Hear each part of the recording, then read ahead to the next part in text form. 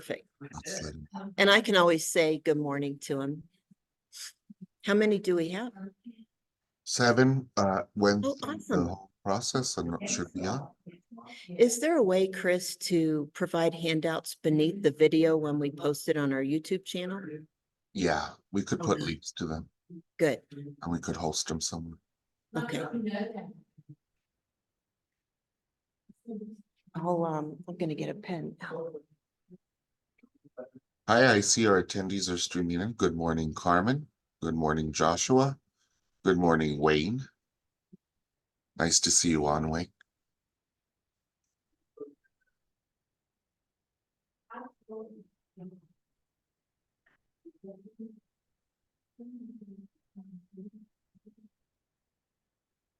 We'll be beginning our webinar in just a few minutes.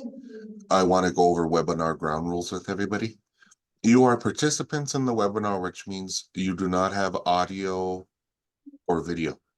So don't worry about the dog barking in the background. Don't worry about the laundry on the clothes rack behind you, because we can't see that. If you want to ask a question, our presenter Sandy this morning has said to put that in the Q&A, and I will interrupt her to answer any questions you might have. If you at any time have any problems with the webinar, I want you to raise your hand, and I'm going to raise mine. And if you could raise your hand for me just to make sure it's working. Yeah, both share. Okay. Thank you, Joshua. So if anything's going wrong, you can't see here, there's somebody's taking over the world in the background, you raise your hand for me. And if you have a technical question, feel free to put that in the chat. If you have a question for our presenter, please put that in the Q&A. And my name is Christopher Garcia. I will be here in the background to assist with the webinar. And we will be beginning in just a few, so stay put and enjoy the presentation.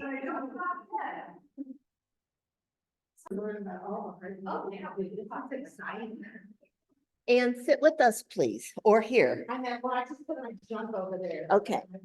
I will do everyone the whole thing. If you want me to sit there. Yeah. I would like you to sit here with me.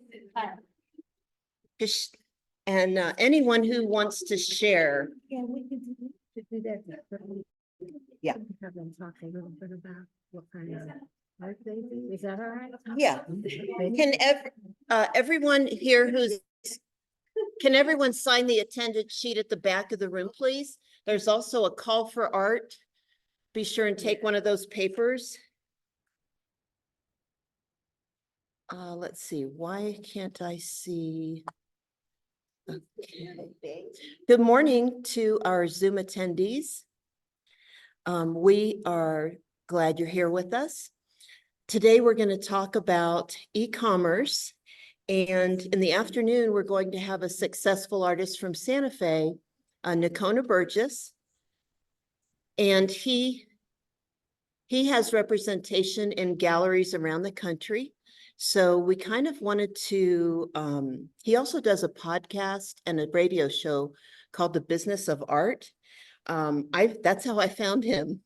And I highly recommend that you listen to that if you want to move your art forward. So this morning we have a few attendees here in person with us, and we'd like to go through the Zoom and ask people to share the type of art they do and the mediums that they use. Okay, for our Zoom attendees, raise your hand when you're ready to speak, and then I will allow you to speak.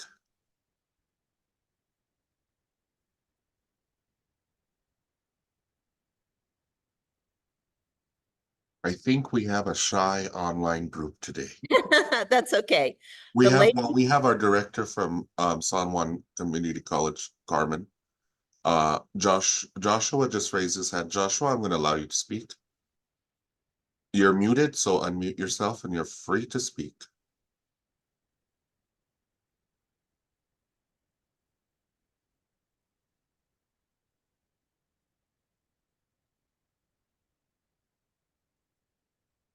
He may not be attached to a microphone. And then we Okay. have Wayne with us. Wayne used to be the director here at the SBDC at UNM Valencia campus, and his medium is photography, old-fashioned black and white silver print photography. Oh. Are you there, Wayne? Oh, there's Joshua. Well, he didn't raise his hand, but he needs to unmute his microphone to speak. Well, I'm wondering if Wayne uses the metal prints, if he ever does his photos onto metal prints since they're vintage. I'm sure he could, but I don't think I've ever seen one. Oh. Wayne wants to speak. We're going to allow Wayne to talk. Thank you. Wayne, you're on mute. Okay, there we go. Hi, this is Wayne Abraham. How are you? We're well. Yeah, I actually expanded out of black and white. I do a lot of color work now, and I print on metal as well as traditional paper. Most of my photography is landscape photography. Oh, that's my favorite. And Thank have you been successful, Wayne, with selling your prints? Yeah, actually, I'm in excuse me, two shows currently. One at the Expo Center, the Fine Arts Building in Albuquerque, and another one at the New Mexico Art League in Albuquerque on Juan Tabo. Excellent. Thank you. You're welcome. Wayne. Well, And then Joshua put in the Q&A. He does photography as well, and he prints on wood and paper. oh, interesting. I have seen print on wood before. It's pretty cool. We're going to go around the room here in person. Would anyone like to share what they do? Anyone feeling brave in the room? We're all brave. Okay. So we have a bunch of extroverts with us today, which is always fun for me. Okay, so kind of speak up loudly so our Zoom crew can hear you. My name is Suzanne Egan, and I'm a painter printmaker. And I paint with watercolor, acrylic, and oils. And yeah, I love to paint. Were you able to hear that, Chris? Can you repeat that for our online group? Yeah, we'll need to be a little louder. Suzanne is, My name is Suzanne Egan. I'm a painter and a printmaker. I paint with oils, acrylics, and watercolors. And I love it. I could hear, but just barely. So Sandy, if you want to repeat. okay, what you say after. she's a painter. She does watercolor, acrylic, Oils. oils, and she's a printmaker also. That's Suzanne Egan. Yes, Margarita Ryan is next. I'm a painter mainly, I guess, too, She's mainly a painter, but I'm a multimedia artist. multimedia artist. Yeah, lately I have been working a lot with paint, with acrylic painting. Lately painting in acrylic. And I have with other projects in mind right now, but I'm mainly focused on painting right now. I'll add one extra thing in for our group. Margarita is known here in Los Alamos for going to an event and using pastels. It's acrylic. Oh, is it acrylic? Acrylic. She uses acrylic and she draws these paintings in like 2 hours or something. It's just incredible. So we have many, and Suzanne Egan does classes. Michelle, would you like to share what you do? Definitely, but it'd be easier for you if I stood behind you, Sure, come on. because there's a lot going on here. There is a lot happening here. Thank you, Michelle. Hi, guys. I'm Michelle Harsh. I do business as the Ponytail Welder. I have been in Los Alamos for 7 months. And if you have been to Los Alamos, you know that it took me 5 months to find an electrician. So that's what's taken me so long to get up and running. I'm primarily a welder and metal artist. So my work is all freehand. I have 2 handheld plasma cutters, a 30 amp and a 45 for the beefier projects.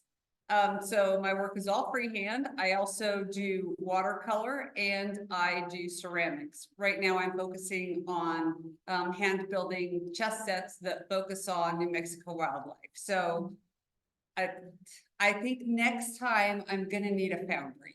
That's what I think. Thank you, Michelle. And Amanda?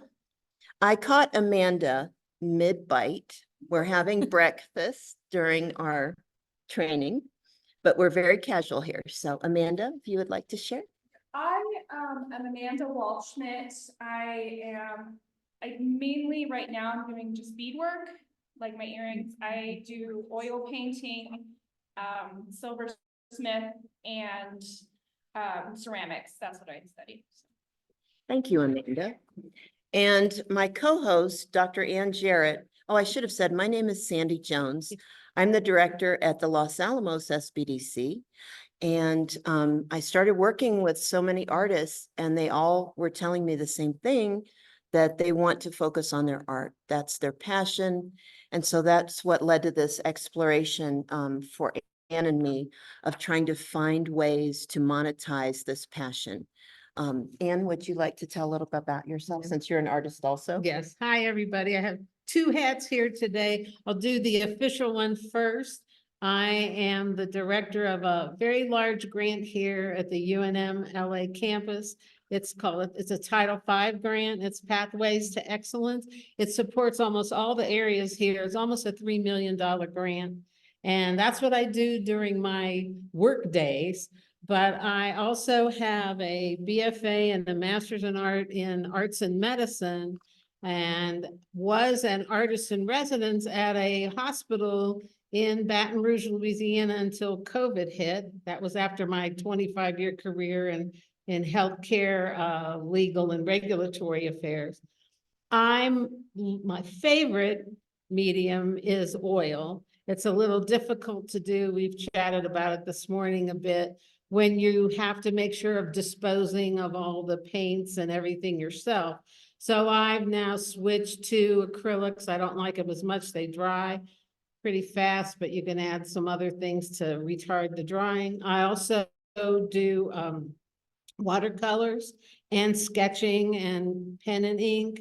And I only did it once, but I absolutely love doing a tile, huge 4-foot by 4-foot tile of sunflowers that we put into the waiting area of the radiology section of the cancer center at the hospital in Baton Rouge, where I was a Baton Rouge General.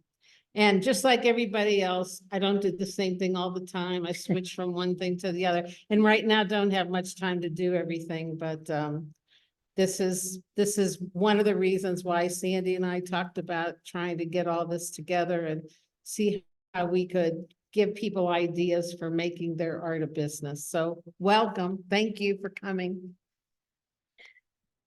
And full disclosure, I have a husband who is an artist. He has a full-time job, but his passion is art. So, so anyway, we hear about a lot of e-commerce sites, and I've gathered some information that I will be sharing in digital form with all of the attendees. So don't feel like you have to take notes. This is meant to be a fun class where we can exchange ideas, talk about, you know, where are you getting your biggest sales? Because everybody on this call is in New Mexico and you're not competitors. We all have the strong New Mexico brand, especially when we go online. So I think that's why it can be really powerful to join together with other artists. Some of the research I did, we hear about different websites and web stores where we can post our art. And first I'll ask the group, is anyone selling on Etsy and getting over $100 a month? Okay, nobody in the room is. Anybody in the Zoom room making? Our online participants, feel free to raise your hand if that applies to you. Oh, there is someone. Great. Okay, so Etsy, well, Instagram, I went ahead this weekend and I discovered how to find out traffic counts, which my friend Margarita probably knows inside and out how to do that, but I did not. One of our attendees is also a digital social media marketer. But Instagram has 4 billion visitors monthly. Etsy has 331 million visitors monthly. That's why so many folks are on those two platforms. Redbubble has 21.8 million visitors monthly. But there were some surprises too. Minted.com, I hadn't even heard of that. That's a place, 7.6 million. Fine Art America, 7.2 million. Zazzle, 6.8 million. So I've got a list of about 40 different sites.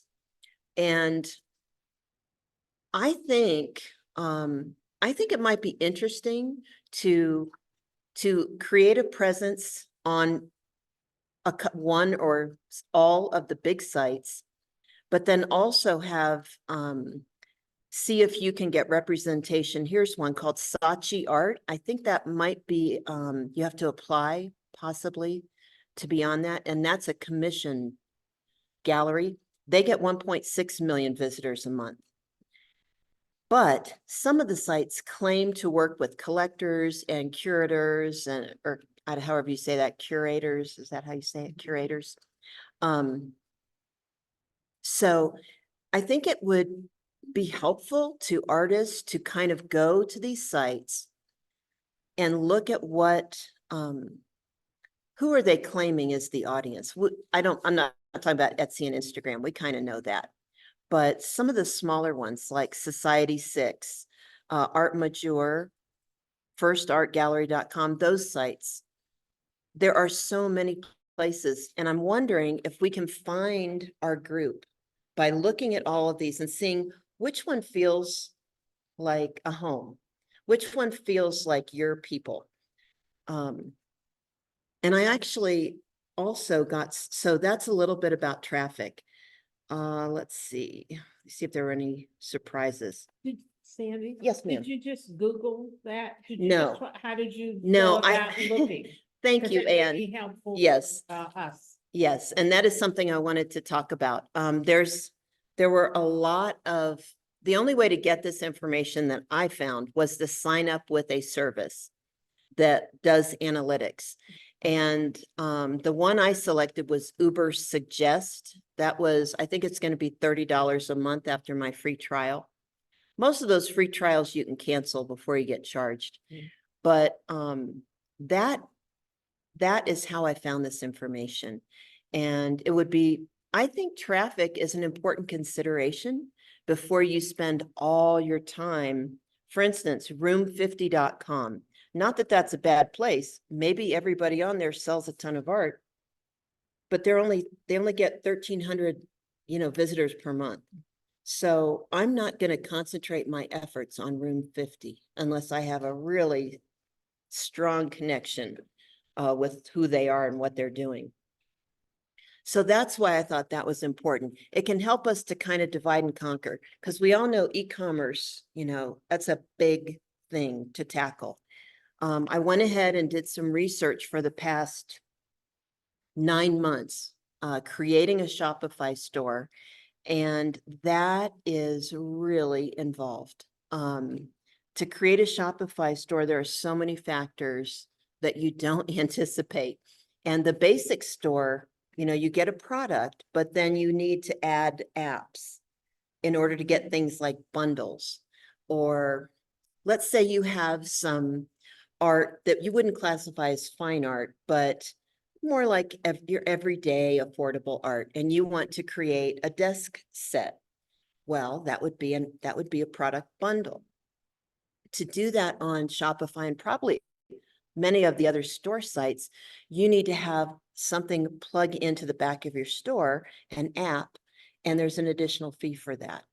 So, but bundles, oh my gosh, if you can create a bundle, most consumers love those. They feel like they're getting more when they get a bundle, a desk set or whatever it is, maybe 3 Did you create any bundles? I did, Okay, yes. what did you use in yours? Well, I had some photography. And so I was focusing on office, like a mug, a desk mat, and a mouse pad, all coordinating things. So this is not speaking to you fine artists. So you can just put on your affordable art hat right now. But that's something, that's the kind of thing I would encourage you to think about if you want to sell products to the general public. Let's see. I asked some area artists for information about their success or not success on different platforms. And one was Becky Titus. She said, my work is on several print-on-demand websites, including Fine Art America, Redbubble, Society6, Smug Mug, sorry, and TeePublic. These sites all sell artist images custom printed on a huge variety of fine art, home decor, etc. She's been on those sites for a few years. Just recently joined TeePublic. She's not sold a great deal on the platforms yet, but she's learned a lot about what can help and hurt her chances of selling. It helps to have a large and active social media following, to have a presence and post regularly on all the social media sites. Many people complain regularly in the Fine Art America user forum about how much Facebook, Instagram, and Twitter X have changed, making it harder for individual artists' work to be seen. But Becky has a small social media following. She said you have to upload many, many images and upload frequently. Most of her work is extremely complex, takes a long time to complete. So she only has about 500 images on the sites. That sounds like a lot of images to me, but when she said, when you upload images, be sure to use good descriptions and keywords, or your work will never be found via each website search in Google. Only upload your own work. There's a great deal of copyright infringement out there, and people find artwork online, take screenshots, and upload those to these sites also. That's not good. Okay, so those were some of Becky's suggestions. One of the tools I found is called Social Pilot. If you're willing to take on the job of a social media marketer, Social Pilot is one, and there are many others where you can create one post and attach it to all of your social media sites. But there's a fee, there's a fee to use that tool. So think about how much time you want to spend on social media. It might be better to hire someone. There are plenty of people you can find to do that work. But Social Pilot listed what they consider the top 9 platforms to choose. 1, Instagram for artists, Facebook for artists, DeviantArt for artists, Behance for artists, Pinterest for artists, YouTube for artists, and TikTok for artists. Did those sound good, Margarita?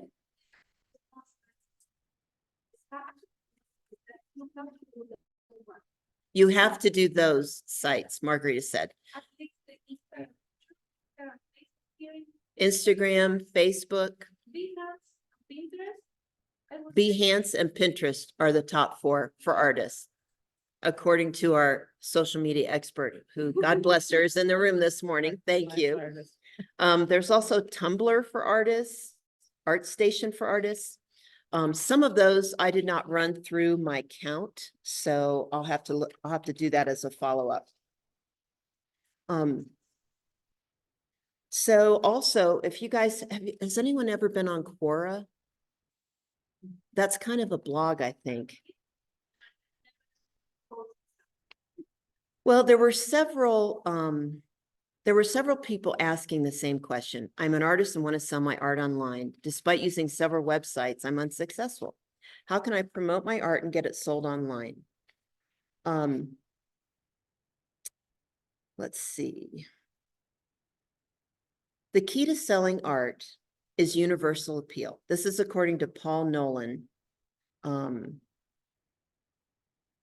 think he's the one. It's either Paul Nolan or Audra Aaron who answered this question.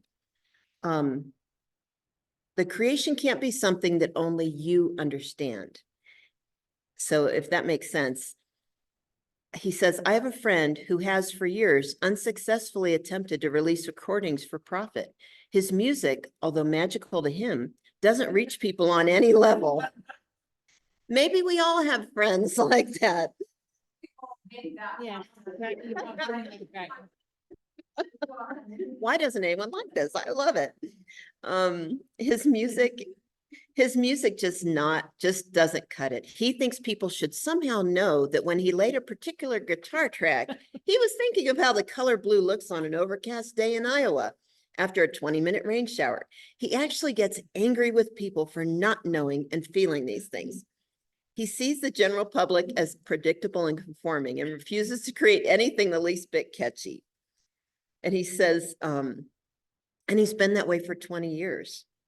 So if we're talking about paintings, even though it's not music, we're still talking about universal appeal. This is the talk I have with my husband from time to time. I'm like, honey, you got to think about, what does someone want to hang in their room and look at like for the rest of their lives? Okay. If you have an angry face, I mean, you can create art for many reasons. We all know that. You can make statement pieces, but if you're trying to sell art, universal appeal is really important. Plus, not everyone has a big art budget. So I think the bread and butter, this would be my suggestion, just from what I have observed. I have no other expertise, not being an artist, but I would say if you're at a physical show, definitely have items under $100. If you can have small items under $20, those people don't even think about spending $20 at an art festival. Yeah, I know. Maybe think about cards, prints. And Anne, before we go any further, Anne has experience with what did you? G-clay. G-clay. Yeah. So would Well, you I'm like gonna- to talk about that a little bit? Yeah, I was gonna say a couple things for artists who do medium, where it's painting, drawing, sketching, things like that. A couple of things besides, yes, and I'm not sure it has to be universal appeal, but it has to be a broader appeal than just yourself. Yeah, you could find your niche, but broader than just you against the universe, which seems to be what that comment was about. And I have only done this since 2013, so I'm kind of, in a way, kind of new at it. But also the size of what you create matters as well. If you're trying to sell it to an individual, not a business or a company, or say an original painting. When I was in art school, when I got my BFA, there were 2 classes we had where you had to do these mammoth things. Well, those are nice, but who has wall space like that? Especially these days where windows are the thing. So there's very little wall space. So that would be something to think about if you're trying to sell an original. There's also a method of reproducing acrylics and oils. It's called G-clay, which is a beautiful way to have that done. In fact, I have one hanging in my office, and some people didn't know it wasn't the original, but it's not inexpensive to have it done. First, you have to have it digitized, and then if somebody wants it, it's got to get printed. The person who does the G-clay typically then puts it on a frame and puts away. It's great. It's done and ready to go. But I said to Sandy, I had one done, 2 foot by 3 foot acrylic painting I did, and just the G-clay itself was $275 to get produced. So I said to Sandy, if I don't charge any more than that, I'm just a broker. You know, it's just like, oh, I went and got this done for you. So that's something to think about as well. A G-clay varies with size in terms of how much it costs, but it's not like a poster. you know, that price of something like that. So those are a couple things that I found that were interesting that maybe you don't think about while you're creating a piece of art. The other thing that you said, Sandy, about, you know, a desktop or things that consumers might want. I don't see anything wrong with, and I've thought about taking some of the paintings. People say, oh, I like that painting, I like that painting. Having mugs and canvas bags and cards and things like that made from them, that's, to me, that's fine to do with what I call fine art and a way to get it sold. Well, And and when I go to museums, I always go to the gift shop looking for that Exactly. stuff. Most people. Consumable Right, cards, yeah, you know. yeah, and most people do, even art, the people who love art do. We're, you know, we all have budgets and lack of space. And then it's nice if you have a tote or a scarf or something, you can have that piece you like with you and look at it and take it with you, rather than, you know, rather than maybe just sitting in your hallway Right. at home. Well, thank you, Anne. One of the things that Anne talked about was space. And the gentleman who was answering the question that was posed, he also said any person would sooner buy 4 8x8 or 4 10x10 prints than they would buy only one. These ask to be hung in a row or side by side above 2 or more to form a square, or even to just be spread across a small area. The point is, he's made sure they all complement, blend, and work together. Yes, a series. This invites people without literally verbally inviting them to buy more than one piece. It's as if a person would think, well, I can't buy just this one. I need to buy this and this too, because they all work really well together. So that was his comment. And like I said, you guys will all get this information. I think it was Architectural Digest that had an article, where to buy cool artwork online, 49 best stores for prints, paintings, and more. Well, that would be of interest to us because Architectural Digest appeals to art buyers, I think, people interested in architecture. And the first thing they say in this article, for original work, go to Art Finder. Now, let me see where that ranks on this. Art Finder. Here it is. That has 635,000 monthly traffic. So for originals, that's where they suggest people go to purchase original artwork. For the budding collector, Saatchi Art, Saatchi.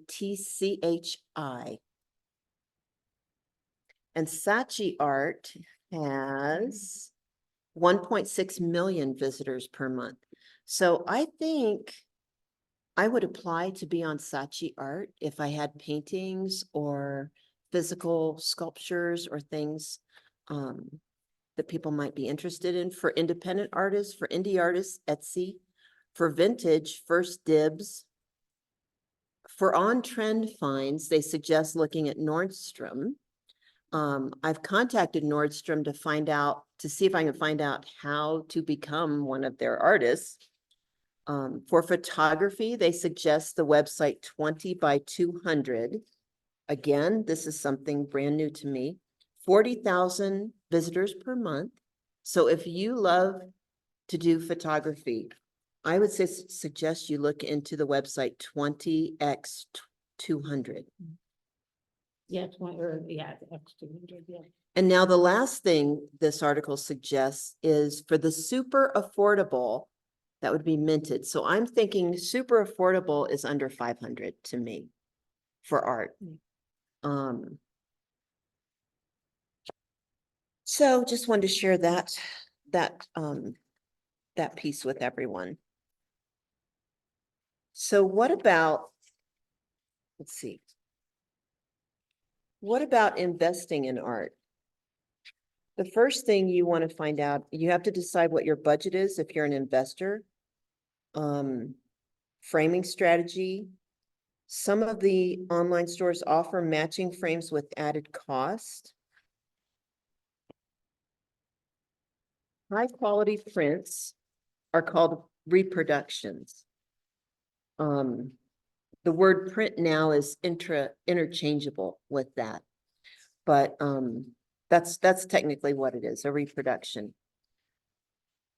Digital prints are most frequently used because they can be printed on demand. So there's one other article. So while you're looking for that. Yeah.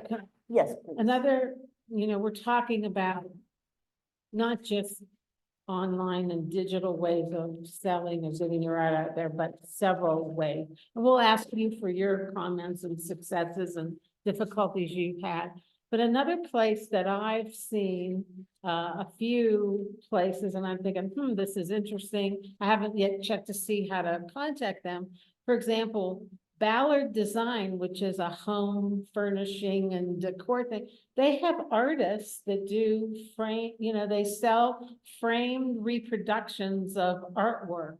So there are third parties like that you may not think of because they're not direct art sellers, but they do sell prints and frame things or on canvas. And I thought, well, that's an interesting avenue to sell something if what you have might fit into something like that. I have not contacted them, so I don't know what the parameters are.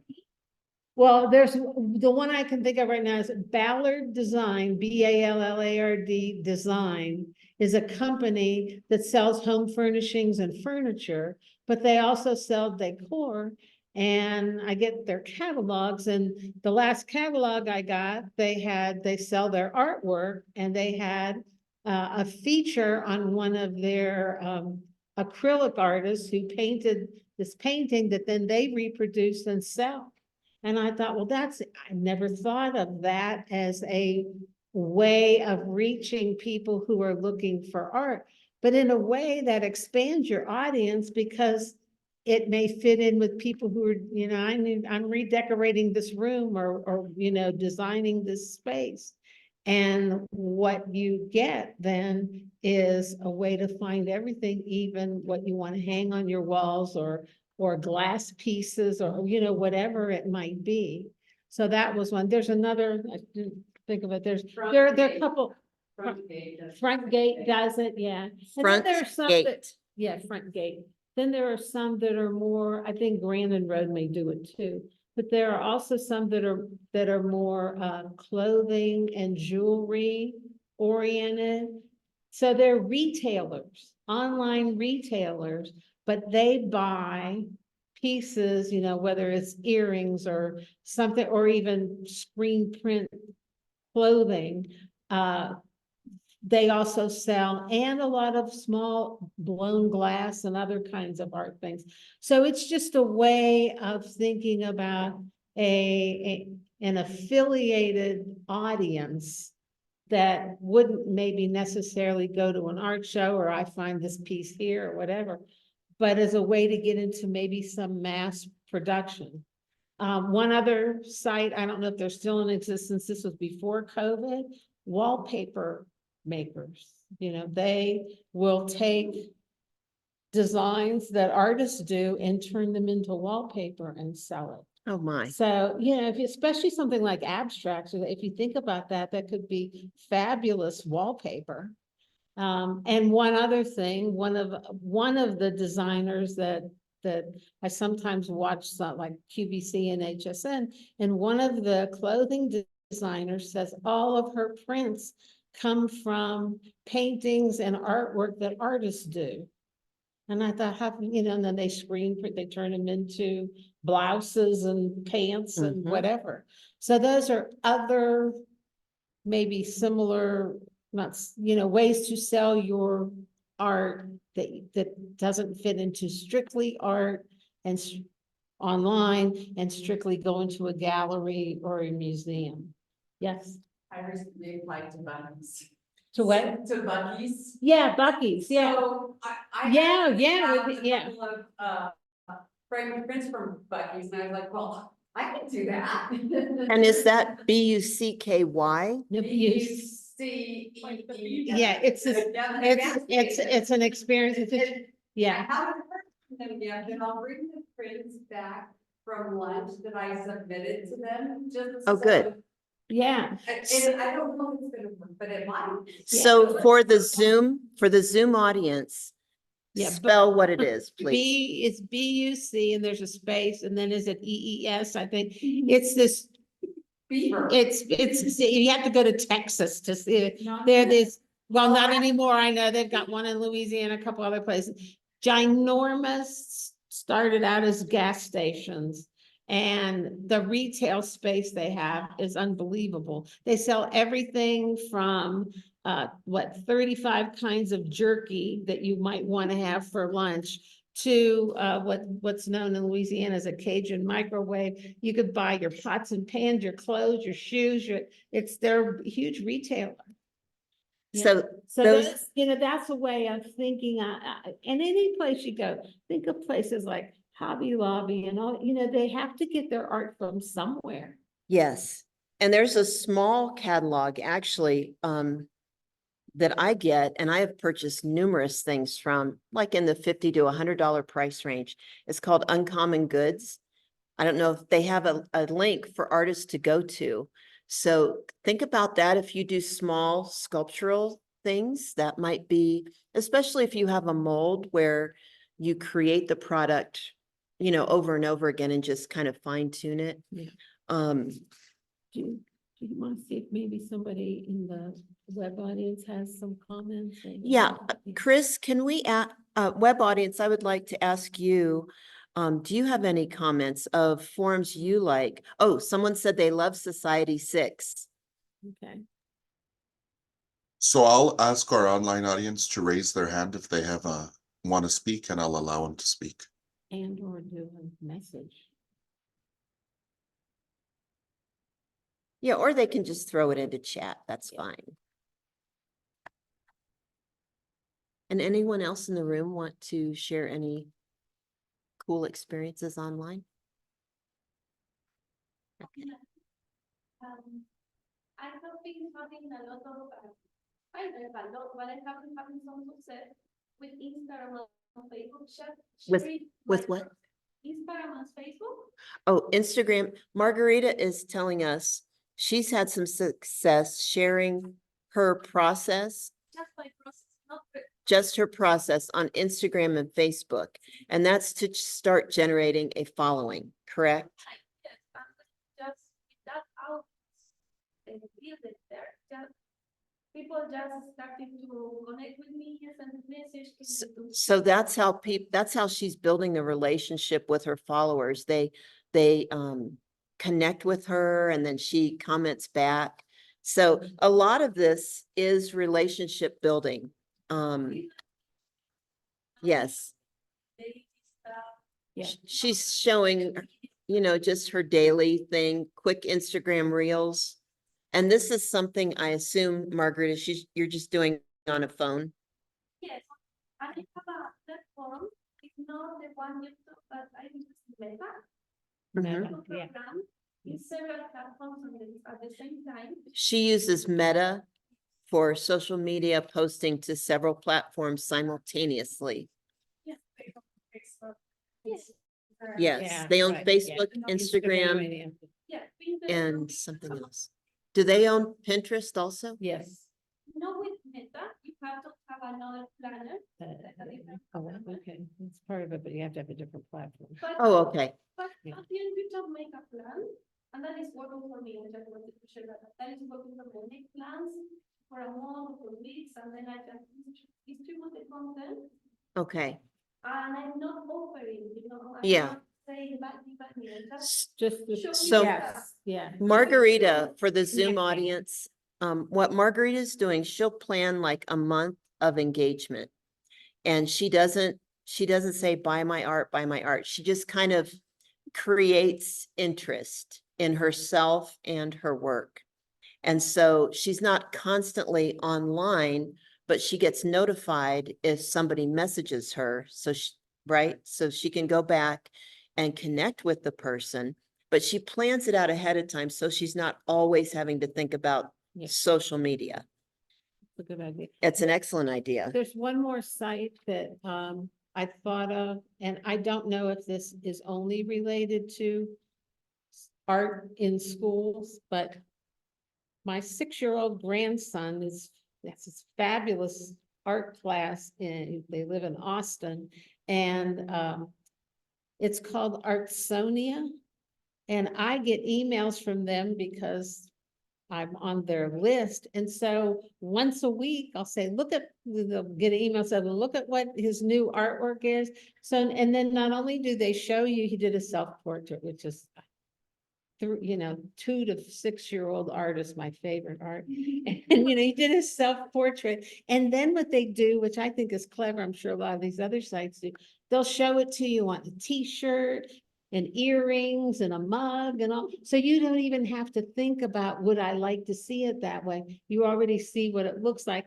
They took his, it was just his face, his self-portrait, and they did like an Andy Warhol thing. They did 4 of them, with different backgrounds on a t-shirt. And I said, I have got to buy that. So those kind of sites, that's just one example of one. Yeah, Artsonia, Artsonia. But something like that where they show the audience different ways you could enjoy this helps, because I'm gonna make this comment. Most artists, even like that gentleman who said he doesn't understand why someone doesn't understand, this is the color blue in Iowa, 20 minutes after it rains. We think that people think the way we do, which is, it's good for us, but they may not be able to visualize something in their room. So some sites do that thing where behind a sofa, they'll put, something on the wall or on a table. And so people can visualize what it looks like. Well, this Artsonia site does it for, very affordable things, whether it's something to wear or a mug or a mouse pad or whatever. I think that's an important thing too to know, which is why I think museum gift stores are so popular. That's where they make tons of money, because those things are already available without you having to think about how it would look and be. Okay, so we've heard some additional ideas for where to sell our artwork. One of the things I would caution everyone, if you list your art anywhere online, first make sure it's signed. If you don't, if for whatever reason you don't sign it, you can add a signature afterward using even something like Paint. Microsoft Paint in your computer, you can add that on top of a photo of your artwork. But there's no ironclad way to protect your work. There just isn't. But at least sign your work so that, you have your claim to it. And you can register copyrights. The other thing is it $25 to register a copyright? I think it's I think it's 25. I think it's $25 at copyright.gov. But And ahead. one of the issues that one of the things you brought up about piracy and things like that is if you have an image and it's not watermarked or somehow protected, people take a picture of that, a photo or, a control P, and then turn that into a pirated version of what you do. So that has gotten to be a big issue these days. Yeah, and it's such a big thing. I don't know that any one individual, we do what we can. So, some of the information I wanted to share with you all was also about who's buying art, what age group. The biggest age group buying art is 40 to 64 years old. That's the demographic. Now, having said that, there's an there's a group, Gen Z, but particularly millennials. That group, the rate of growth has been incredible. And we've got here, let's see, 52% of high net worth individuals engaged in art collecting are millennials, over half. So that's like 23, between 23 and 38 years old. That's the demographic that is really buying art. They're consistently ranked the highest in both art purchases and spending. Experts suggest connecting with millennial collectors. You have to maintain transparency, flexibility, diversity. They're looking for sustainability within the gallery business model. So it's a whole thing, okay? That's the easy way to say it. Millennial art buyers approach their collections through a lens that combines social and investment values. Yeah, I'm just looking at my notes here. Between the age between 40 and 64, they still dominate the art market. They were 62% of the buyers in 2019. 69% of those people spending over $1 million were millennial collectors. Female collectors reported significantly higher average expenditures compared to their male counterparts. With 34% of women spending over $1 million in the past 2 years. So I just wanted to let you know that about the millennials. Younger collectors are the driving force behind the art world's digital migration, evident in the proliferation of new digital platforms from Instagram-only galleries to Art Basil's online viewing rooms. In a survey, 92% of high net worth millennial collectors reported making online art purchases, in stark contrast to less than half of boomers. Instagram, in particular, emerged as a critical marketing tool, cultivating interest and confidence in artists and galleries. Now, we are probably going to hear more about e-commerce from Nocona this afternoon. Oh, we've also got a comment from a Zoomer. As a female millennial bordering Gen Z myself, the art that attracts me most has strong eye movement and visual hierarchy. I don't know what visual hierarchy is, so I'm going to ask my art friends. They know it, but they can't tell me.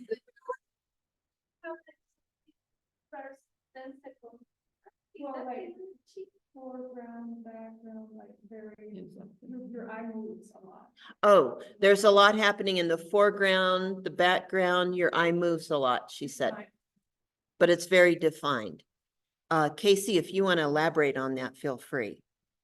And for those who hear it, want to show, this is Artsonia. Oh my gosh, she's showing the picture, her grandson. Yeah, my made. grandson will be probably upset with me. I'm not sure he has his copy written, or copyrighted. But the other thing that I wanted to show or say on here is this site says luggage tags. I mean, just all Oh, luggage kinds- tags. Yeah, all kinds of Great things idea. they'll turn your art into. Backpack tags. Yeah, but you know, things like that I wouldn't even think about. So anyway, So millennials express increased interest in art during the pandemic, with 60% of them exhibiting confidence in the market's performance, as opposed to 24% of boomers. Modern collectors tend to diversify their collections, source art from multiple channels, and they're willing to sell pieces that no longer align with their tastes. So they might buy something, but they're more than willing to get rid of it when it's no longer their passion. One negative trend, the percentage of people buying online slipped to 78% in 2022 from 85% in 2021. However, pre-pandemic, only 44% of people surveyed bought art online. So that could be a permanent trend of people buying art online. Last year, online art sales rose 6% to $10 billion. 15.9% of all art sales were online in 2022. So what is 10% of 10 billion? 1.8 billion. let's get a piece of that 1.8 billion. We have a strong brand in New Mexico. Another new trend, art dealers have been reluctant to post prices of works in their galleries or at art fairs, but more and more, they're choosing to reveal prices online to draw buyers. This report, all through this piece I'm reading, found 91% of those who bought online said the availability of price information influenced their decision to buy from one digital platform over another last year. So transparency is really important. You know, I've seen artist sites that don't even give you the opportunity to buy something. Mhm. It's just telling you about the artist. I don't know. I don't like that. That's just me. If I see something I like, I want to buy it right then. But Well- I'm a very, you know, Well, and, see it, buy it person. Not everybody's like that. but since our whole society has moved toward looking, seeing, and then, you know, putting in your shopping cart and buying whatever it is, I think that's a very important point, that those maybe pre-pandemic types of websites, I had one of those where you look to see what the art is, but then that's it, no transactional ability. I think that'll just send somebody somewhere else. I Yeah, agree. I they'll think just it's a swipe or lost click. opportunity. Yeah. Honestly, I think it's Yeah. a lost opportunity. I think now society has changed so much in terms of our buying habits. It's affecting things like art as well. And we're not gonna go back to those other ways. Yeah. And if you do have, if you don't go, let me just mention this for everybody in the audience. If you don't go with an established platform like Squarespace or Shopify or Wix, someplace like that, where there's a pre-made shopping cart, be very, very careful, because there are security measures you have to have in place to protect yourself from online fraud. So just be aware that that is a whole thing. Oh yeah, somebody else says taxes, taxes, taxes. That's a very good point. Let's talk about that briefly. As an artist selling your own work, you're essentially, I hate to say, going to be taxed twice, but you're kind of going to be taxed twice.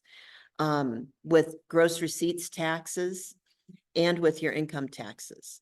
So, and what I advise all of my clients, if they have a company, every first week of the month, log into your New Mexico TAP portal.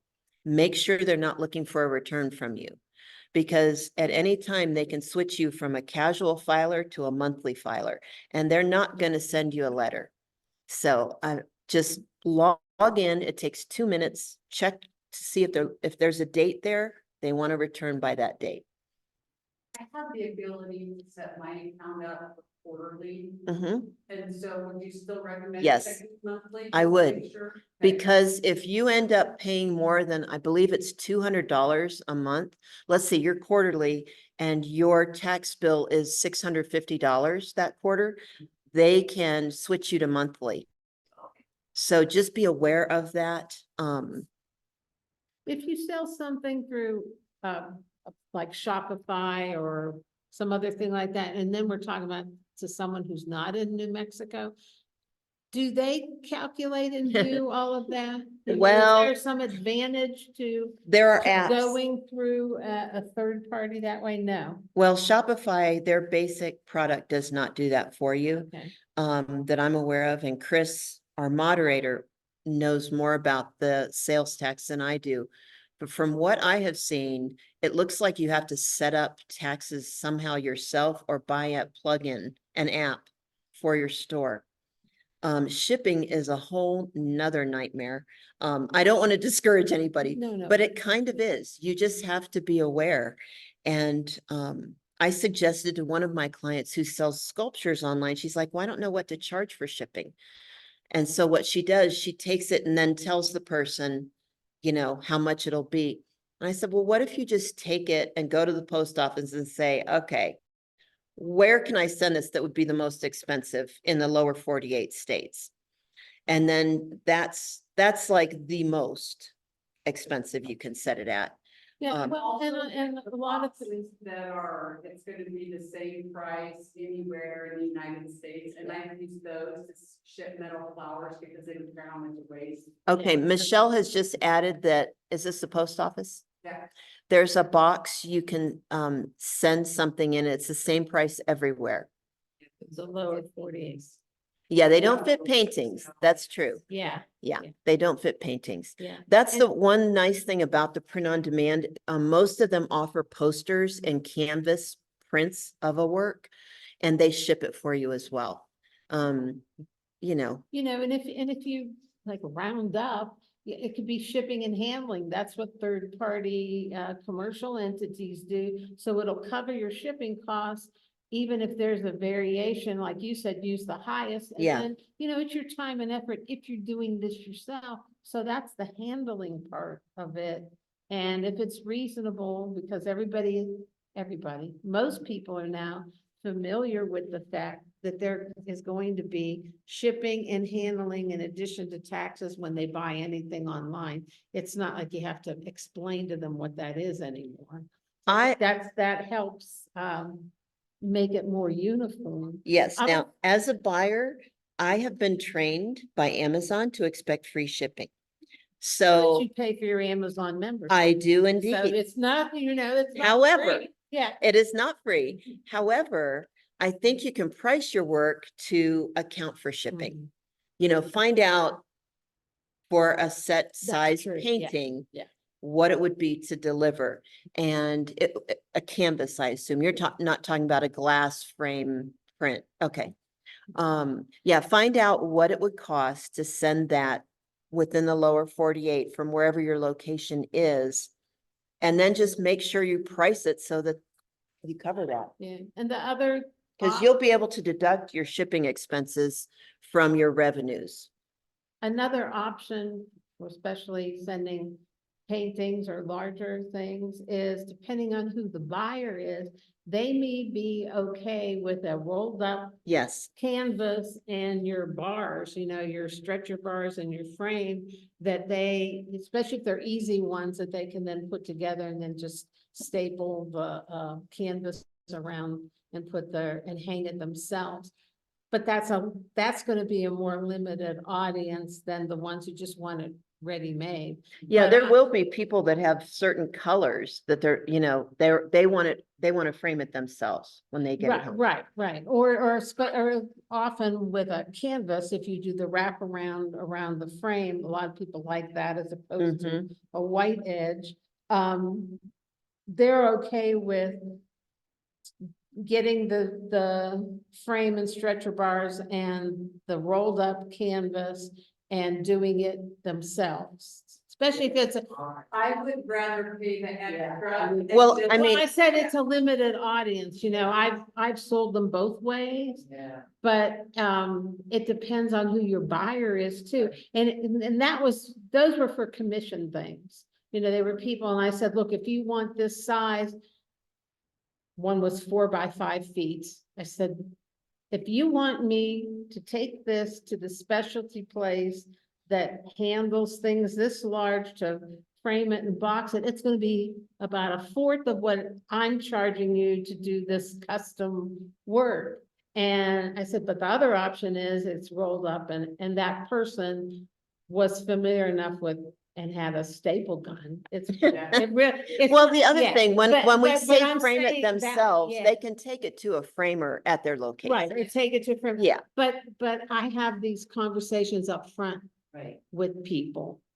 Because then they know up front. It's another part of transparency. And Yes. it's a part that people don't think about, getting something to them when it has to be shipped and they can't just take it home from a gallery or a store. And then they go to their houses afterwards, it's all stretched, all weird. Yeah.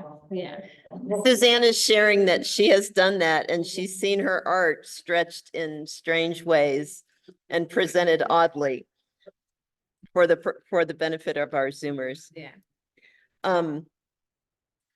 So back to some data. I'm a data girl. I know it's boring, sorry, but I have to insert this stuff.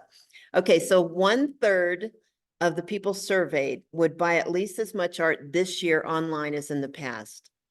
31% of young collectors and 37% of new buyers bought their first artwork online, which suggests that this market plays a crucial role in drawing in new generations of collectors.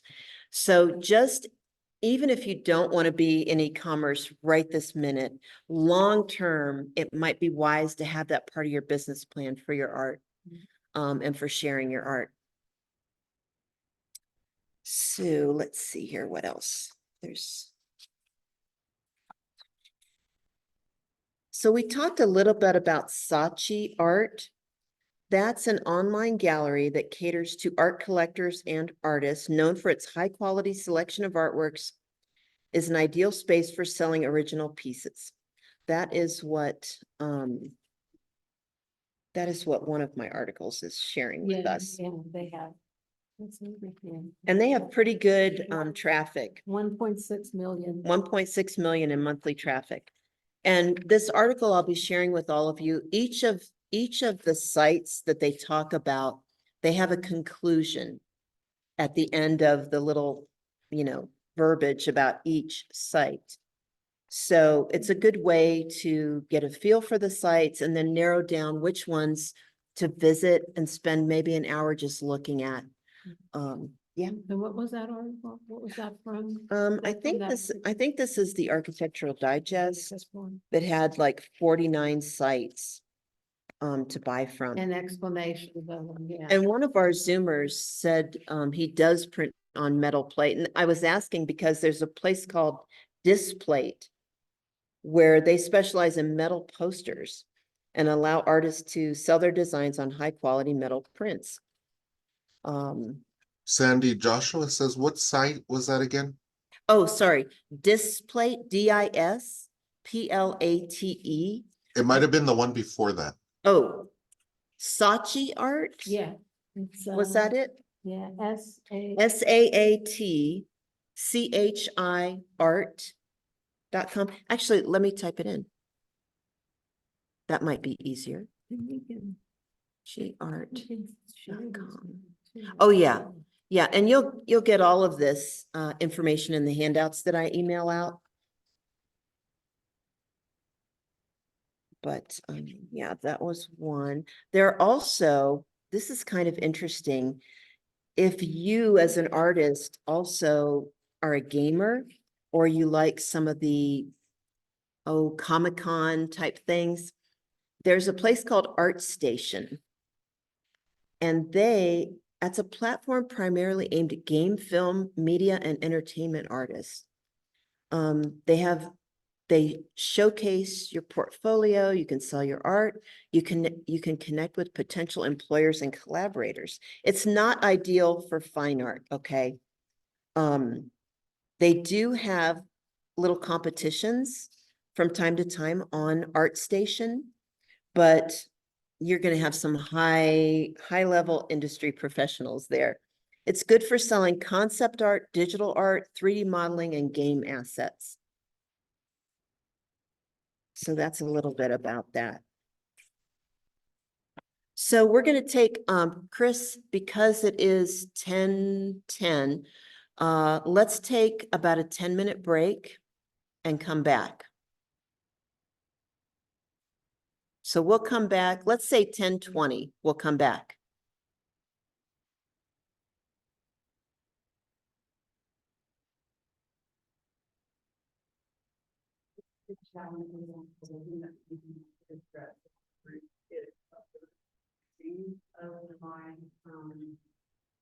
My products, the watercolors, I have been doing business with High Desert Art. Yeah, that's right up my jigsaw. Jonathan. Yeah. And I really, really like him as a person, but his prices are really high. His G clay was about what I had found. Otherwise, I can Baton Rouge, and then I haven't tried to do anything else there with it. But we'll come back and talk But that's about it. that after Yeah, break. If there are topics you have, let us know. And we'll bring Yes, them up because we and want it to be discuss. interactive. Yeah. And I've gotten through most of the boring data stuff. No, it's good. It's just stuff that was, and I need to share my screen. Let me get back to the Zoom. Here it is, sorry. Okay, welcome back, everyone. And I'm gonna share my screen because we promised we were going to kind of do a walkthrough of uploading artwork to a site. So I'm going to share my screen right now. Oh, sorry. Sorry. When you take a photo, a really good quality photo of your artwork, you upload it, but there's almost always something you need to crop out of the picture. So one of the free tools I use, and this is because I'm not a Photoshop guru. If you're a Photoshop guru, by all means, do that. You know, those of you.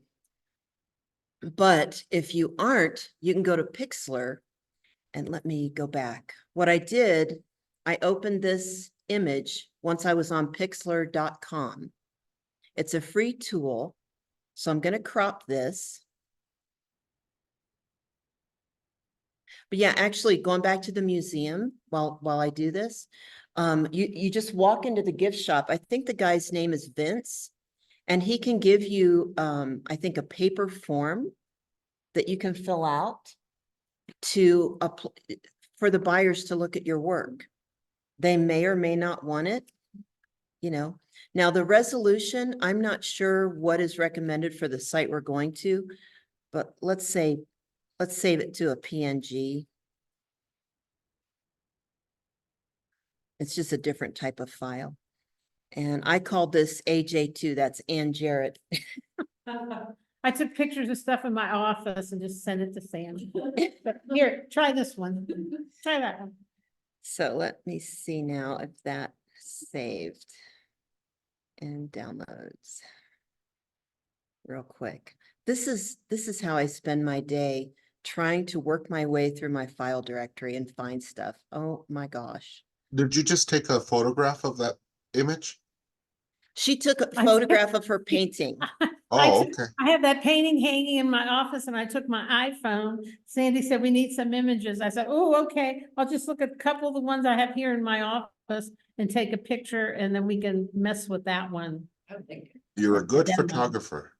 So it was just with my iPhone 14 or whatever it is with 2 cameras in the back and bad lighting in a Yeah. university office. Actually, there are videos about how to photograph your art properly Yeah. with good lighting, Yeah. because that's everything for online sales. You have to have everything lit really well. Now, this image is, I love this that Ann did. So I think I would like it no matter how the lighting, but let me just quickly save it to desktop downloads, AJ2. So I fixed the picture. Oh, and I'll tell you, it's an acrylic on canvas. Shoot, I don't know my password. This the other, anything online that's fun. I have my shade. Okay, so we're done with Pixlr. Uh-oh, okay. We're done with Pixlr for now. So we're gonna go to, do you wanna open an account on Redbubble? That's fine. All right, so let me go to screen share.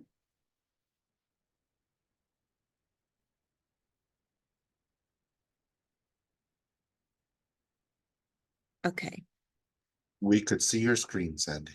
thank you, sir. Redbubble.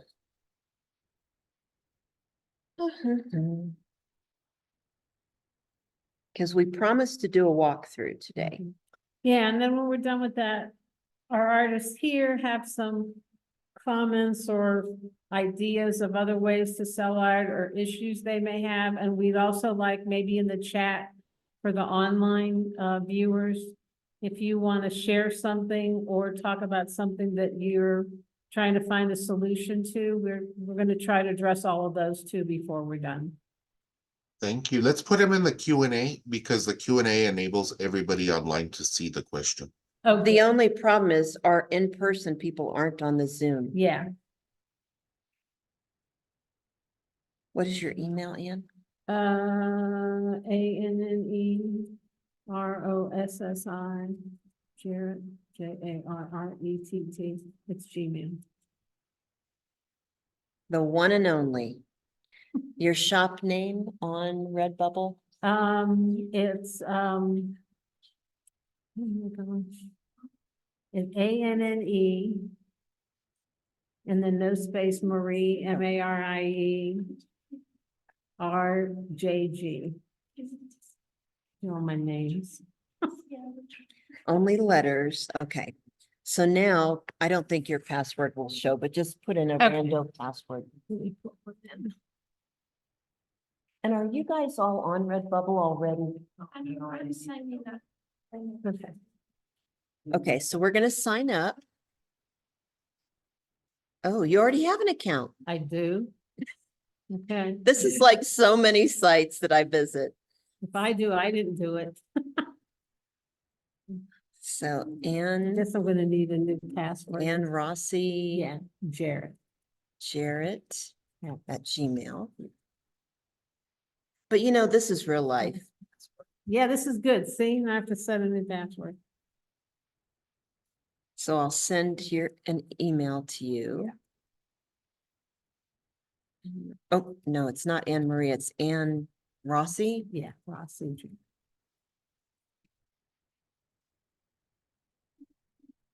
Okay, so we click recover her account. An email was sent. All right, hang on. Let me see where it is. Oh, here it is.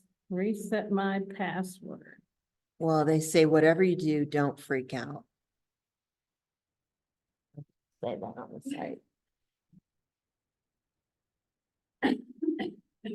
So to catch you up, Amanda, we're trying to upload Ann's artwork to Redbubble. So we signed up for an account only to find out she already has an account. Like so many things, you know, we have so many places.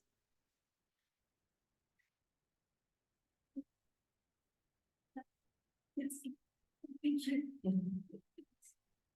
And Rossi, Jarrett at gmail.com, and then password. Password has been changed. Okay, so go ahead and log in, All right. please, Mom.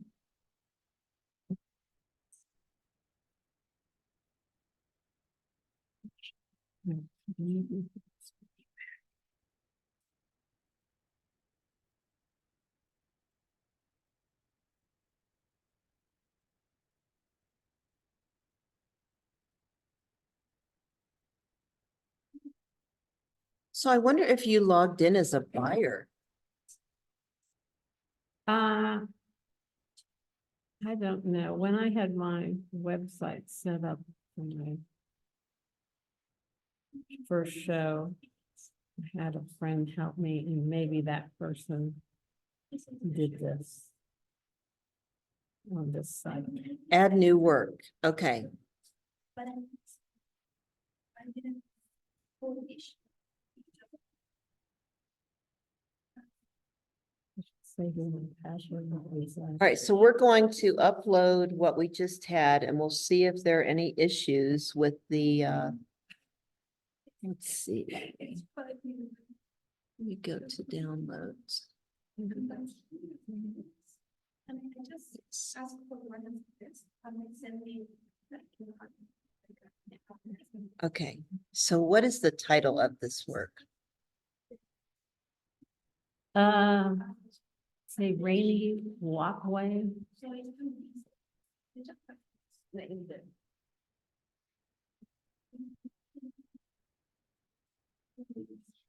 Okay, write up to 15 tags by commas to describe the content of your, okay, guys. We've uploaded her artwork. Now we have to add in tags that will help people find the artwork. So I guess, are you known as Ann Jarrett? Would that be one? Mhm. and Jarrett, oh, divided by commas, sorry. And Rainy Walkway. And then. Oh, I didn't do a thing. I did, sorry, I did a hashtag and I don't think I was supposed to. So it's not my Instagram. Artwork, You wanna Fine say art. Acrylic, acrylic painting, abstract, it's kind of an abstract. acrylic, abstract, painting. Geometric, I don't know. Yeah, it's very geometric. So for everyone in the class, we're just trying to think of different terms to describe this piece that we're uploading. We can have up to 15 tags. I would probably suggest every single tag be used to try and help with it being People found. find it, yeah. Yeah. Share the story or meaning behind your work. Is this kind of representative of a street in It re- Louisiana? Well, it started out as something totally different. I hated it and redid it, but I don't Oh, want that on okay. there. So, Okay. yeah, it was inspired by gray, rainy days in Louisiana. Um, Okay, Well, I guess, that's kind of simplistic. well, that's Um, okay. Let's say, but, well, it all, on those days like that, I like to think and contemplate, you know, Mhm. it's that kind of a day. So it's Those not a bad thing. days tended to be contemplative days for me. Yeah, that's good. Oh, see, look at this. They already have. Oh, prizes. wow. Oh, gosh. So go back and maybe get to, so as I was saying about the Artsonia site, just like that on here, look, they've got T-shirts down there and Pillows. pillows. Wow. I would this want a is- print of that. Yeah. Oh, that's- desk mat. Oh, That would be yeah. super. Oh, that'd We be could put on super your cool. shower curtain. Posters. Mm-hmm. Well, I don't know about just the little spot in the middle No, I of know, the I shower was curtain. thinking big, but isn't that an interesting, maybe you. Oh, could- you can maybe edit you could it. Customize, Okay, yeah. let's edit that. it, see what it looks like. This doesn't, we got a couple minutes, right? Sure, we've got time. I think. Well, Is it the scaling in? click and drag to position your image. Okay, Yeah, you want it centered and then but it won't. does it let you, Oh, that's as big as it'll get. okay. So what we'd have to do is probably change the pixels Yeah. in pixlr.com. You see, that's a thing too that you have to Yeah. think about, but lots of different, what was it, mugs and pet bandanas, drawstring bags. Yeah, now drawstring bags are one of my personal favorites. Yeah, I really like me carrying too. them. I also love journals. Yeah, me too. So see all these things that I would Artboard not have print. thought, look at that, a clock. Oh, yeah. Oh, I'm gonna, not mine, but my grandson's. So, Artboard print, design your product. Okay, so it's there. We didn't change anything, but let me just see where this goes. Save work. Is this mature content? No.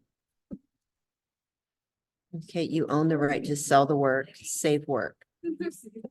What? Processing complete. Okay, so now we'll see what pops up, I guess. Rainy walkway.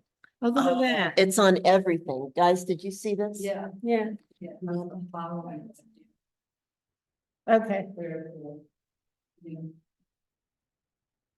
That's one of the beauties about these online sites is if they have a product available, you don't have to go through the pain of doing this. And Look even at it on things the I wouldn't greeting think card. about. Look at it Look, on a the greeting card. That actually looks. It does look nice. Oh, I can't click on it. Sandy, is this the artist doing this so they could purchase the pre-made items to resell, or is this for them to upload to Redbubble for people to purchase? Yeah, it's to upload to their Redbubble store Okay, and for the general public to be able to purchase. and then the Redbubble fulfills the order to the client? Yes, I believe so. Yes, they print it and fulfill it. The nice thing is, with these sites, you don't have to carry an inventory, which is a massive cost for retailing. Okay, after What's the split on how much you make from this? Do you know? I don't know yet, but because all we did was add a design. But after you've completed the above items, we'll do a couple more checks to keep the community safe. There are account tiers, so she might have to pay a certain amount. And let's we've see. just tried this now. We haven't done this before. No, I personally have used Printify and Printful. And they're very transparent with the pricing. They're two print-on-demand sites. And those are two sites where you can connect them to a Shopify or a Squarespace type store. Yeah, so we can put that down here. Does it give anything about how much the artist gets?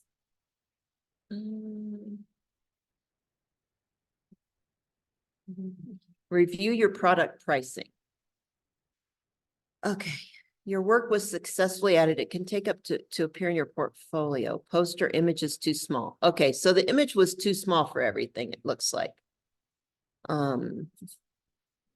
So right here, the drawstring bag would cost $33. That's an awful lot. Yeah, But the only positive there, well, the cotton one is only 17. yeah, Yeah, okay, that's a tote. yeah. So And you then have to this keep, is this what the artist gets? yes. Okay, So, but you can change, usually, these change sites, the you can markup. change the price, yeah.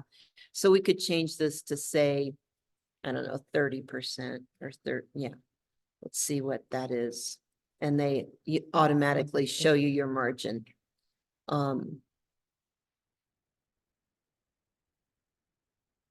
A sweatshirt. Let's say we want to have, because it's, let's say 45% markup. yeah, so you get $15 if you sell a sweatshirt. Yeah. But again, keep in mind, your art is a one-of-a-kind item. It may not, it may be the sweatshirt market won't handle a $50 sweatshirt. I don't know.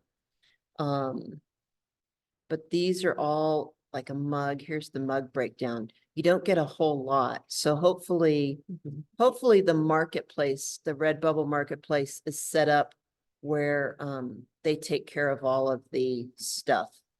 The Mhm. taxes, the Yeah, let's go shipping, back and see if they or do charge the customer Yeah. shipping.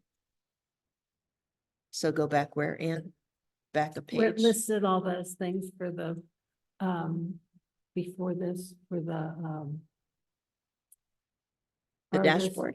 yeah. Okay. So So we added a design.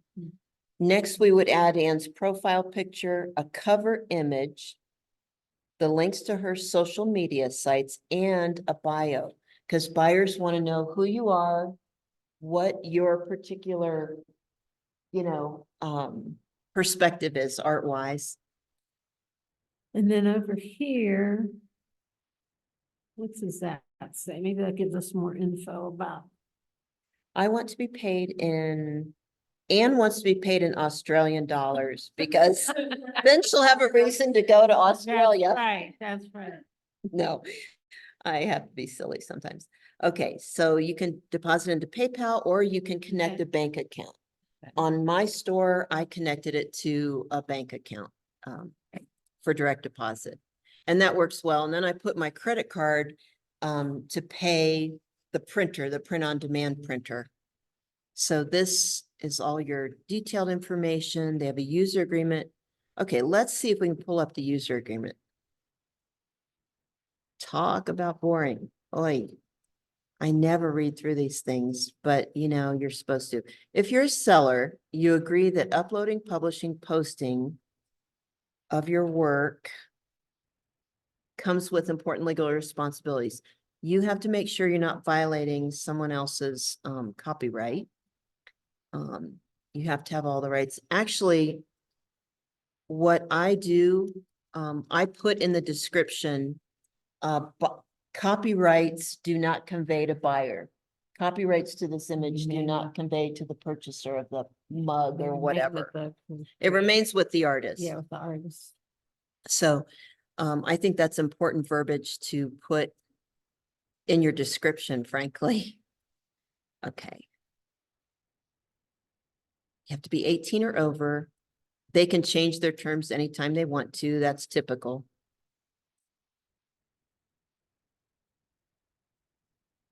Okay, passwords, you're responsible for passwords.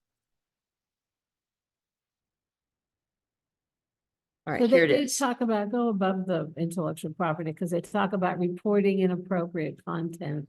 So that may be, you know, I don't. If somebody else would have your thing up there that's not yours, but then in IP rights and licenses.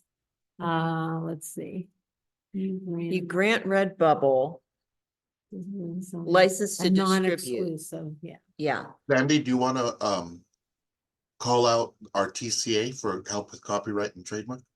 oh yeah, thank you, Christopher. Well, why don't you do that, Christopher? Okay, well, hi, everybody. We have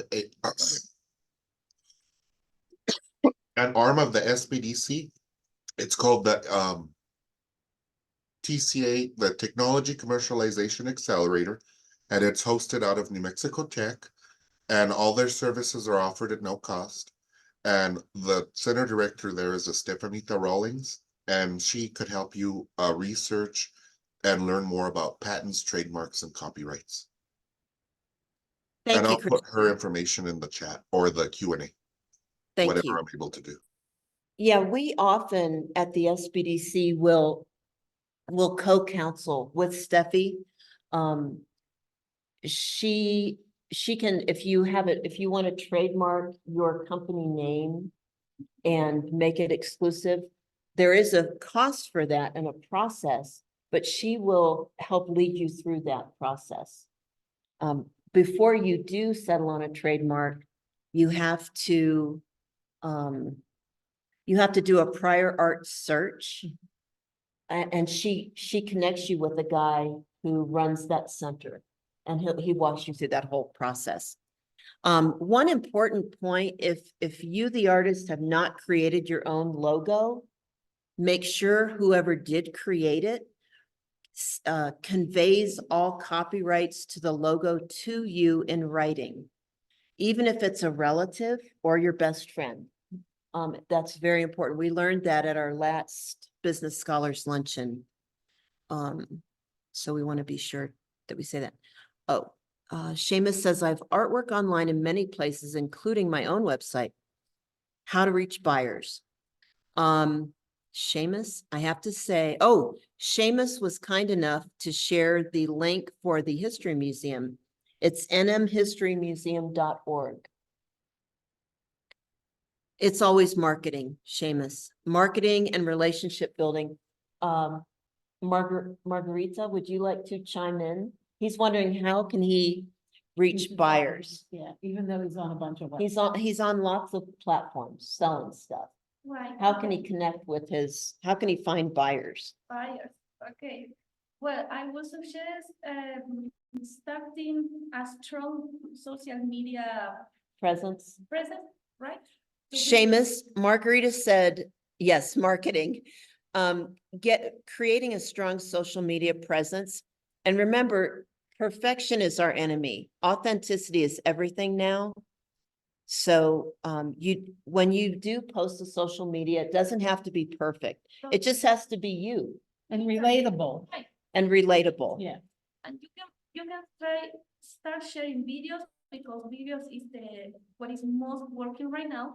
The Short thing that's videos. working now are videos, because people will, and the video can't be your face talking into the camera. It mostly has to be an active, somebody doing something, because people will stop scrolling to watch. Yeah, then with that, doing that, you start to connect with people, right? Then once you connected with people, you will start building an audience. And then you will have always available all your stores. So that audience can find your products at any point. So, just to, so that you, I don't know if you could hear Margarita, but you build your audience through social media and you start connecting with them. And then they will be able to connect to all your stores. You can have a link. You can have links on your social media sites. So you always have those links with your stores available. You always have the links with your stores available. Yes, and if at some point any followers wants to buy, they have the links available. Yeah, so that allows your followers to look at your artwork without you having to say, buy my stuff, buy my stuff. It's a softer sales technique. Right, plus it's convenient. They can go right to the link. Yeah, Yes, yeah. So linking to your stores on social media is really important. you will put in every post the link, also in your profile. But if you're doing Instagram, you cannot put on every post. You have to have it on your profile. When you put- Okay, so Margarita is instructing us that on Instagram, you have to have the link on your profile. You can't put it on every post. On Facebook, you can put it on your posts. What do people want to see in the videos? Okay, they want to see you doing things. It could be, what kind of art do you do, Seamus?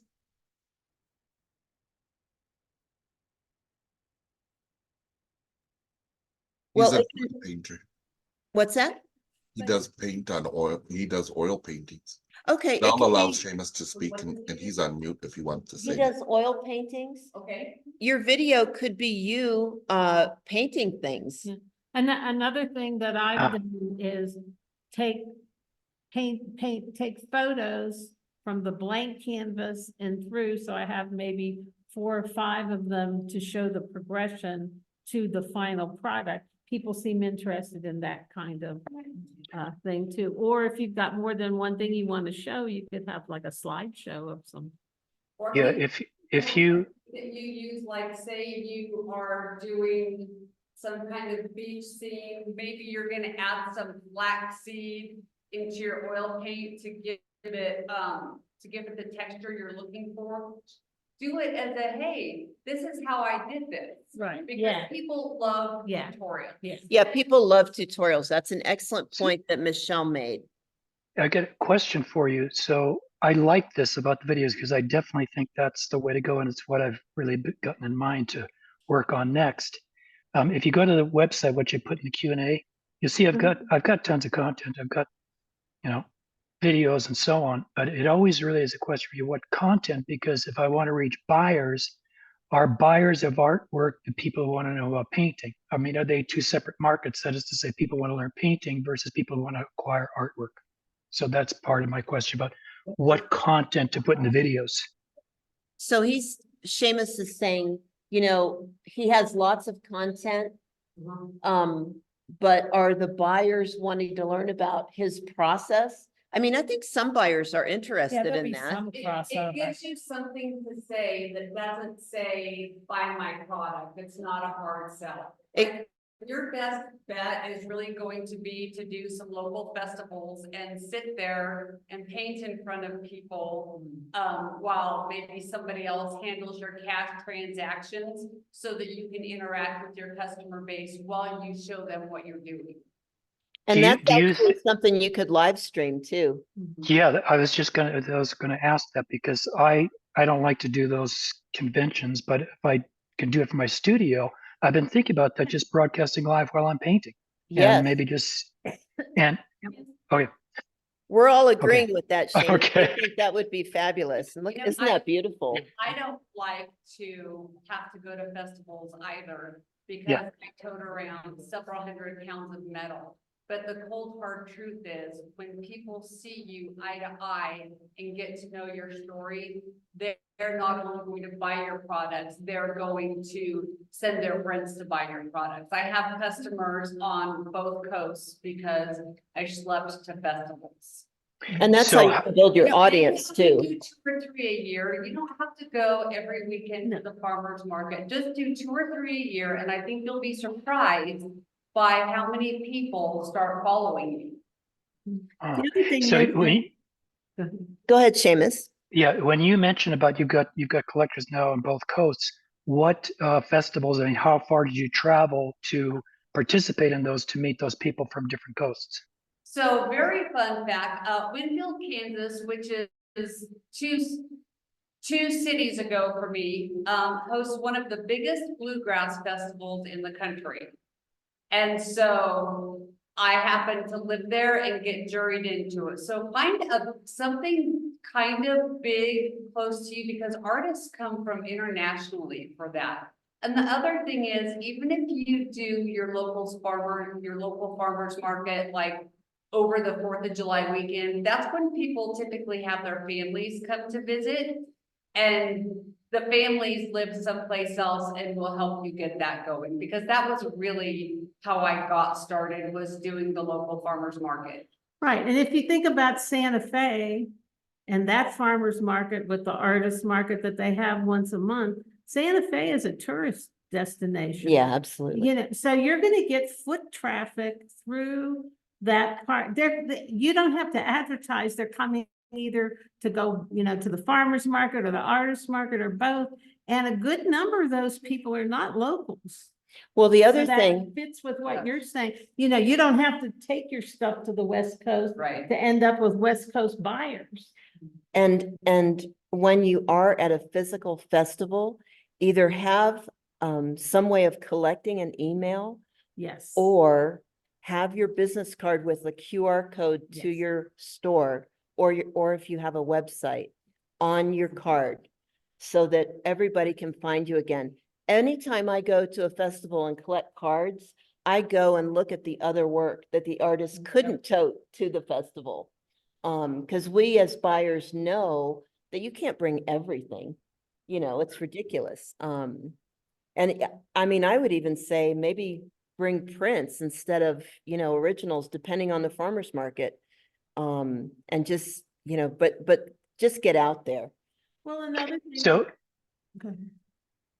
so even though a lot of new buyers are online, you still think it's maybe more advantageous to meet people in person, or is that, I guess that's my It's- last question is it Yeah. shifting to a place where people are just more comfortable about being online and maybe connecting with the artist directly online?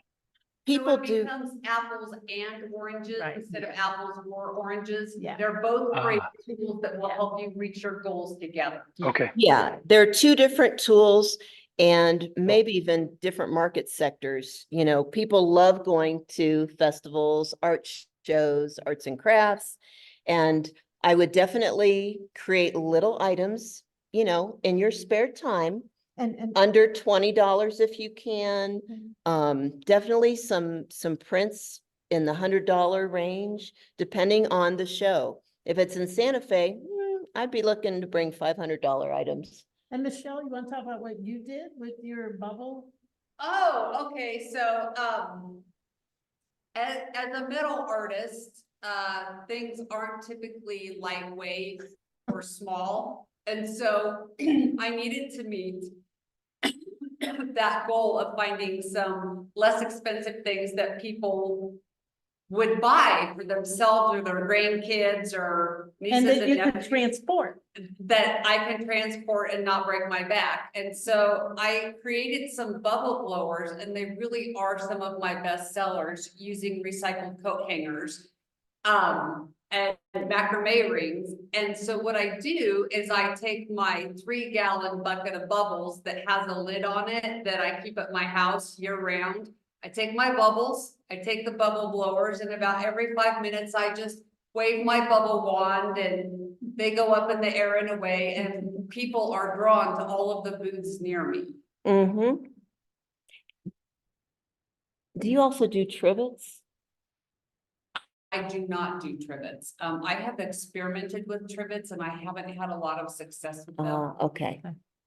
But that's an idea of how you can use a physical space a small thing that's affordable and a catchy way of bringing people in.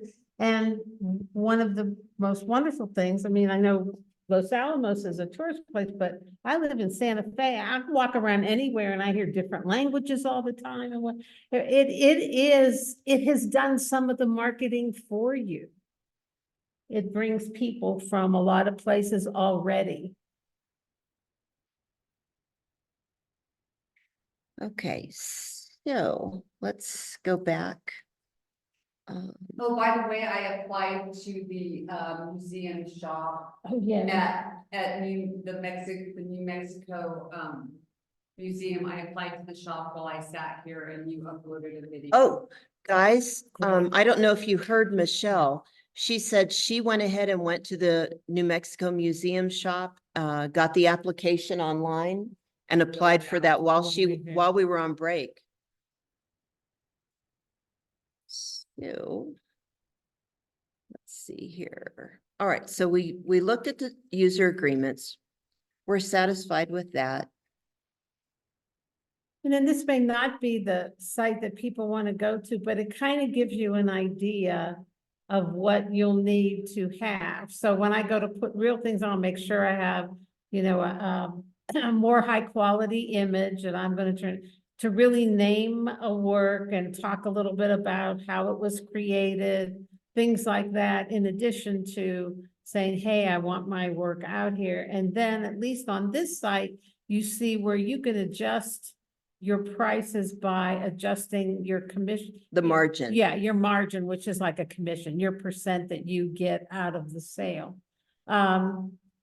So what comes to mind for me now is I am going to, from Sandy's nice list that she's gonna share with everybody of all these sites, go to a handful of them that I think fit my kind of artwork, see what kind of charges they have, say for a t-shirt, what that margin would be for me and what the audience is, and try a couple that way. And all of the heavy traffic sites have a lot of artists. So that's where your social media marketing comes in so that you can send people directly to your store. Don't just send them to Redbubble and search me. Right. No, That's right. they have to have a link to your Your actual yeah. location, if that makes sense to everybody. All right, so we went over Redbubble. Tips for new sellers. So they have lots of information here. And whether you go to a platform like that, or, you know, some other thing like using Shopify, almost all of the platforms have tutorials and experts you can hire, you know. It's like any business, you have to invest in it also. Yeah. So, we were also going to talk a little bit about other avenues. I mean, we did about a farmer's market and things like that. But one of the questions that came up is, how do you find calls for art? yeah, And you and I were talking about that, and I've not found a wonderful place to go to for calls for art. So I don't know if anywhere you can see a whole bunch of them. I don't know if anybody has. I think that is something Nocona will cover this Okay, afternoon. okay, because that too is a way, now a lot of calls for art, there's a submission fee, whether or not your artwork gets chosen, and that can be pricey. So you have to judiciously decide where you want to apply, and some don't have a fee. But that's another way of getting your artwork out there. If it's chosen for a show, some of the ones that I now get info from, they are only online digital shows. And that fits with the new way buyers are looking to do things. So that's another thought for how to get your work out there. Joshua put a URL in the chat or in the Q&A. And it's callforentry.org. So I just wanted to point that out. Okay, good. That's great. Thank you, Joshua. Yeah. And, you know, if people want to do a more traditional route, if there's a local place, for example, the Arts Council here at Fuller Lodge, they're going to have a show an LGBTQ show in June. And, some of us have already participated. I know your husband did too. Did you do something in there? Or you're gonna submit this year? I have submitted last year and I'm planning to. Yeah, submit. yeah, and that's a way of, it's local, you just have to bring your works after you're accepted to get the word out locally. Sandy, I know you've talked to, you want to talk a couple minutes about if you try to work with an existing gallery. Now, there's Yeah. several around here, and It's- but there are some things you have to think about. Yeah, if you're gonna work with an existing gallery, I've talked to some gallery owners. They look for a certain thing to fit their gallery. And you have to have a large body of work, a consistent level of quality, so that the moment they sell one of your pieces, something else can be put in that place.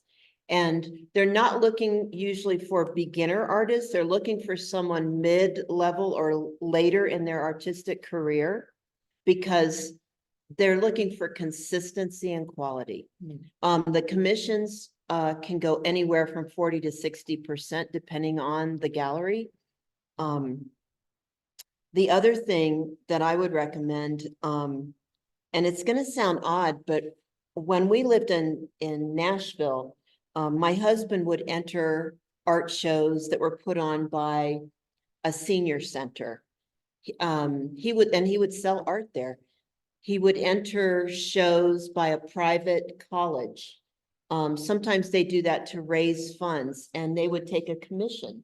But it's all exposure. You meet other artists, you see what is selling. Sometimes that can be a little discouraging or encouraging. Yeah.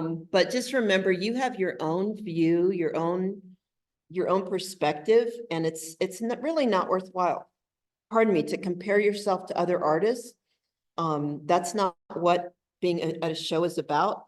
It's about meeting other people, and that just enriches your work and their work, Yeah. you know, to be able to kind of meet and discuss.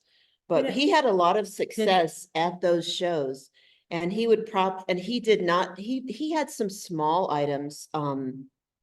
I think they're called trading cards, the small artist cards, where he would do something, just pen and ink. Also look for, every year we had something called Christmas Village, and a lot of artists would buy a booth and set up, and they would sell the whole time. So Yeah, some old school marketing is still needed. Yeah. And you never know who might walk by, whether they're a corporate buyer. So that's why we want a business card with your QR code on the back to take them directly to somewhere online that says who you are and what you're about. Now, we know Facebook has business sites that are free. LinkedIn, you can have a free company page there. Instagram, I'm not as familiar with, but we know from Margarita that it's essential to get on Instagram. All of these platforms have tutorials on YouTube and elsewhere, on their sites even, that you can learn. And if you have your full-time job, which most artists do, have a full-time job, and then they do their art, you know, as they can, it might be worthwhile to look at engaging a social media marketer.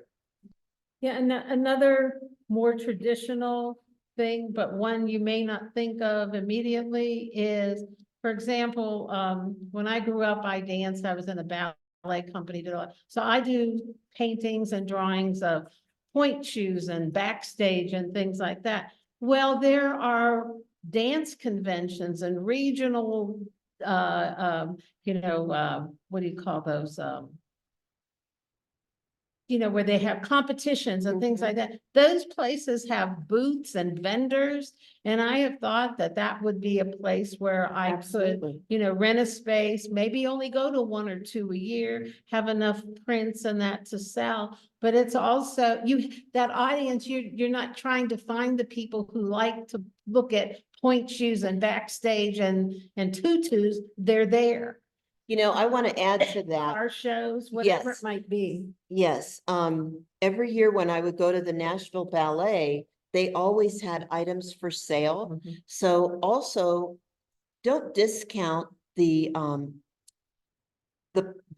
positive impact of donating a piece to a ballet company. If your artwork is all about dancers, and Anne made the point, if your artwork is all about cars, then you should be at a classic car show. No, it's true. You know, you absolutely should. Your audience is already picked, they've already Yes. self-selected. If you have Western art, you know, find a way to participate in the rodeo near you. And New Mexico, I know we have the rodeo fairgrounds or something in Santa Santa Fe.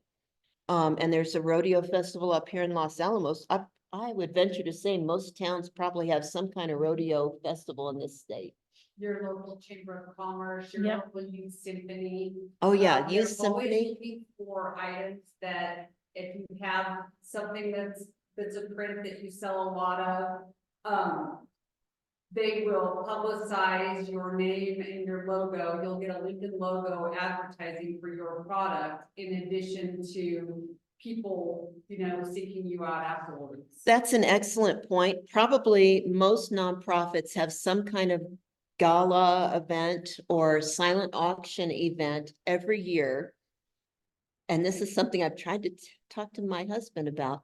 Donate a piece of your artwork or maybe a print. If you don't want to donate the original, maybe donate a print to be auctioned off. And again, to echo what Michelle is saying, that builds your audience. You can connect them to, they'll find you on social media.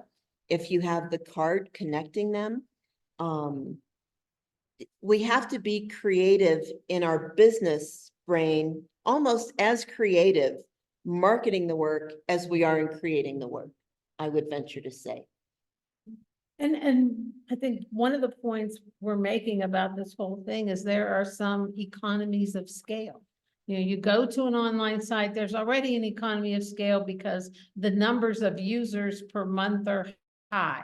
You go to a monthly thing like the Santa Fe Farmers Market and Artisan Show, that audience is already built in and the foot traffic is already there. Same as with these conventions, or if you go to a benefit, a fundraiser, people are going to that if there's a silent auction because they want to bid on something. You don't have to convince them. That's another way of looking at how you reach people without a hard sell. Absolutely.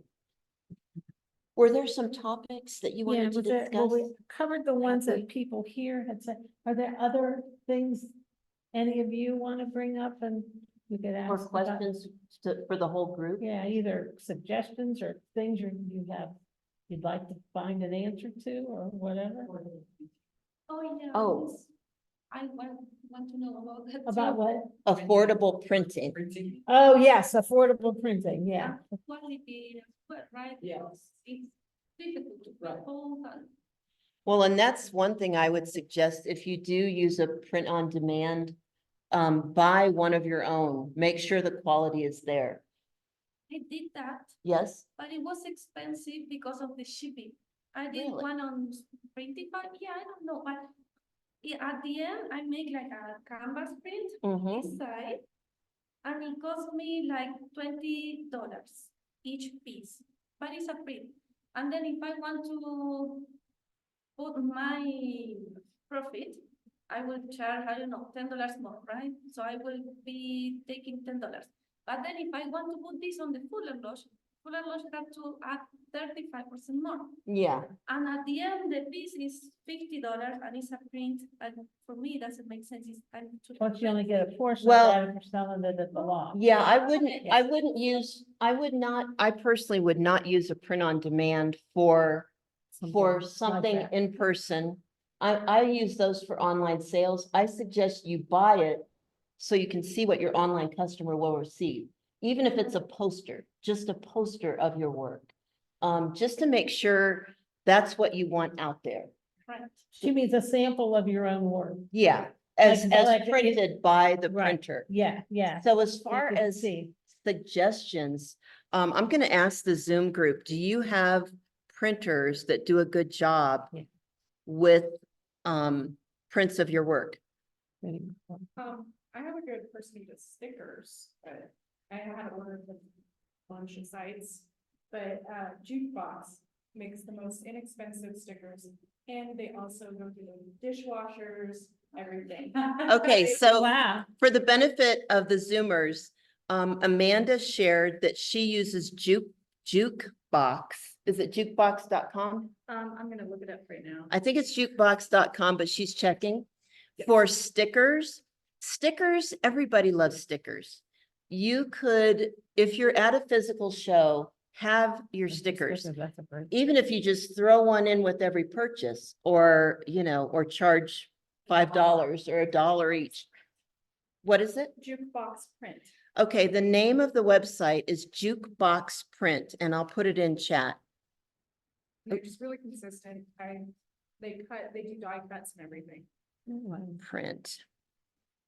Print.com does die cuts, stickers. They don't do this holographic. They don't do holographic. I've been really pleased every time I've ordered from them. Amanda has said they have delivered to her a very consistent product. She's been happy with that.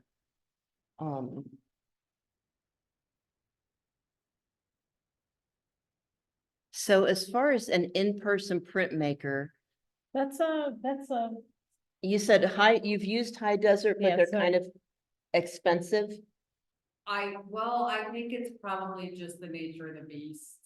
I have their price list at home. I can bring them back when I come back from lunch. So basically, the bigger you get, the way bigger the price gets. Yeah. So, I think an 8x10 is like $21 to have it printed on acid-free. That cotton doesn't sound paper. bad. Is it a Yeah. matted product or just the print? That's just the print.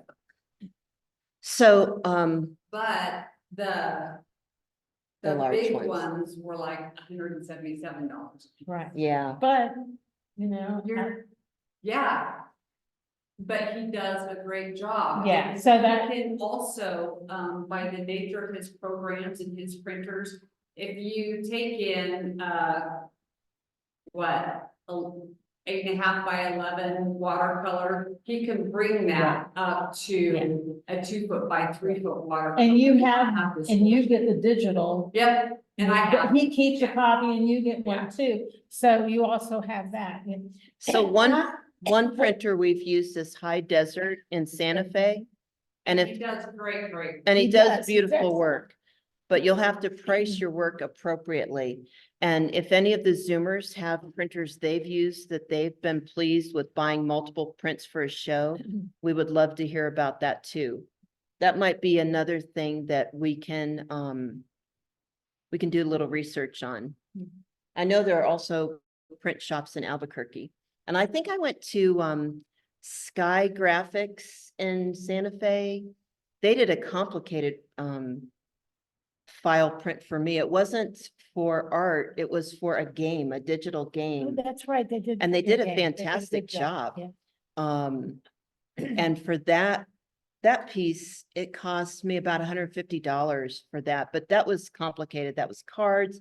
I think it's Sky Game Graphics. board, Yeah, it was a vinyl game board and other things. But I would say, I guess the best thing is to shop around. Do your phone calls, just set aside one day. Okay, today I'm gonna call around to every print shop within 2-hour drive. And just see what you can, what you can find out. Somebody said New Mexico Fine Art does great work. They're in Albuquerque. NMFA.io. Would you I was gonna say, yeah. Thank you. Write these down. Chris, is there a way to send the chat to me when we're done or no? There's some info in here.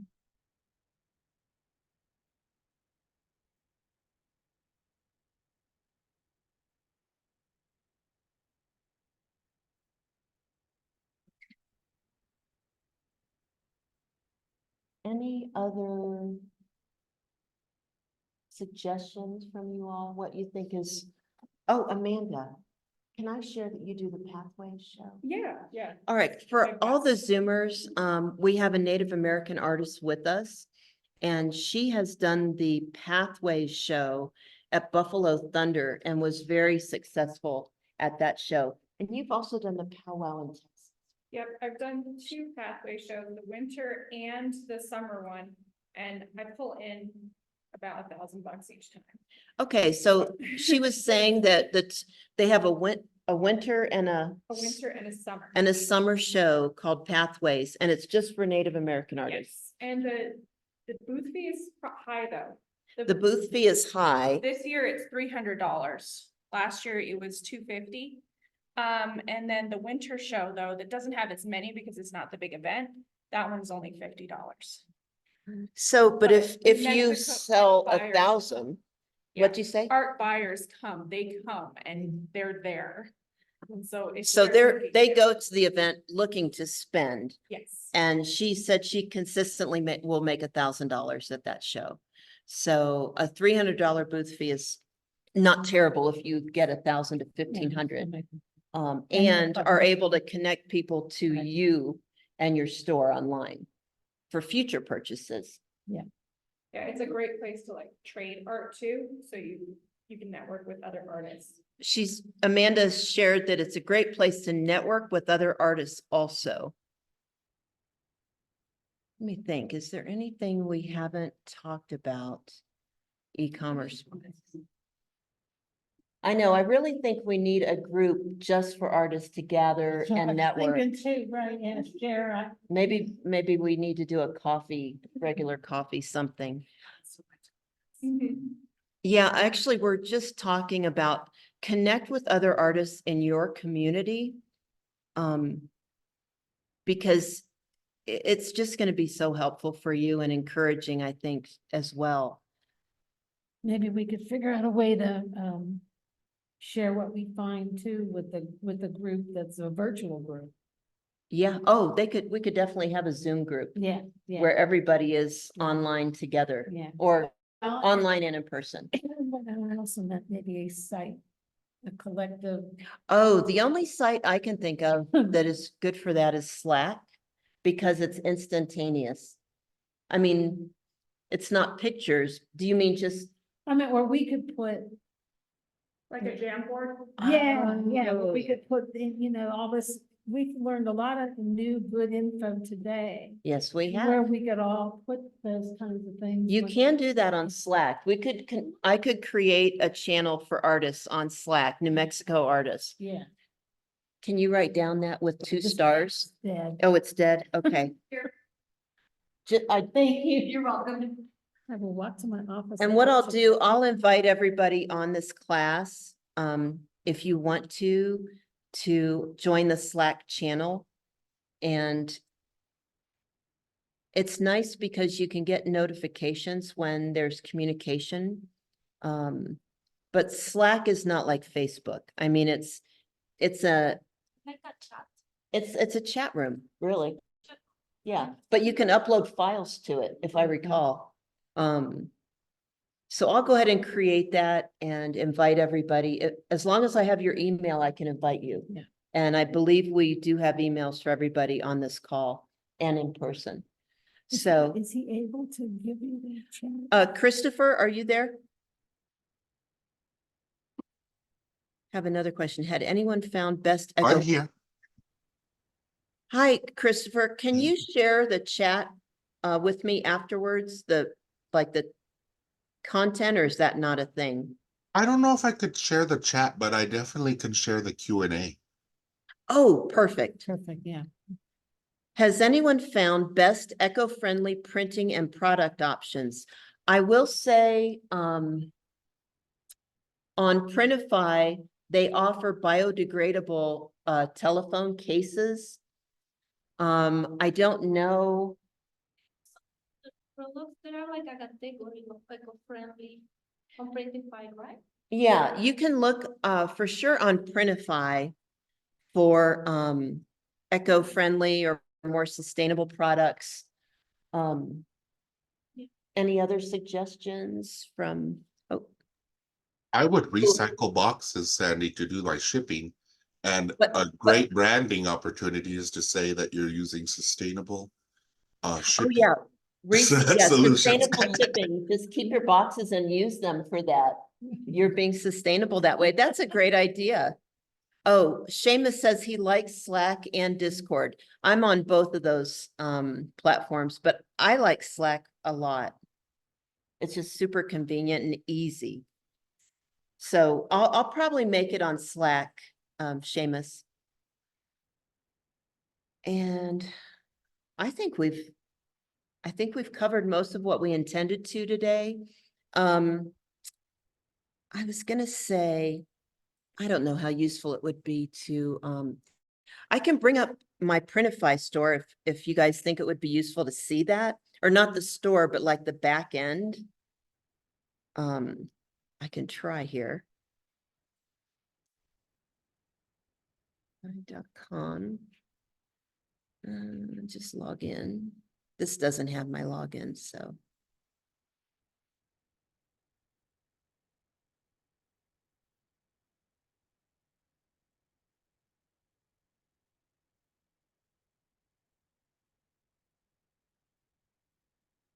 One second, please. We'll give you 2. Thank you. You're so kind.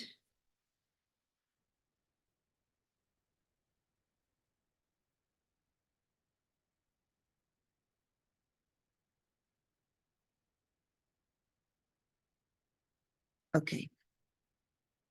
All right, sure. Ooh, gosh. Oh, I know why. Oh, well, yeah. Let me go to the catalog. Okay, I'm going to share my screen so that you guys can, for those of you who haven't tried print on demand, this is just to kind of familiarize, and this is free to join Printify, and you can even just have a Printify store. If I had it to do again, that's what I would do. So here are the products you can create. Let's see if there's eco-friendly where. Usually catalog. Let me type in eco-friendly. Eco. I'm sure what we use today is much more eco-friendly than it was 100 years Yeah, ago. that's true.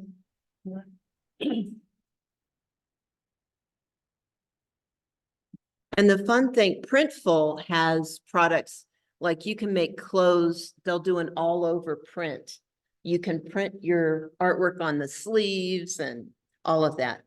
So let's see, I don't see.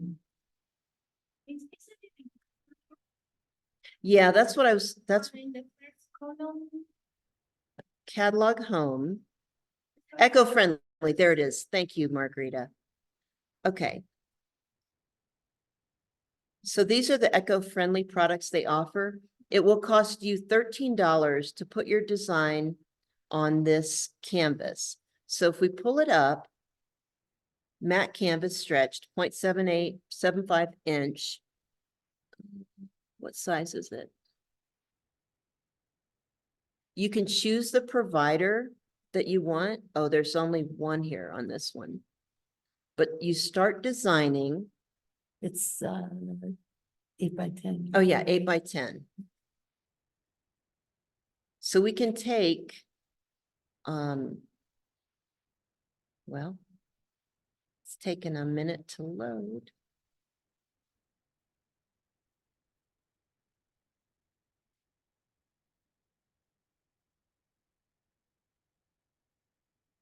While that loads, Sandy, I was watching a biography about the man who did The Joy of Art, or on PBS. Oh, Bob Ross. Bob Ross. And they said that the paint thinner is probably what killed him in the end with Yeah. those Oh, nasty products. yeah, Those those old- solvents we used to use. I worked in a chemical laboratory back in the day, and yeah, solvents are really nasty items. I wanted to kind of show you real quick how we just upload a design, but it's really simple. Printify makes it easy. I've been really pleased with the quality. I just ordered a canvas of a photograph that I did. And once I get it, I'll kind of know the quality of that. Oh, it could be that our internet is just kind of slow. But anyway, shoot. And Sandy, before we go to break, Seamus was asking, why do you prefer to use a third-party website rather than your own site? What are the benefits of it? Oh, well, you've got pre-built-in functionality. So you're going to pay one way or another. You're going to pay, unless you're a developer, you're going to pay somebody to make your website or to create a Wix or a WordPress site for you. But you also have to make sure that you have a secure payment gateway. And that means really knowing the security of the site. Look at that information and what they disclose. If you have your own website, then you want to make sure you have a product similar to authorized.net on your payment gateway, because that helps to protect you against card testing. Card testing is a fraud that started happening about 1 year to 2 years ago. And they've hit donation sites, any payment gateway on the internet. They'll do $1, a $1 charge. So one of the things we can do to protect ourselves, make sure you have a set minimum purchase on your site, that there is nothing below X amount. But also, you really have to be aware of what's happening on your store, because the way fraudsters work, they'll do thousands of these transactions. And it's not that it's a problem of you having, 10,000 $1 transactions. It's the transaction fee that you cannot get back.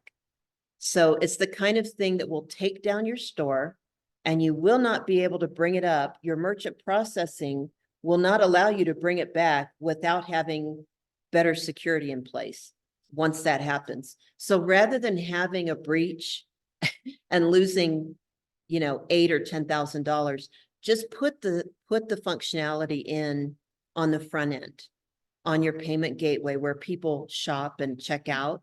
Sorry, it's the checkout. That's what the payment gateway is.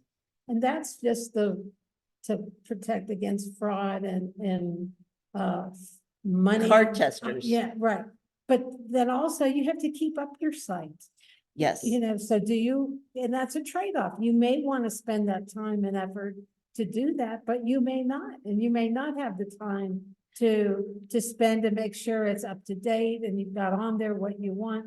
Plus, there are fees attached to that.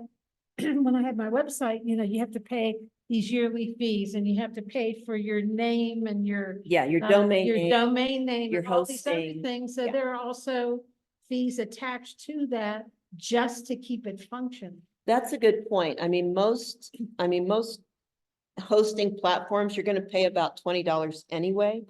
I think I pay $47 a month for a Shopify account.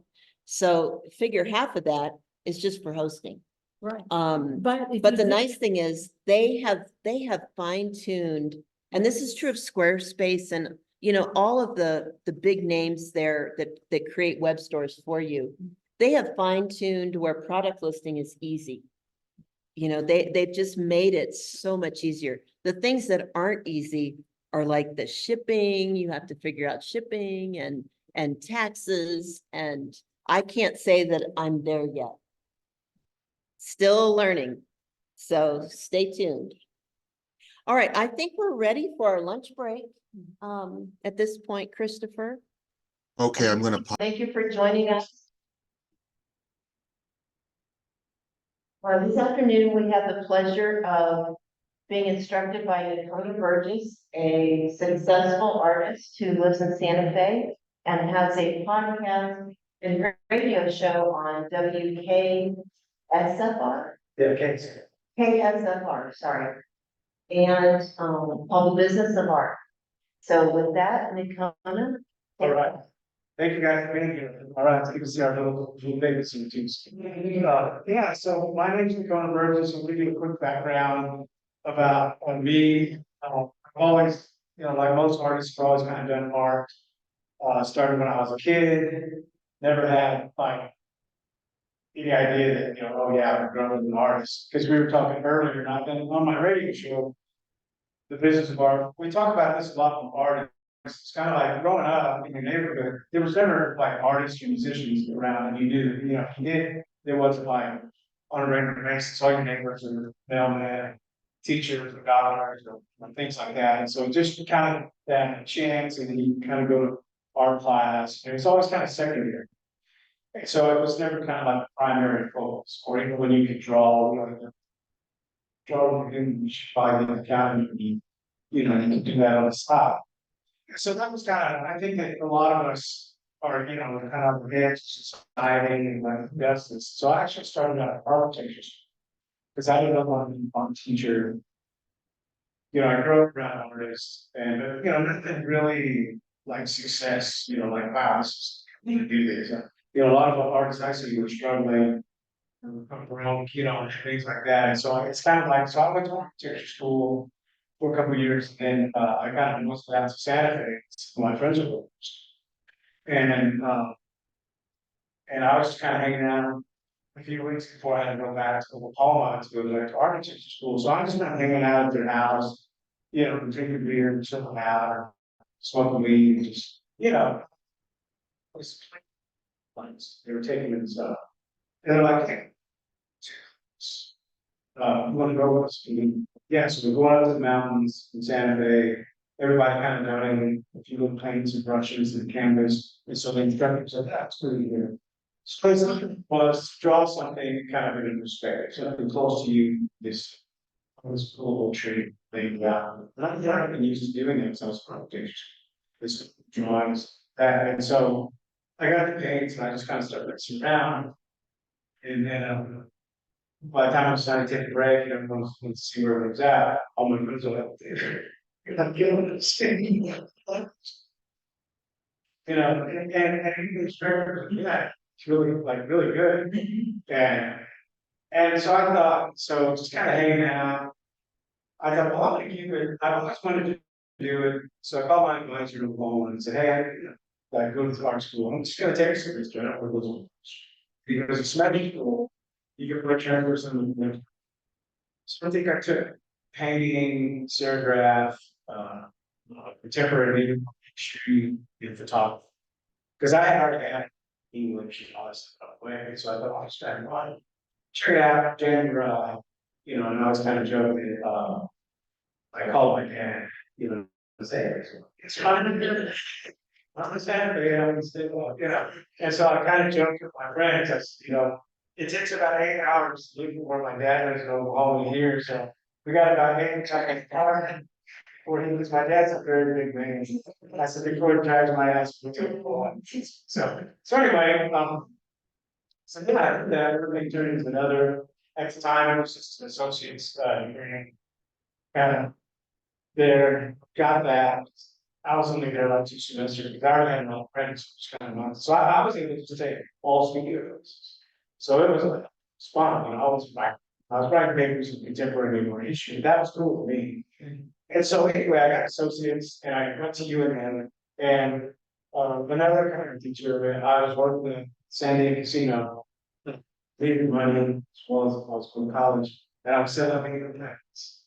Selling new bags. The general manager, this is the casino, and we need bingo. And I'm like, well, this is getting more than like this. And he's like, yeah, it's it. I'm like, count me in. So, because he's like, yeah, the nice speaking voice, and so I got trained with bingo caller. And it was cool. It's kind of rare. And it was right, guys, it was right when the transition was like class 2 gaming to class 3 casinos and stuff. So they were. I was probably the lowest level of management of bingo. I was a head bingo. So I trained on bingo because we had different shifts and different things that went on. And so I trained how to call bingo, what to look for, blah, blah, blah. And so I was probably management level that you can get. But then they were switching to casino. And they were asking all the managers and stuff if they, who wanted to go to training for this, you know, so we had to learn table games. So we went to training and stuff, and by the time I did, you know, that, and I was really good at numbers. And by the time I came back from all that, people that were training just told them, see, owners like, this is your guy, you know, so I'm like 23. And like, you know, I could count the 6-deck shoe. I was good at surveillance. I was good on the floor, you know, and I always tell people, like, my dad's always been the boss. He's always been superintendent, the dean, he was chief of our tribe. So I guess kind of being around that and kind of pick up kind of those skills.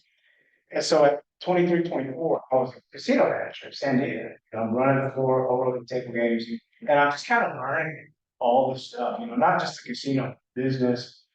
And then like the general manager retired. And then there were 3 people that were assistant general managers. They were kind of tribal members. So I was kind of running the show. So I got to see like, you know, what's coming in, what's going out, how much money you made, percentages, blah, blah, blah, you know, all that kind of behind the scenes stuff. And so, okay. And so I kind of learned that, you know, I'm kind of learning the business aspect of this.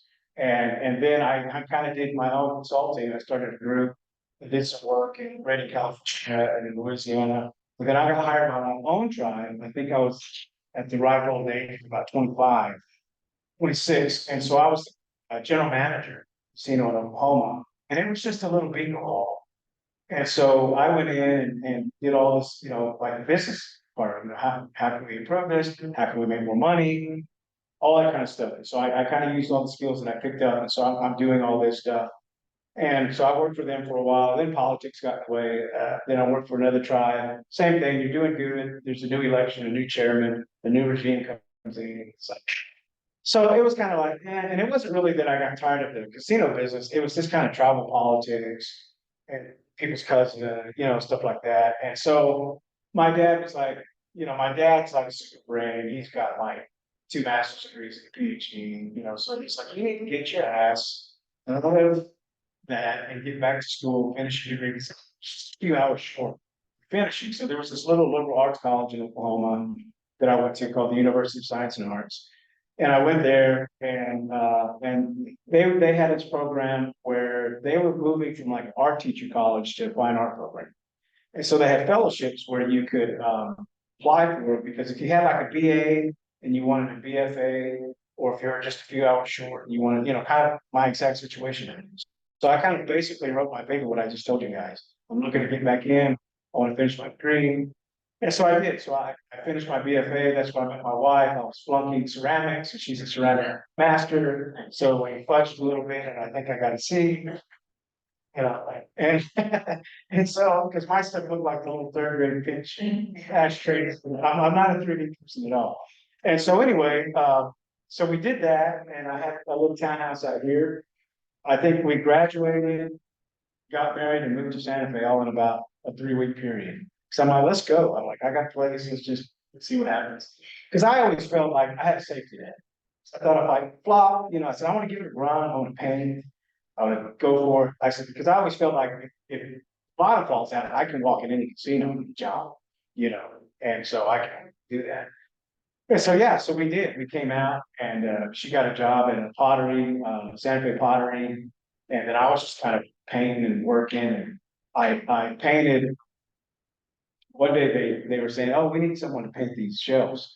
So they closed down for like a couple of days, and we took all the pottery off, and I was masking and painting everything. And they, you know, they were paying me cash for it and stuff. And I said, so I was painting, and I did a good job. And someone else goes, oh, you know, if you want to come over, we need some painting done. You did such a good job. It's really clean.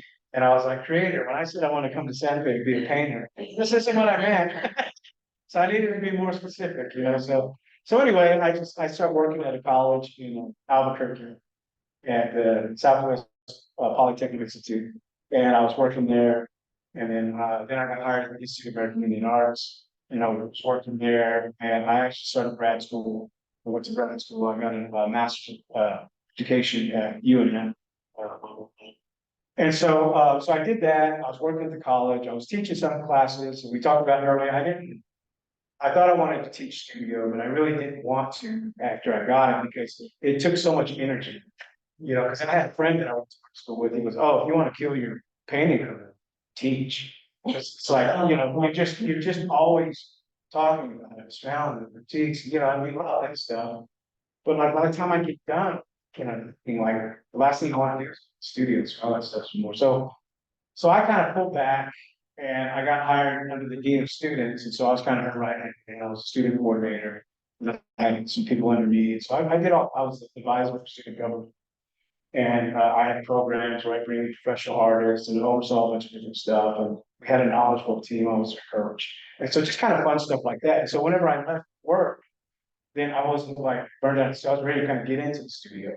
And so just over the years, just painting, doing shows, applying for art competitions, learning it, their early shows where you're not making any money. And just, winning a ribbon here. And so it's just kind of like all that, and I was at an alumni show, and I got into the Indian market like in 2002. And then I think the year before that, I was at an alumni show at Institute of American Indian Arts. And that was kind of my first big splash. There was these collectors named Edie and Eric Schwartz, and they bought one of my pieces at the show. And before I got there, it had sold, so they let all people in. And there was this bus, so I walked to the museum, and everyone's like, "Oh, the Schwartz's working. Schwartz's working." They're like, "They bought like your piece, And I was like, "Oh wow." And so Dan and Mega, like superstar artist, came over and said, that kind of coached me up and said, "Hey, it's a big deal. This is who these people are. You're in the collection." So, so I was like, wow. And so that kind of created a little buzz. And I think a year or so later, they were elderly cover. I think they were on the cover of one of the art collector magazines or Southwest Art. And there was an article about their collection. And so they're on the cover, and she's sitting in a chair, and she's just pretty proper, and he's standing behind her, just kind of hanging on her shoulder. And the picture, and it's kind of the art collection. There's half of my painting down the hallway is, there, and like everybody's just like, yeah. And so, like I said, a few ribbons, awards here, and you're just, trying to figure it out. It's just kind of like, and the one reason why I teach this is because I always tell people I want to close the gap by 5 years, because that's a lot of room for 5 years for booth fees and advertisement, all this stuff. So anyway, that happened. I got into the Indian market. I started kind of making, one little ribbon here. I used to do shows all over Indianapolis and win a ribbon, the Herb Museum in market in Arizona and in California, so I used to do a lot of road, and what was good about the working at the school was I was off in the summers, so I could get some shows and do things. And it's just, I always tell people, you kind of had to do that. It's kind of like when a band goes on the road and plays all these bars, people listen to them. It's kind of the same thing. You go to these shows, win a ribbon here, win a ribbon there. You're meeting people with your handball cards, you're talking to know them. And then all of a sudden you kind of start showing up. And then I think another big break happened in 2006. I made it to the cover of Santa Fe. And they always, it was basically the same magazine. So they did a cover for Indian market. And then they just did a regular cover for them. And it wasn't the Indian market, but came out the same week, same everything. And people were seeing it. And we knew it was work. So I knew that I kind of separated myself from the pack because it didn't have my name on it or anything. It just had my image on it. And everybody was like, "Oh, we saw it."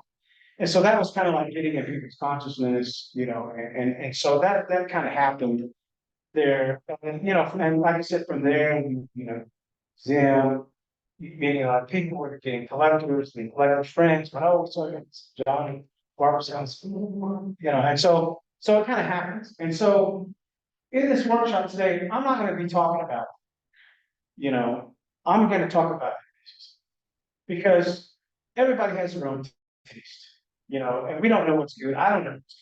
There'll be a painting I have. It's next level shit. I'll try that painting down for years. And I'll do another painting around the world. And like I'll take it to the next show. Next, and then and so you just don't know. I mean, you can walk down Canyon Road and there's artists somewhere Like, really? You know, and like, and then I know artists, and I think it's absolutely fabulous, technical, and they just, you have to give up, be a gen, so we're not gonna talk, yeah, there's presentation and looking professional and things like that. There's guys I know, stuff doesn't look professional, they're still on, okay, but it's just the business. So it's not a critique, it's not any of that kind of stuff, it's just kind of the business aspect.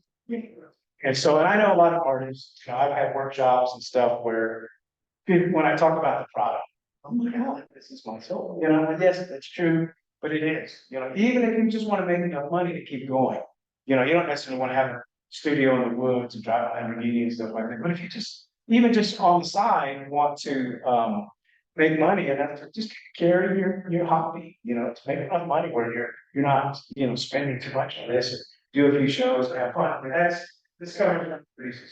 So the first slide, this is a business part. So this is it. So if you want to go and click the next one. Okay, and could you stand over here? They're having trouble here. Oh, okay. Maybe closer to that. Yeah. Yeah. Plus my Instagram people you see. And so I was kind of joke, like, which painting is better, painting 1 or painting 2? Well, it doesn't matter because you can't see painting. And if you don't see it, you're not selling. So this is about visibility. This is about getting out there, putting your work out there and doing all that. And we're going to talk about how do you do that? How do you do that on a budget? How does this work? So go ahead. Switch. Was that a question? All right, getting started. Studio workspace. What do you need? What are your necessities? Your workspace versus living space. Supplies, equipment, vehicle, transportation to art, and location. This is all the stuff they don't teach you in art school. So when I talk about space, what do? Are you a sculptor? You probably need to live in a house and have a carport or a backyard or a garage. You probably don't want to live in an apartment. So when your money and you're first getting started, your money is important. Maybe you're working a side job, maybe, if you're fresh out of college, you have roommates, you probably want to live somewhere where you can work and you don't have to buy extra space downtown. So you're not living somewhere, then you have to rent a studio space if you don't have the money. So somewhere where maybe you can work. If you're a jeweler, you can work in the kitchen or a spare bedroom. If you're a painter, you can maybe paint in the kitchen or paint in the garage or paint in a spare bedroom. Where do you need to live? What are your necessities? What kind of studio space do you need? Ventilation. If you're painting in oils and varnishes and stuff like that, you need a space where you can varnish that outside or a safe space and you're not varnishing your apartment. So that's what you got to think about when you first start. It's like, where am I going to live? Where am I going to work? And so that's things that are really important because you're going to be spending money that you may not have for extra studio space. And so space and living space, yeah. It's like, what do I need? I need tables, I need chairs. This is all the stuff you're spending money on, and that you don't want to keep spending money on. So you gotta set yourself up to where you have what you need available until you make big money and you can rent some fancy studio downtown Santa Fe and drink wine and do all that stuff. Until that happens, because even now, like me and my wife, we just built a new house about 2 years ago, and it came with a 3-car garage, and I converted the last bay into my studio. So I walled it off. I put extra plugs in. I got lights. I got a heating and cooling system in there. I put a floor down. I left a garage door in there so that I could go out. So instead of spending money renting somewhere else, I'm at home. I know I have a lot of friends that go, "Oh, I can't work at home because I'll end up watching TV and that's fine if you understand that. But me, I can't. I love it. I can get up once I take the boy to school, drop him off. I come home, get caffeinated, watch the news, see what's going on in the world. Then I go hide from the world in my studio all day. And so I paint there, and he usually gets out of practice about 5:30. And I have to kind of tell my wife, sometimes I'm at work. I can't just go hang out with you and have lunch all the time. So I have to make a schedule. And I tell my son, hey, if you forget your track shoes, I can't just, yeah, I'm at home. You got to remember your stuff. So you got to clock in, and we'll talk. But anyway, my studio space is at home. I work. It's as if I'm at, my job. I recently retired from education. So I kind of keep that same schedule. And people go, "Oh, you don't paint at night anymore." I'm like, well, I don't have to, because I used to work 9 to 5, and sometimes on certain, with my job, I had to work in the evenings. And so I had to paint in the evenings or the weekends. I said, but now I can paint baker's hours because that's all I'm doing. Someone goes, oh, so you're painting full time. I said, no, I've always painted full time. I'm just only painting now. And so, yeah, so that's my schedule. My office is at my home. I love it. I can go in there, and sometimes if it's movie night and they're watching something I don't want to watch, well, I can just go in the studio and work for a couple hours, you know? And so that's, I still do that. I still use this practice, my workspace, my living space, you know, and it's nice. And so all my things are there. I don't have to worry about it. And then, but I also rent out a studio, a storage facility where I have all my canvas. So I buy canvas on sale and I stack it in there. Or when I'm finished with paintings, if there's not a show coming up, wrap it in plastic, stick it in stores, you know. And so when you see my work available on the website, if it's a studio inventory, that's what's in the storage. Someone wants to buy it. The other stuff is at the galleries. And so, yeah. So your supplies and equipment, what do you need? You know, I was laughing the other day, like, I sure need a lot of crap in my studio to paint a painting, you know, but you got a rack for tape and brushes and varnish brushes and cups and glasses and paint pens and spray cans and masks and roller carts and, you know, and so you need, you know, what do you need? You know, to even to start out, if you're on a budget, what do you really need? You know, you just need these things to, you know, sometimes I've talked to jewelers and I had a friend who said, you know, he said, when I first started making jewelry, he said, I bought this little anvil at the flea market and I got a weight ball. And he said, and a hammer and a little ball peen hammer. And he said, I used that to make bracelets. He said, that's all I could afford. You know, when he made money, you know, or some, you know, sometimes like that, if you need that equipment and you can't afford it, I always tell people, take a class. Take a class at the community college or at IAIA or here where you can have, you know, that space. If you want woodworking, take a jewelry class and you have all that space available until you can afford it, you know? And so that's what I tell people, take. You'll have all, you know, because like the Institute of American Arts, they have like a fab lab. So you're cutting stuff with water and lasers and 3D printing. You know, you can't afford that stuff. But you know, I know people that are taking that and they're getting ready for their art shows. Do that. You know, take a painting class to help, you know, learn and you have the space to work if you don't want to work at it at home. And so things like that. So what do you need?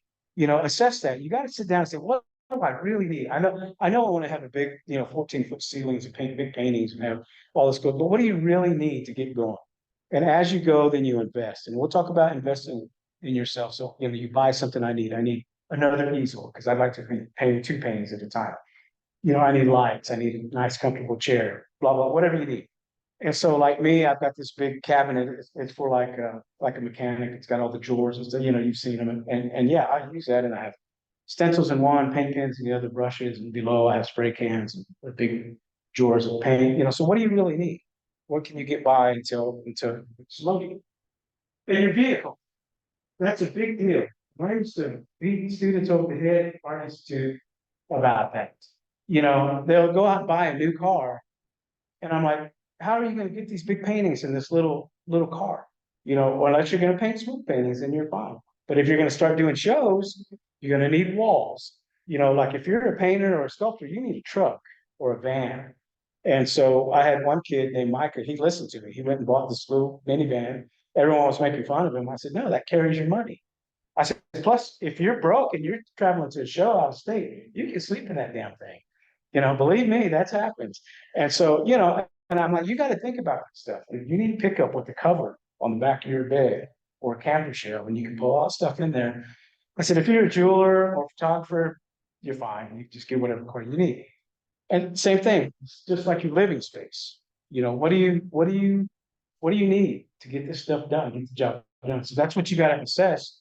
What kind of vehicle do you want? You know, because I've seen people or young artists always ask me, oh, can you pick this? Oh, I got a painting down. Can I get, you can't do that. You got to do it yourself, you know? And so, and I used to laugh because even at the art school for their final projects, they'd be painting these big giant paintings. And at the end of the semester, the instructor in school saying, well, you can't store it here. You got to, you know, what do? You know, so I would go in and just go buy all the instruction boards. So I'll buy them, you know, because they can't take it back to Wisconsin, you know. And so, so it's kind of thinking that stuff through. You know, I know you have a big idea in your workspace, but you know, so yeah. But if you can't afford it, then maybe you just do stuff that fits in your car for now, until you have a big show, and maybe you can trade your car in and get your truck. So stuff like that, you gotta think kind of realistically what you need. And then your location. You know, if you're gonna be a marine biologist, you're probably not gonna go to the University of Nebraska. You know, same way with art. Where are you gonna be? Where's the location? You know, you wanna go to art hotspots. You wanna live in Santa Fe, or you wanna be in San Antonio, or Austin, or LA, or somewhere where there's an art scene. You know, you can't, or it's gonna cost you, or you're gonna have to travel to that space, you know, all the time. I have a lot of art friends in Oklahoma. There's a lot of good stuff going on in Oklahoma, but you gotta kind of figure out where you want to be. Where's this gonna happen? You know, where am I gonna live? That I'm gonna have the most opportunity. Where are they having art shows? Where are their museums? Where are their galleries? Where are they having stuff like this? You know, so it's kind of like that. You know, you've got to invest in where do you want to move to? Where are you gonna live? Where are you gonna stay and get this done? Because if you don't do that, you're gonna have to travel to it all the time. You know, and that's understandable. You know, I know, for example, I have lots of friends that live in Oklahoma, the cost of living is lower and they can come out for the Indian market, and that's fine. You know, but on a regular basis, I found that by living here, I've gotten opportunities because I have collectors now. You know, everybody comes to Santa Fe to ski or vacation or hang out. And so they'll call me and they'll say, hey, how about the studio? And then lo and behold, we're selling pieces where, you know, they're not gonna come to, you know, Lawton, Oklahoma. Well, come by and see it. So, you know, it's gotta be a location point, you know, especially like this. You know, if you're gonna be a musician, you're gonna go somewhere with those clubs, music venues, you know, same thing, Austin, LA, you know, so it's kind of the same thing. You've got to find your location where you want to be, or at least within striking distance, you know, where it's not costing you a whole arm and a leg to get. You can go and show up, you know, because I know my galleries, they like to have me close by, you know, or sometimes they'll say, hey, you know, we have some people, are you around? You know, I'm like, yeah, you know, come over and talk to them. Whereas if you're not, it's kind of like, oh, you know, and anytime you can kind of communicate in person, it makes a big difference. So any questions on this part? Any questions? I went ahead and advanced. Any questions on the first part? Is everybody still here? No one got raptured up, abducted or anything? For the online attendees, we have an intimate group, so I'm gonna allow them to talk. But Yeah. please, my online attendees, use that with caution. So you're both on mute. Yeah, if you have any questions, ask at any time. It's no problem. Because I know, like me, when I'm in these things, I'll forget, and by the end of the presentation, I totally forgot what I wanted to ask, and it might have been important. So yeah, ask at any time. Okay. Promotional needs. Anytime, you know, it's stuff like this. You know, I was recently last year at Indian Market, they put me on the cover of the Lost Team. So I made these cards that match. They use my painting. And so Indian Market, the Lost Temple, I got it. And I got these in my booth. You're the guy.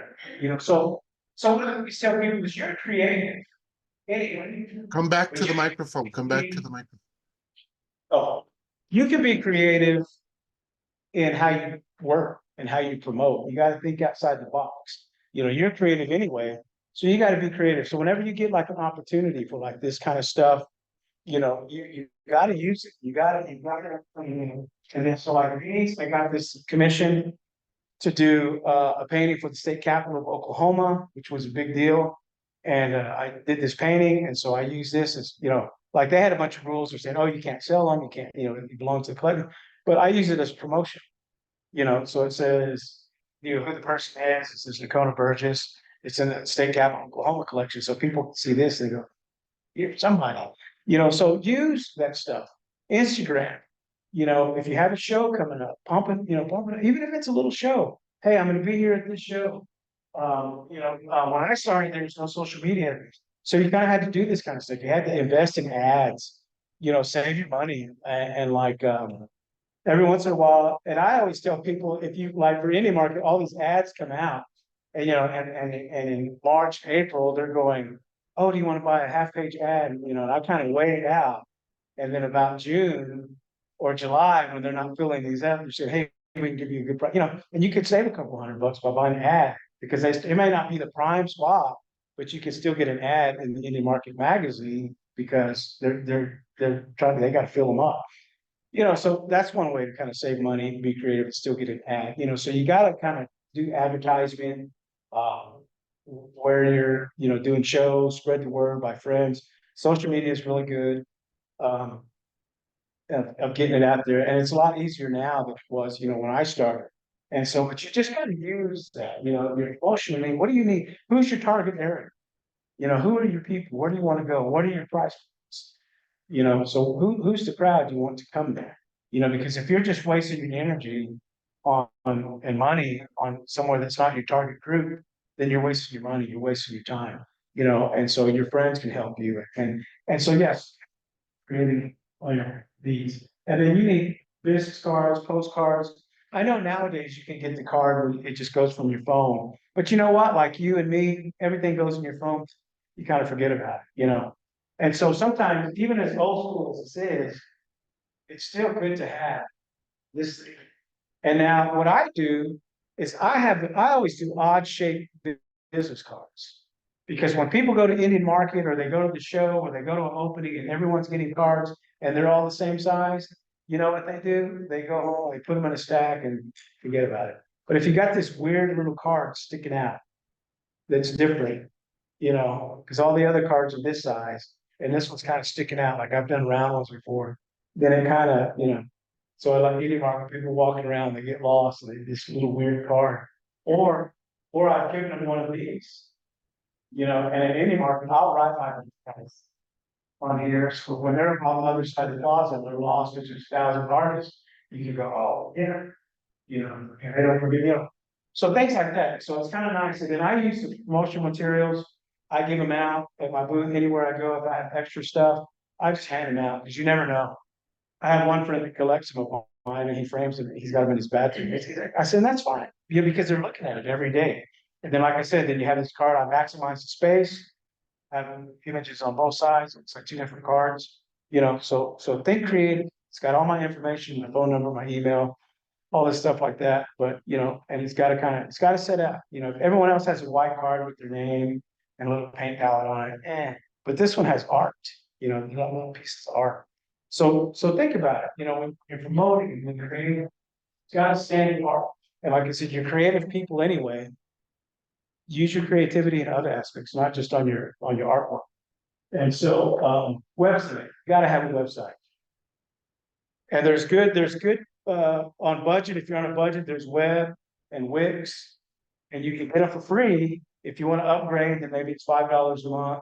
But if you don't have it, and I always tell people you don't have to have like this super website. You just need your bio, your resume, some images that you can share. And even nowadays, like when you apply for galleries, it's not like old school where you're walking in with a bunch of paintings. You know, you're sending in your website, and they're looking at pieces. You can photo. You know, phones are so great now that you can take pictures, you can crop them, you can edit them. You know, on your phone, and I use that just even on my website. Because I don't want super quality stuff on my website because I don't want people pulling and stealing it. You know, I mean, and I have stuff like for shows and things like that, we'll photograph it. But like just for my website or, you know, the gallery website, I just shoot it with my camera and I edit it and I use like the filters to kind of match the colors the best I can and then crop it. You know, don't have it something sitting there in the desert, just crop it out so they can see the paint. So you can use your phones nowadays. If you don't have a phone, and I'll say this over and over again, ask a friend that has an iPhone 15 and they can email it to you. You know, use their fancy phone. Same that site web. There's web and Wix, Wix. And like I said, you can just do a basic images, and then if something sells, you just put a new image up that's available. Or you can have like images that says sold, so people that you see you sold a few. So that's and you just kind of upgrade. It's really easy, you know, and it's cheap, and you get fancier the more money you want to spend. So if you want to spend $5 a month or $10 a month or $20 a month, then you can kind of upgrade a little bit. And so mine is artist run website, and it's real simple. I'm no my IT is my 14-year-old and my wife. You know, for me to be able to manage that, I'm like, okay. Because my wife's like, you got to learn to do this on your own. I was like, okay, now that I'm retired, I can spend more time, and I've learned. And so, but it's good to have. You have to have it. You know, you got to have it on your card. You know, if you run into the right person, you give them your card, or you just punch in your website. That way you have it. That way you have your resume.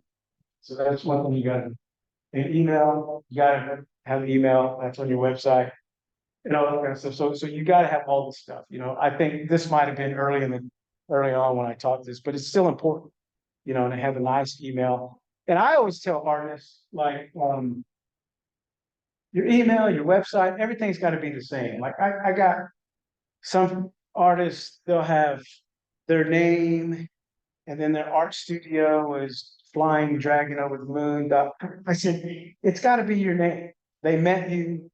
My website's NoconaBurgess.com. My email is NoconaBurgess.com. My Instagram is Nocona B, art studio. So it's gotta be, and then I've even, in the past, I used to buy all the links to the misspelling of my. So N-A, N-I, N-O-K, and so even if you spelled it wrong, it would go to my website. I don't think you have to do that anymore. Or I've been on it long enough that even if they misspell it, it kind of goes to mine. And so, yeah, it's email and then and contact list. So at this point, when you get on any show, any event you go to, you get you a little notebook and you have people start writing their email, their phone number, email, and their name, and have them write clearly, please. To start building that, because I did that a long time ago, and I've probably got about 7,000 people on my email list. And it's museum people, it's art magazine people, it's collectors, it's people that just popped by the booth. And so when I send out my email blast, a lot of people get it. And sometimes it's updates or, hey, everybody, I just got this commission for the state capital of Oklahoma. Want to let you know it's a big deal. So all my collectors going, yay, our value just went on. Or people that go, yes, Which email service do you use? Gmail. And Gmail does 7,000? It does what? 7,000 emails, so they allow. No, I use what is it called? Monkey. MailChimp? Yeah, MailChimp. Yeah. Shows you how much I know. But yeah, I use MailChimp. And so it just goes out, and so, yeah, so I get a lot of those. And like I said, it's good because you give updates, or if I got an upcoming show, or I'm gonna be in Arizona, I'm gonna be in Oklahoma, then you send it out, and then, so it's really good to do that. And because a lot of my collectors and people, they're old people, so they're not on Instagram and they're not on Facebook, but they do have emails. And so I haven't been bold enough to do text blast because I don't really want to do that, just out of courtesy, but emails are cool. If they see it, they can open it if they want to, or if not. And so, yeah, emails good. So get that contact list, and just like I said, you get to spell a little notebook, even if you're here for the show, put your card there, put them up, have them write it. Put name, email, phone number if you want. They don't necessarily have to, but email is cool. So you start building that. And I tell you that's a good thing, but also protect. Sometimes if you go in a gallery, they'll say, oh, send us your email list. I'm like, no, you send me the promotion material from the gallery and I'll send it out. You don't ever want to book your email list because that's happened. I've heard stories of former workers at a gallery open their own gallery and they stole the email list from the gallery they were working. And that's just, it's not illegal, but it's not ethical. So don't ever give up email because you may not be in that gallery much longer. If they start doing stuff like that and you're like, then you leave, then they've got your 7,000 email contacts and they're going to use it for their, so yeah, don't ever give up your email list. Don't ever give up your email list. So, all right. Your contact list. Image files, save everything. Like I said, you can photograph if you don't have a big fancy camera. Photograph it on your phone, crop it. I think you get pretty high resolution on a nice phone. These iPhone 15s, man, they're like, I look at it compared to some of my camera photo, and I'm like, I'm not gonna buy a new camera. I'll just use my phone. And they come out pretty good. And like I said, I can put them, my galleries use them on their website of stuff that I'm taking with my phone. I've got a tripod. I line it up and get everything lined up, and I take a picture. And luckily I got this great wall in my garage where when I open the garage midday, the light hits just right. And there's no glare, there's nothing, and there's like weird little one, and like that's the spot. And if I get it midday and I don't have to and it comes out like really well. And so I just use that, nothing fancy. nothing, too expensive. It's, save them. Save everything. I mean, back in the day, we used to have photographs or slides, but now you just put it on it, because you never know when you're gonna need these. And then I always put where they're at. So if someone sells, I sell it somewhere on that file, I put who has it, where they're at. Because you never know, like a museum might want to do a retrospective. Then you go, oh man, where are all these? Where's this painting? Oh, this is in Virginia, this is in California. So keep notes on those things. That way you know who bought it. So yeah, save all that, save your files. And then, like I said, I was telling you guys earlier, I don't do prints or gigles or reproductions, but I have all my files saved and I have them backed up. And so I always say, like, when I'm dusting bones someday, my son has those files. And if he wants to make prints or gigles or whatever, make some money off of it, go for it, But or someday I may need the money and start selling prints, So it's just, so save your files, get as high resolution as you can, and label them, and then. All right, this is the big thing: biography, resume, artistry. There's some little books. Writing the artist statement.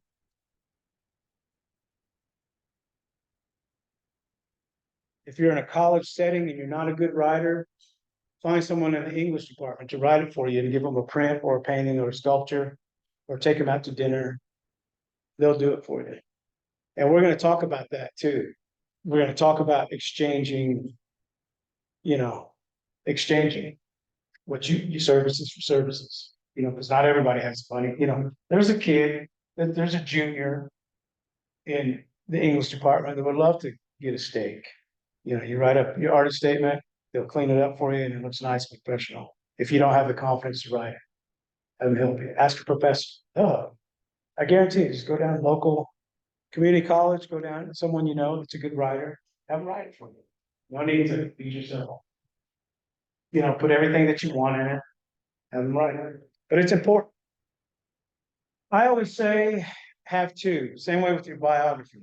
Have two artist statements, a long one and a short one. Because when you're applying for shows and galleries and museums, not everybody wants to hear your whole philosophy on art. But some might. Some museums might want a whole, other ones might just want a couple paragraphs. So have a long one and a short one. Have them both available. If you can ask somebody, if they say, hey, we'd like an art, if you want a long one or a short, they always English it. There's 500 words, 1,000 words, but if they need 2,000, then you got one. Write it, save it, put it away. Review it every once in a while because your philosophy might change. But review it, clean it up. But yeah, have two. Have a long statement, short statement, and write everything that you want in. Because people just don't read a whole lot. I don't. I'll kind of get the basic and go, oh, okay, that's what this guy or gal's about. So you want to do that. So like I said, have someone help you. Have a writer help you if you're not sure what it is. Do you have a preference one way or another, person or third person? I do third person. Okay. Because it sounds like someone is talking about it. Yeah, and my artist statement that I use is I'm in a gallery in Bristol, England, and she wrote a really nice one. And I said, hey, can I just use this? And she's like, gosh. So that's what I use. And it's in my bio on my website. So if you read it, like it's from her. Yeah, her name's Joanne. She's great. And I was like, I couldn't write anything better than this. And it's in third person, he. So yeah, or maybe you have one in each, first person, third person, whatever, because they might want it to sound like it's from you, and not some gallery, so maybe have a couple. And, because they might prefer it, because I've had people ask that, oh, we like it in first person, oh, we like it. But like she wrote a fabulous one, it's third person, it's like, cool. Yeah, so use that, yeah, that's the same thing, it's like, you find a source, use it, take advantage of it. Your resume. So when you're starting out, and this is kind of from working at the college or early on, put your shows on there. It doesn't matter if it's a show from your English class at an art school, because like sometimes at the art college, there'd be an English class. It's okay, you're going to write your paper about this, but also, you're all artists, you're all going to art school, and we want you to do a little something about it and write about it. And it hangs up in the hallway, and all your friends can see it, but put that on there. you know? Put Los Alamos, you know, English art show. Well, the people don't know what it is or what it's not. They just see it, you know, they see your art show, put it on there. You can be vague about it, but it's still there. And if someone looks it up, they go, oh yeah, in 2024, show there. You know, any little thing. You were at the cafe, you had an art show at the cafe with a few friends, and put it on there until you can upgrade. Then when you start getting big fancy stuff like the museum or the state capitol of Oklahoma, then you can replace it. I don't put stuff. I got stuff on my resume from high school, but it shows that I've been at this a long time, you know. So I got stuff when I was 15, and you know, and people go, wow, you know, you've been doing this a long time. And so that helps people, you know, because they want to invest in you and they want to know that you're going to stick around, you're going to be doing this for a while. So I never take it. Fine, I have little chintzy shows that I did here and there, and you know, and but I leave it on there. But it shows to grow. You know, so when you have like your little second place at the Law and Chamber of Commerce when you were 17, and then all of a sudden you're in the state capitol of Oklahoma, and you're in their collection, or Johnny Depp's collecting your artwork. It's, you know, it shows. And so put everything on there. You know, leave it on there if you want. You know, if you don't, it's not a big deal. And so, yeah. Your bio, like I said, same thing. Have a long one and a short. Or whatever, first person, third, whatever you want. But have options. Because like I said, some people don't want to read your whole life story. They just want to say, hey, you know, like started out architecture, did bingo for a while, went got my degree, here I, you know, but other people want to know, you know, oh, it was a snowy wintry morning in 1969. Yeah, this child was born to teenage parents. And it's, you know, have it. I mean, because some people want that. They want to know who you are. So yeah, so have a couple. Any questions on this part? And what's the difference between the artist statement and the resume? Your resume is just kind of a list, you know, like I'll show you guys my website in a little bit. But a resume is just first place at Indian Market, third place at the Herd Art Market, cover of Santa Fe magazine, you know, blah, blah, blah, you know, Johnny Depp collection, state capitol, you know, that's just kind of your resume, all the stuff that you just kind of do. You've been at the board, you know, like I was on the board at Highlands University. I'll put that on there so people kind of see, oh, you do other things too. Yeah, so it's just kind of that. And then your artist statement is what your thoughts are. You know, I paint Native American portraits from historic photographs that has a contemporary edge. The reason why I do this is because I read a lot of history. I love reading Native American history, and it means something to me. My family's this, but you know, the reason why I paint these colors, this is why I paint, this is how I paint, this is who I paint. You know, so your art statement is like why, you know, why, how, and you know, things like that. And so your resume is just all the cool stuff you've done, you know. All right. So getting started. This is a big one. Cost. How much is this going to cost you? What do you want to do? Do you want to do art shows? You want to do art markets? You got art fees, you got travel, you got hotel. Do you want to do galleries? You know, galleries, it's mostly commission. Galleries, most of the time, nowadays, 50-50. I had one gallery where they charged me 50% of the opening, and I didn't realize that. You know, so they'd have wine and cheese and grapes and stuff like that, but they'd give me a bill for half. I said, you know, so that's one thing. It's like, what's it costing you? And then gallery stuff later, you know, it's like when I say, when you're at the gallery, you've got to go, what's my 50% get me? You know, because I sometimes like a gallery will say, well, we'll split shipping. But I'm like, yeah, but I'm shipping you 15 paintings, and every once in a while you're shipping me one or two back. You know, that's not, you know, so what is it gonna cost you? Materials, transportation, vehicle, living, studio space, you know, buying things, you know, canvases. Like I always on Facebook and Instagram, whenever Michael's has a 70% off canvas sale, you know, and all my students, oh man, you're still taking care of this. I'm like, go buy it. Save your pennies. When that sale hits, load up. Because I always tell people like my bigger stuff I have made, but smaller stuff like I can go there and buy. And if it's 70% off, you can buy $5,000 worth of canvas for like $1,800. Well, that's money in your pocket. instead of buying them one at a time. And then I throw them in my storage unit. I don't have to buy canvas for a year, you know, or if I do, I just have to buy stuff that I need. I'm out of that size. That's money. What do it cost? Hit these sales. When silver goes down, if you're a jeweler, save your money. When silver goes down, buy it when it's low. Because by next week, it's gonna be up. Gold, diamond, everything. You know, metal, if you're a jeweler, if you're a sculptor, stone, tools, they have a tool sale. Some of these places, you know, all those things. It's like, it's, you know, what's gonna cost you? And just general fees in basic, you know, do you need a little 4-cylinder minivan? Because if you're driving all over the country doing art shows, you want to save gas.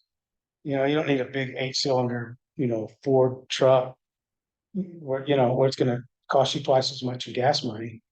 You know, just get your little SUV, you know. So cost. So you got to think about that. What are you putting out? And then what's coming back? You know, is it worth it? You know, is it worth doing shows?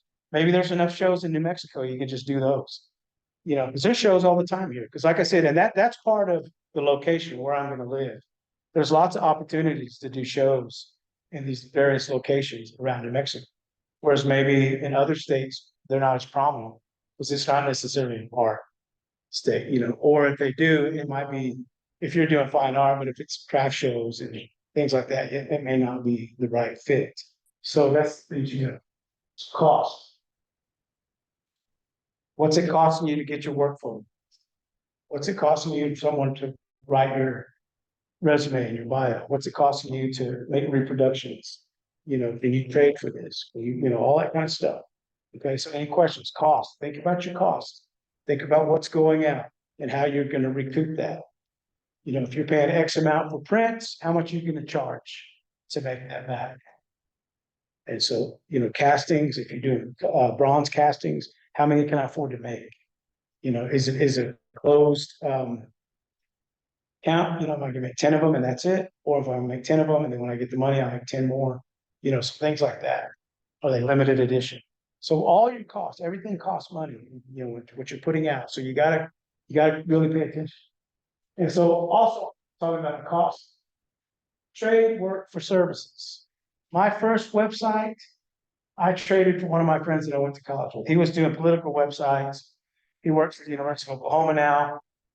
And he was doing websites for politicians. I said, hey, can you do me a website and then give me the keys? So I can, and he did. Great website. He was a total badass. So my website looked legit from day one. And I painted him a little 24 by 24 inch painting. He still has it. And he goes, what did he say? He said, he goes, how much was this worth? Well, back then it was like 250, 300. He goes, how much do you sell these things for now? I said, well, they're better now. But I said, I sell those for about $3,600, you know, $4,000. He's like, shit, you know, but that's the thing I'm talking about. If, you know, if you're not a good writer, or if you don't have the photography equipment, ask somebody will help. You'll trade, especially in New Mexico. I've traded my realtor for realtor fees. One time we moved and he said, hey, this might sound weird, but I'd rather take a couple paintings than my fee, you know, for his partner's birthday. And I'm like, hell yeah, I'll trade canvas and paint all day long for cash. So yeah, I've traded for my mechanic. Like I had a running charge with my mechanic in Santa Fe for years. And I kept asking if she wanted to cash in. I'm like, well, you ready to cash in? Oil changes, tune-ups, brake jobs, transmission cleaning. She just had it on a running tab. And then recently she was getting ready to retire and sell it. She wanted to cash in. So yeah, so I painted her a big ass Frida Kahlo painting. And you know how Frida always wears the earrings? I made them wrenches. Yeah. And she told the guy, because she's Mexican, she's like, "Oh," you know, and so it cost me, you know, nothing at the time. And you know, but she loved it. And I loved it because I'm not paying, you know. I've had my house before this one, I traded for construction. So we had a little house, I had a 2-car garage. And he actually asked my wife, she's a realtor. And he goes, and he does like this rammed earth. And he goes, you think Nocona would want to trade for some construction? She's like, hell yeah. I would, we're gonna expand. So what we did is we had a little 2-car garage. And they came in and they redid it, they put French doors on there. And then lights, put a sink in there and turned the 2-car garage into a 420 square foot studio. And then we added like a 25 by 10-foot portal in between. And then they built a 630 square foot garage. And it's a huge garage, but I stored all my canvas in there and all my tools and saws, and I could park my big truck in there. My wife could park her car in there. So we got like a conversion of a garage into a studio. And then we got a portal and a garage. And so the only thing he charged us for is he needed a little bit of money for his guys to pay for his workers. But on his end, he just wanted paintings, And so we got probably $80,000 worth of work, $85,000 worth of work for about 30,000. So we only had to get a small loan for 30,000 so he could pay his crew. And the rest, what we did when it was finished, it got inspected, everything was good. I got all my inventory in my studio, and I laid it out in the studio, and we got a notebook, and he walked around and he goes, that was. And then when it added up, so he loaded them in his truck, took them home. And then, same guy wanted more. So this guy had a house in Santa Fe, Cochise Lake, and another one in Las Cruces, in his parents' house. And he just loved my work. He just would go crazy about it. And so he wanted some artwork for his family, but then he goes, is there anything else you guys want? And so we're like, yeah, we want countertops. And so he did countertops for our house. We had quartz countertops. And on this time, we didn't trade any cash, any nothing. All he asked is if I could do 125% of the value, as opposed to, so yeah, so for, $1,250 worth, I gave 1,000, So yeah, so they put quartz countertops for a whole house, bathrooms, kitchen, everywhere we had countertops, put it in there. And same thing, came back, took a shitload of paintings. Okay. So then when I sold that house, I got a 120 square foot extra room that didn't have to be a studio, it could be whatever, and quartz countertops. So the value of my house, when we sold it, it showed. And so, yeah, like I said, I've traded for that. So trade for services, ask. If you know a friend of a friend or someone that says, hey, I can afford, but I really need good photographs of myself, for my website or my artwork or whatever, trade. Ask someone. Go to a local school, ask somebody. If you're in college or you're a student, ask your friends who might have different majors. Trade for services. You can trade for lots of stuff. I had a friend, he traded for a Suburban. One of his collectors had an older Suburban. He was trying to sell him. Man, I said, ask him. And I said, ask him, see what he says. He'll say is no. And he asked him, the guy's like, hell yeah. So he traded him a big painting. He got like this older, it was a great Suburban. And he got like a big art truck, So yeah, so you can trade because people will, especially out here. Like I said, out here where people understand the value of art, you'll get a lot more, maybe in Oklahoma, people would just laugh at me and go, oh, yeah. But here, like I said, again, the location, people understand it, they appreciate it. They know what it is. Yeah, training services. Like I said, even if it's a meal. And so writing, photography, work, whatever. Okay. All right. Any questions? Any questions on the Zoomers? There's one. Okay. Yeah, we have a question. Seamus asks, when you ship and sell work out of the country, how do you manage import tariffs? Do you do it or does the gallery or collector pay those tariffs? Usually the collector does and the gallery will. Now I'll tell you some tricks that my collectors do. So it's a good one. So yeah, usually the gallery handles it. So what I do, and don't tell Uncle Sam, hopefully this doesn't go anywhere. So what I do, and it probably won't work for sculpture and things like that. But like I have a lot of collectors, and what I'll do is I'll paint something unstretched. So I'll paint it and then I'll put it in a tube, ship it. It's a lot cheaper. Or what they'll do is they'll take it with them. So I'll ship it to them. I got a collector that lives in Virginia, and his wife is from Finland. I put it in a tube and they just carry it over. So they get like a little wooden crate made for it and they carry it over. And then they sit in Finland. Half the time the guys aren't there. other countries, they do. And they'll just carry it with them and they'll get it restretched there. They'll have a friend, or you take to a frame shop there and they'll stretch it for you. I got a collector in Belgium. He says that it's his work. He says, "Oh, I took a painting class in Santa Fe." And he said, they'll pull it out. Oh, yeah, so there's ways around it if they're collectors, and sometimes you just have to straight up, ship it and the gallery. And a lot of times, like I ship it for a show, like I've had a show in England, I had to ship it, but the galleries, they're used to that. So let them handle that. And your collectors they'll know how to work it. And if you don't, email me and we'll figure something out. So yeah. And so yeah. So Seamus also asked, when you ship, do you put a value on it? How about covering insurance? yeah, you can put as much as you want on it. Some shipping companies only do so much. Like they'll say only, and like sometimes, I'll put it on, I have insurance.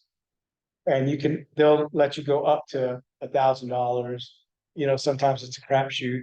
But I always figure if it gets totally destroyed, I can paint another one just like it. So yeah. So I wouldn't. I use FedEx, and I've had one episode in all these years where something poked through, and I actually fixed it. The guy's in Dallas, and I actually flew to Dallas and patched it up for him, and could tell it. So it didn't poke, but it scratched. So yeah, you can do the max if you want, through the shipping service, and they'll let you know what you can do. And so, but I don't mess with it that much. I'll put, whatever, a couple grand on it or something like that. But and they'll charge whatever, but it adds to your cost. If you can afford it, do it. If you can't afford it, it just depends on what your pocketbook says. And a lot of times that dictates a lot of things, yeah. So pay as you go. Equipment, buy a little bit at a time. If you're a jeweler and you need, something, buy it. You don't have to buy everything all at once. Figure out what you need. Studio, you want to expand it. You need more equipment. You need, more stuff. So you got to learn to kind of budget. What do I want? And what am I going to save up for? You can't always like slap it on a credit card. You don't have the money. So pay as you go. If you're getting ready for a show, for example, I have maybe artist friends that are getting ready for Indian market. Indian market's expensive because you got to pay for hotels in Santa Fe during Indian market. The booth fee is not crazy, but it's $800. Not everybody has it. Save up. Put a little bit of money. You sell a painting, put a little bit of money away. Says I got to pay all this stuff in August. Put a little bit away for it. Plan for it. Says I want to buy an ad in the magazine for Indian market that I feel like will help me sell. Pay as you save up for it. And sometimes the advertisement, they'll let you pay it. They'll say, okay, you can pay, whenever, or you can pay half down or half. So a lot of times they'll do that because they know that you probably won't have money till after Indian market. So same thing, pay as you go. You got to kind of budget it out. Save money for that canvas sale. It's worth it to save up. And then when that thing hits and it's 70% off, go buy it. And it save you a lot of money. And so kind of plan for sales, plan for things that you want to buy. What do you need? Like, for example, I go to Artisans of Santa Fe, and whenever you buy something, you get like credit, and so I actually had like almost $350 in credit, and I needed a new easel, so I cashed in, and I bought this $425 easel for like 100 bucks. And so, so things like that. So you just got to plan and save. If you've got a big show coming up, if you want to buy advertisement, or if you want to do a series of prints, you got to put that money away because you may not necessarily have it. Especially coming out of college or early in your career, you got to plan for that. Pay as you go. And this is, youngsters or anybody. When you get started and you have to work, and with that fabulous art degree, you probably have to work somewhere. I always say you're going to have to get a job anyway. Stay somewhere in the field. Work at an art supply store. Work at an art college. Work at a gallery. Work at, because you're all going to get paid about the same for these types of jobs anyway. work somewhere where you're gonna have the high chance that you might meet the right person. You're gonna meet collectors and gallery people, go, oh, wow, this guy that works at our gallery, he doesn't fit in our gallery, but he's really good. And he's on time, and he's professional, he's really nice, and he's really intelligent, Work at the art supply store, not only do you get discounts for working at the art supply store, but also you're gonna meet the right people. People go in there all the time. I mean, what does Artisans of Santa Fe say? Some of the greatest artists in the world walk through these doors. It's true. If you're working there, you're gonna meet them. Because I was talking to a young lady, she was showing me her. And then, I might make calls. If it's really good, say, hey, there's a kid at Artisans. She's a work in the field. Stay connected. You don't want to be at the lumber yard. You don't want to be, I mean, you might have to because that's the only job you can find. But if you can get to where the right people. You don't want to be working at the lumber yard and you never meet anybody that's in the right field. So if you can, work in that field. If you get a degree in art, try to find somewhere where you're going to work in art, even if, whatever you have to do, kind of stay in that because it helps a lot. Because I guarantee you, working at the Institute of American Indian Arts all these years and me working on my art career, I met all the right people. I met alumni, friends, and people. Because heck, even like my first gallery, I wasn't in a gallery. I got hired at the Art Institute, and my assistant, he had already worked there. So he was my assistant even before, so he was already working there. And he's a jeweler, he's like this famous jeweler now. About a week work, and he came up to me, he goes, hey, you're a painter. Yeah.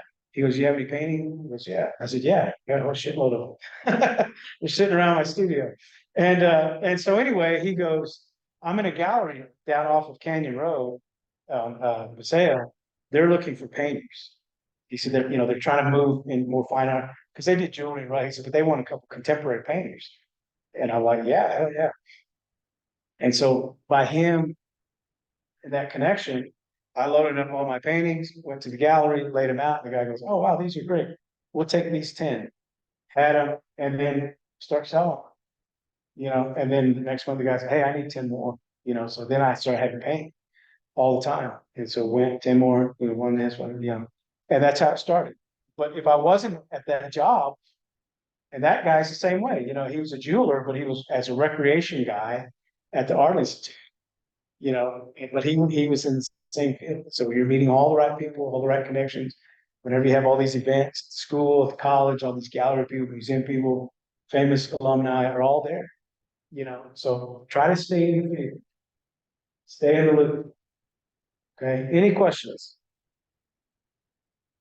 I have a question, and it might be too soon for this, but I know you are talking about staying within the industry. So in my real world, I'm in Hartwell. And so that's a little bit trickier environment to move into these artistic endeavors. What kind of suggestions would you have for me for finding the employment that might fit into, like, do I just research all the galleries and go apply for a job? Yeah, or foundries. Okay. If you got welding skills, look for artists that do welding. They may need an assistant. Okay. If you like the Art Institute, they have a foundry. And I said, what's really cool is those kids are getting art degrees, but they're also learning how to work the foundry. So they're all sculptors. I said, so if nothing else, you can say, hey, I can go down to this place and work in the foundry. I can pour bronze, I can flip metal. So look for an artist, so if you have that skill, yeah, just look, go to shows where there's a guy that does welding or metals and stuff like that. Here's my card. Oh, by the way, I'm an art welder and I know how to do this stuff. If you ever need any help, because sometimes, like I'm a good friend of Kevin Boggs. He's always people because a lot of times artists like that, they might have another artist working for them. And all of a sudden they do good. And they're like, hey man, I can't work for you anymore. I got my own stuff. And then all of a sudden they need a welder, a bronze pour, So look for those type of people. And that's go to those shows. I have other shows coming up, so this is just a major help. Thank you. Yeah. Just go to shows where other artists are showing that and meet them. and say, hey, by the way, I have this skill set. And then they might say, oh yeah, I got a big problem. I need a welder, I need someone with knowledge that can handle themselves, you know. And that's what I would suggest. It's just, you know, you start kind of hang around and see, and pay attention, like I said, and be creative about it. And yeah, stay in the loop. That's big important, is staying in the loop. So, all right. Any questions on that? Any other questions? Oh, hold on, something in the chat. I'm gonna do this section and we'll take a break. Okay, we're gonna take a break in just a minute. Okay, no question? All right. The office, very important. Gotta have it. What do you need? We all need a computer. Gotta have it. You know, and you just gotta, you know, you gotta save your files. You gotta save your resume, your bio, you gotta save all your, you know, all your, anything on there. You just gotta have a computer. You gotta invest. It doesn't have to be a great computer either. I mean, you can always go down to the library and do something if you have to, but you know, invest in that. Because you're gonna need it. You're gonna need Photoshop, you're gonna need all that kind of stuff. But yeah, you gotta have a computer. You can't, you know, I mean, like I said, I've been doing this workshop for years and years and years. And maybe before this wasn't a big thing. Most everybody has one now, they're available, but make sure you have one. And so, and even if you're an older artist and you're not too familiar with the computer, get one. You know, you gotta have, and learn how to use it. You know, you can go take workshops. You go to community college, they have workshops, weekends. We learn photography. You know, they might have like a 2-week course, but learn it, learn how to work, learn how to use it, because it will benefit you. You know, even if you're not familiar with it, take a class and you know, make yourself familiar with working the computer, all the programs and stuff like that, because it will benefit. Great. The camera, yes, no, you got your phone. You can use it, you can crop stuff, you can edit it, you got filters to make it look better. You can pop that thing right on Instagram or right on your website. Gotta have a camera. You don't necessarily need a camera. Sometimes you might, and if you don't have one, again, that's trading service for service. If you know someone that's a photographer, you know, maybe not a high-end fancy photographer, but someone that knows their way around, take a photo, you might need, you know, photographs, you might be in a show. And they might say, hey, we'd like a nice professional photograph of you, not your selfie. So yeah, that photographic work. So for example, some of my files where I want to make feature prints, I have high resolution photographs. You know, so, and you know, years ahead, when my son needs them or someone needs them, or a fancy show where they're going to do like a big flyer, or like I've had the gallery in Santa Fe did a billboard, you know, so they need like a high resolution. So I'll use a camera for that. And so you might need it on that to blow it up. If they're going to do a big banner, or you might need a higher end resolution camera. So yeah, so if you don't have one, borrow one, ask somebody. Most of the time you can get it on your phone. All right. Printer. Yeah, you got to print stuff. You got to print invoices for these guys, and you know, and just a little cheap printer. You got to have contracts. You know, a lot of stuff you can sign electronically now, but it's still nice to have just, you know, just a little printer, because you always gonna have to print something or do this or do that. And not everybody in the art is fancy schmancy where you can do electronic signing, because a lot of times these gallery workers or gallery owners, they're still kind of behind the times. And so they'll still want you to write a paper contract or something like that. So there's still people like that. It's like when I see like some of my wife's stuff, everything's electronic. Oh, you can sign electronically. And I'm like, I wish galleries would get in on that. Where I went and bought a truck recently and they got this big iPad and it's all contracts. So you can read the contract that's big and you sign it. And I'm like, and I told my wife to go, I said, you guys need one of these. But galleries should do the same thing. Because you could literally load your art on this big giant screen and they could review it with you and give you the thumbs up and thumbs down. But anyway, like I said, printer these days, you still kind of need one, you know, and not have to go to Kinko's all the time. So, and then just your setup, you know, lights, how you're going to set up a photographic work. You can take workshops on how to photograph your work if you've got jewelry.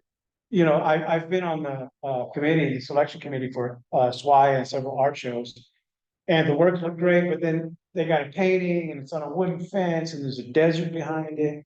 Well, they got jewelry and it's on a Pendleton blanket and you can't see it. You know, like jewelry story, it just needs to be flat black. Sculpture is black, and then some sculptures have lights, like I said, I got lucky in my college. I just set that thing up and take it, and it's perfect, it has to be the right time of day. But your setup, what do you need? What do you got to promote, to photograph your work, to do promotions and things like that? You've got a box of cards and you got all these things that you need to kind of get rolling. And so your setup, what do you need? All these things you need. If you do prints, do you need clear plastic sleeves and foam core?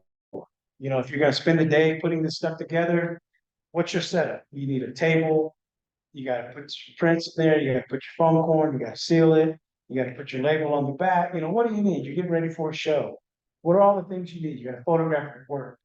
And so, and that's a big thing, because it's gotta look good.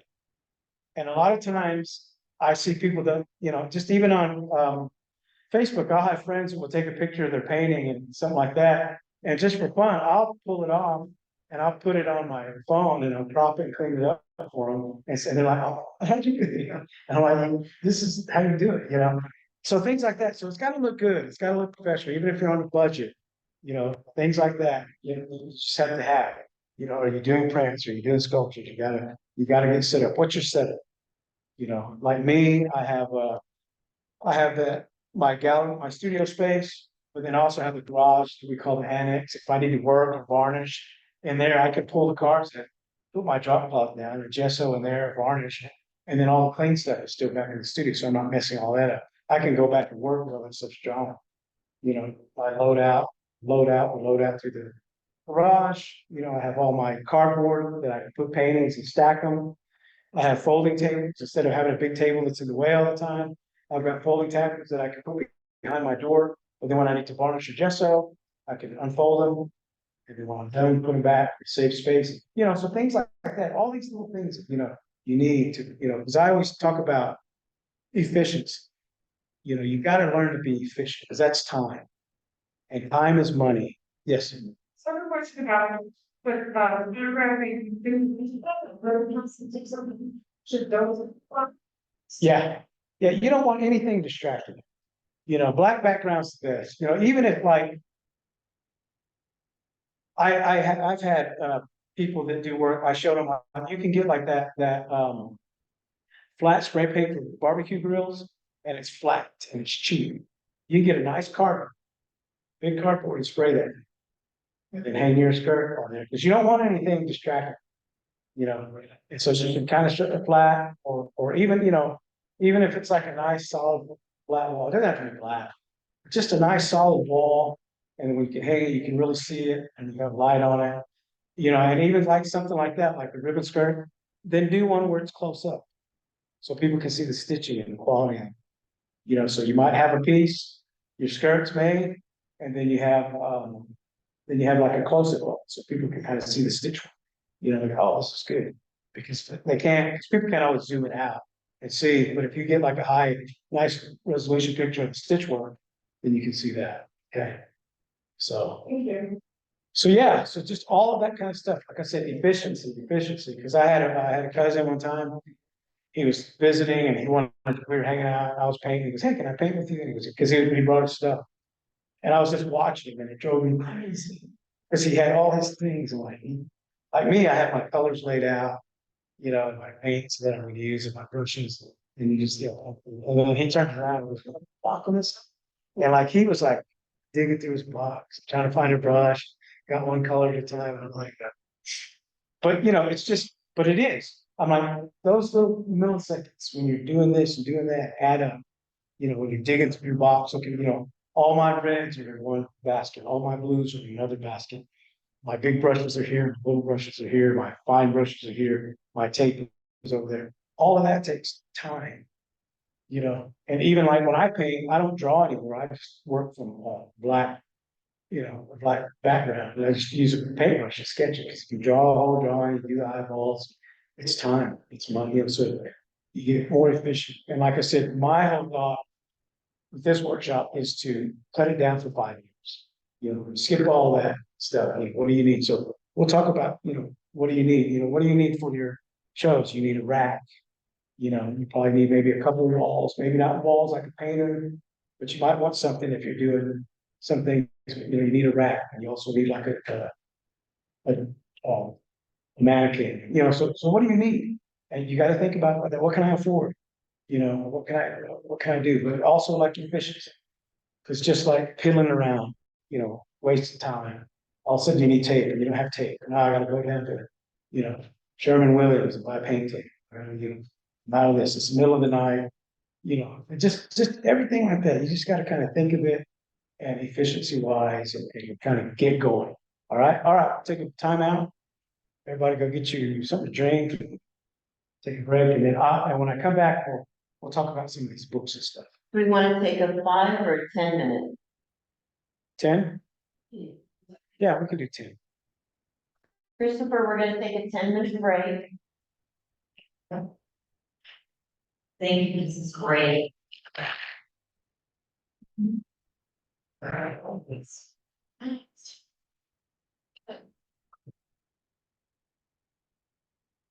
All right, we're gonna take a 10-minute break. We will be back. Hey, Gina, how's it going? Y'all heard anything out there?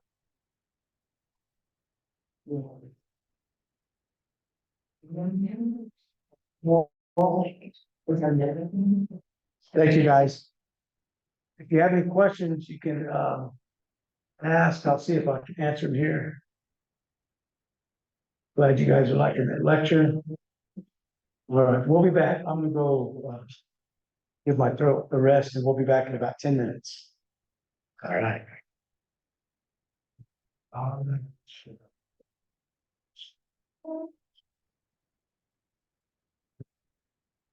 Where is your restroom? I have the store. And I'll show now.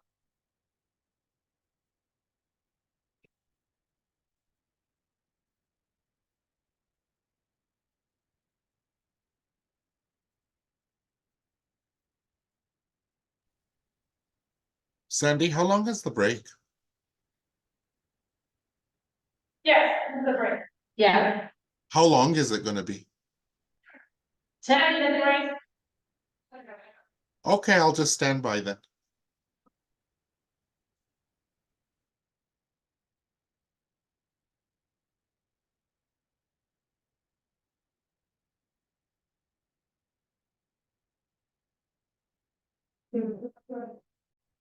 Just wanted, okay, you can record again. I just wanted to share the New Mexico SBDC network was able to get a grant to help with e-commerce. And we have contracted with Your Web Empire Corp to help artisans create e-commerce presence. And they've already helped 20 artisans. And we know for sure they'll be helping at least another 38 more in the next 4.5 months. If you would like to work with someone on creating your e-commerce platform or whatever, the email addresses are TRISPIN trispin@AOL.com. The other contact is jc.lewis, LEWIS @hotmail.com. So just know that resource is available to you if you're in New Mexico. And you forget this contact information, that's okay. Just contact your closest SBDC. Thank you, and we appreciate you. Oh, says like we got a math student. She has been such a champ all day. Oh, yeah. Yeah, I've had meetings in my classes except for morning, so no problem. So, all right. Where we at? Office pharmacy, number 7.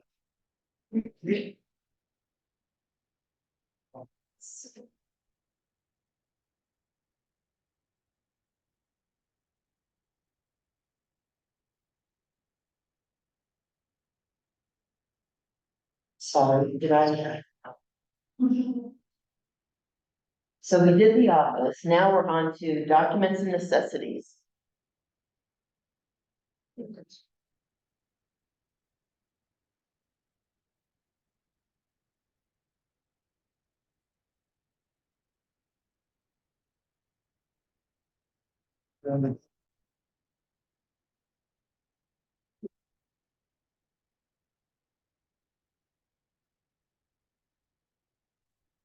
I don't know what students means. Is that on my screen? Yeah. Yeah, let's stop a little bit.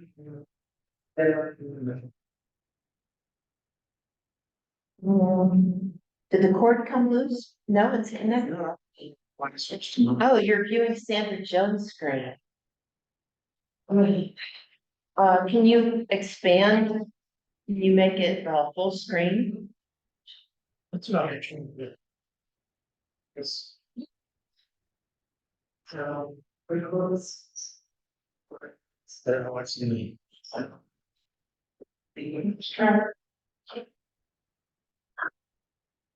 Yes, it's not like we go for some streamers. In the bottom? Yeah.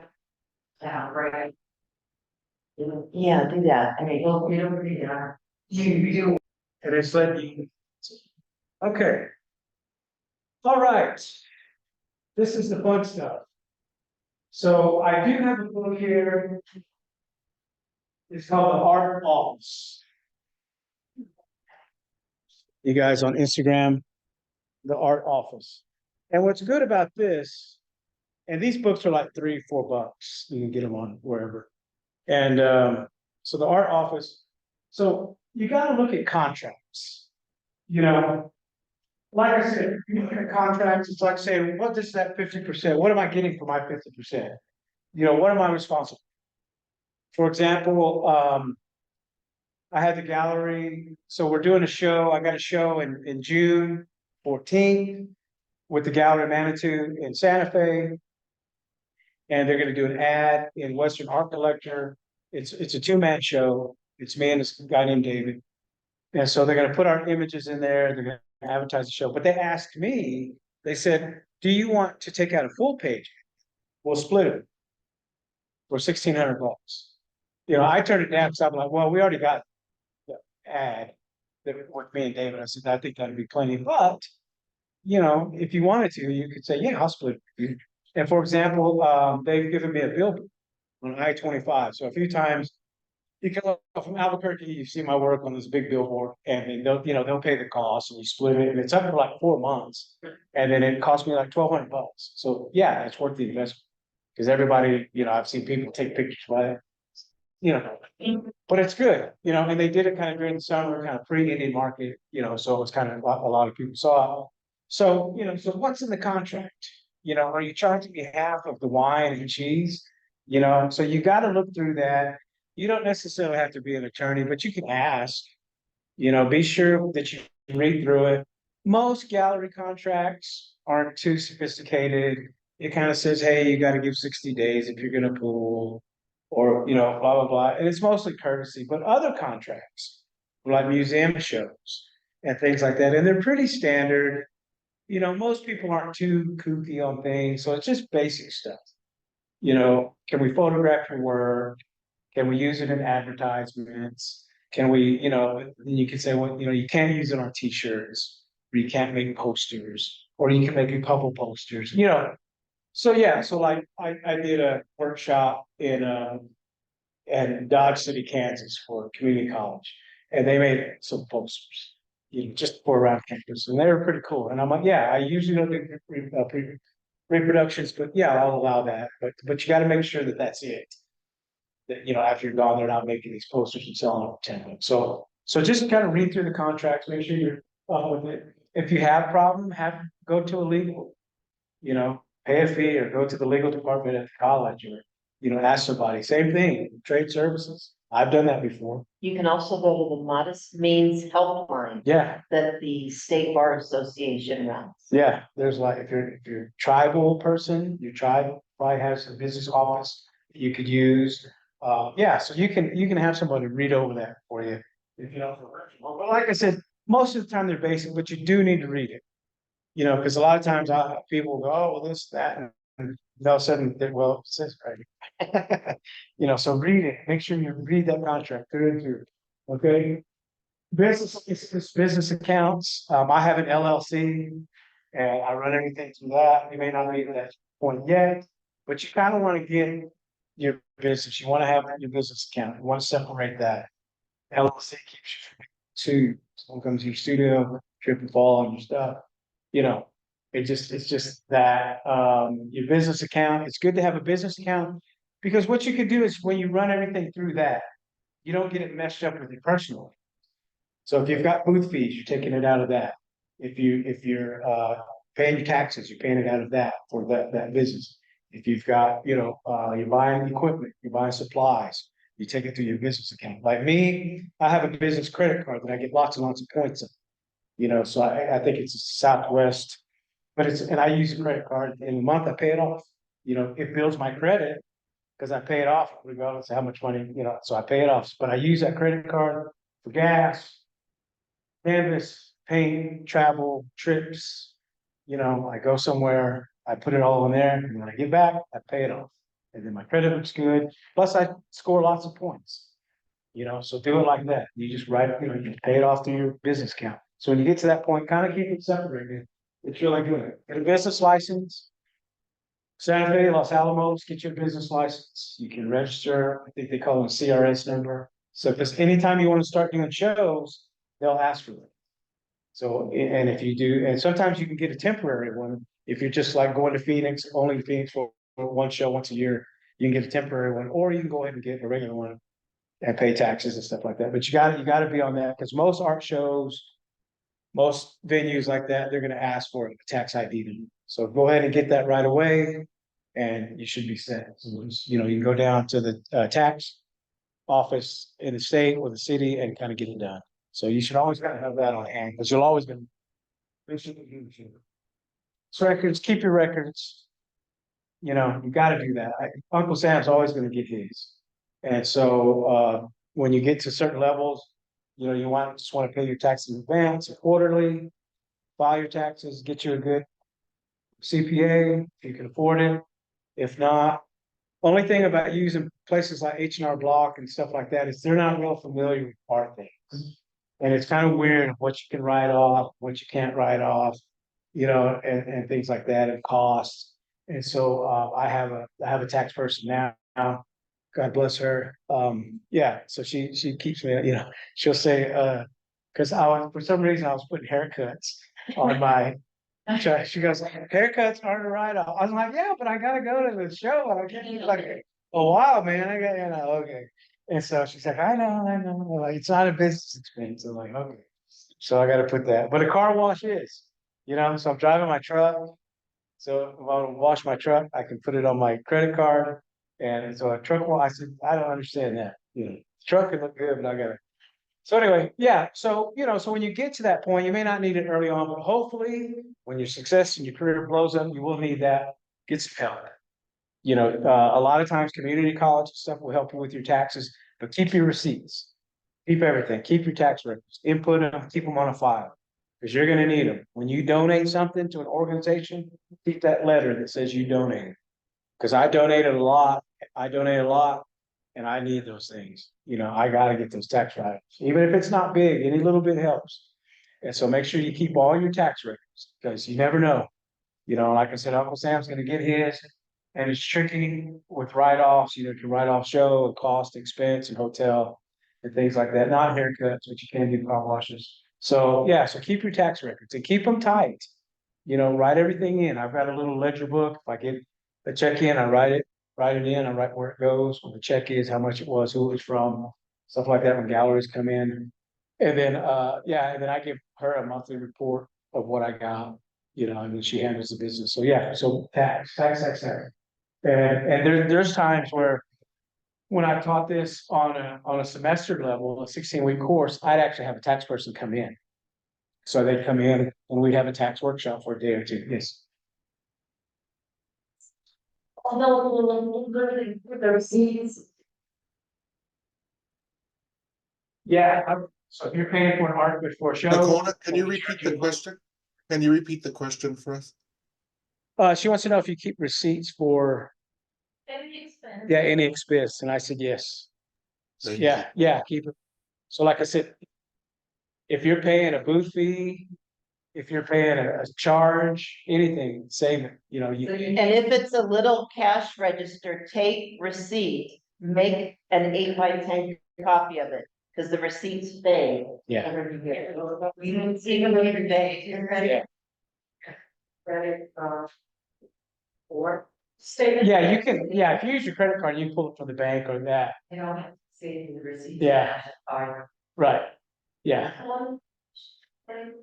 But I log it in sometimes, because sometimes I'll pay for something that looks, or like if I pay for a service on Venmo, I'll make sure that I write it down, because like I've had, like I had a commission where I did a painting.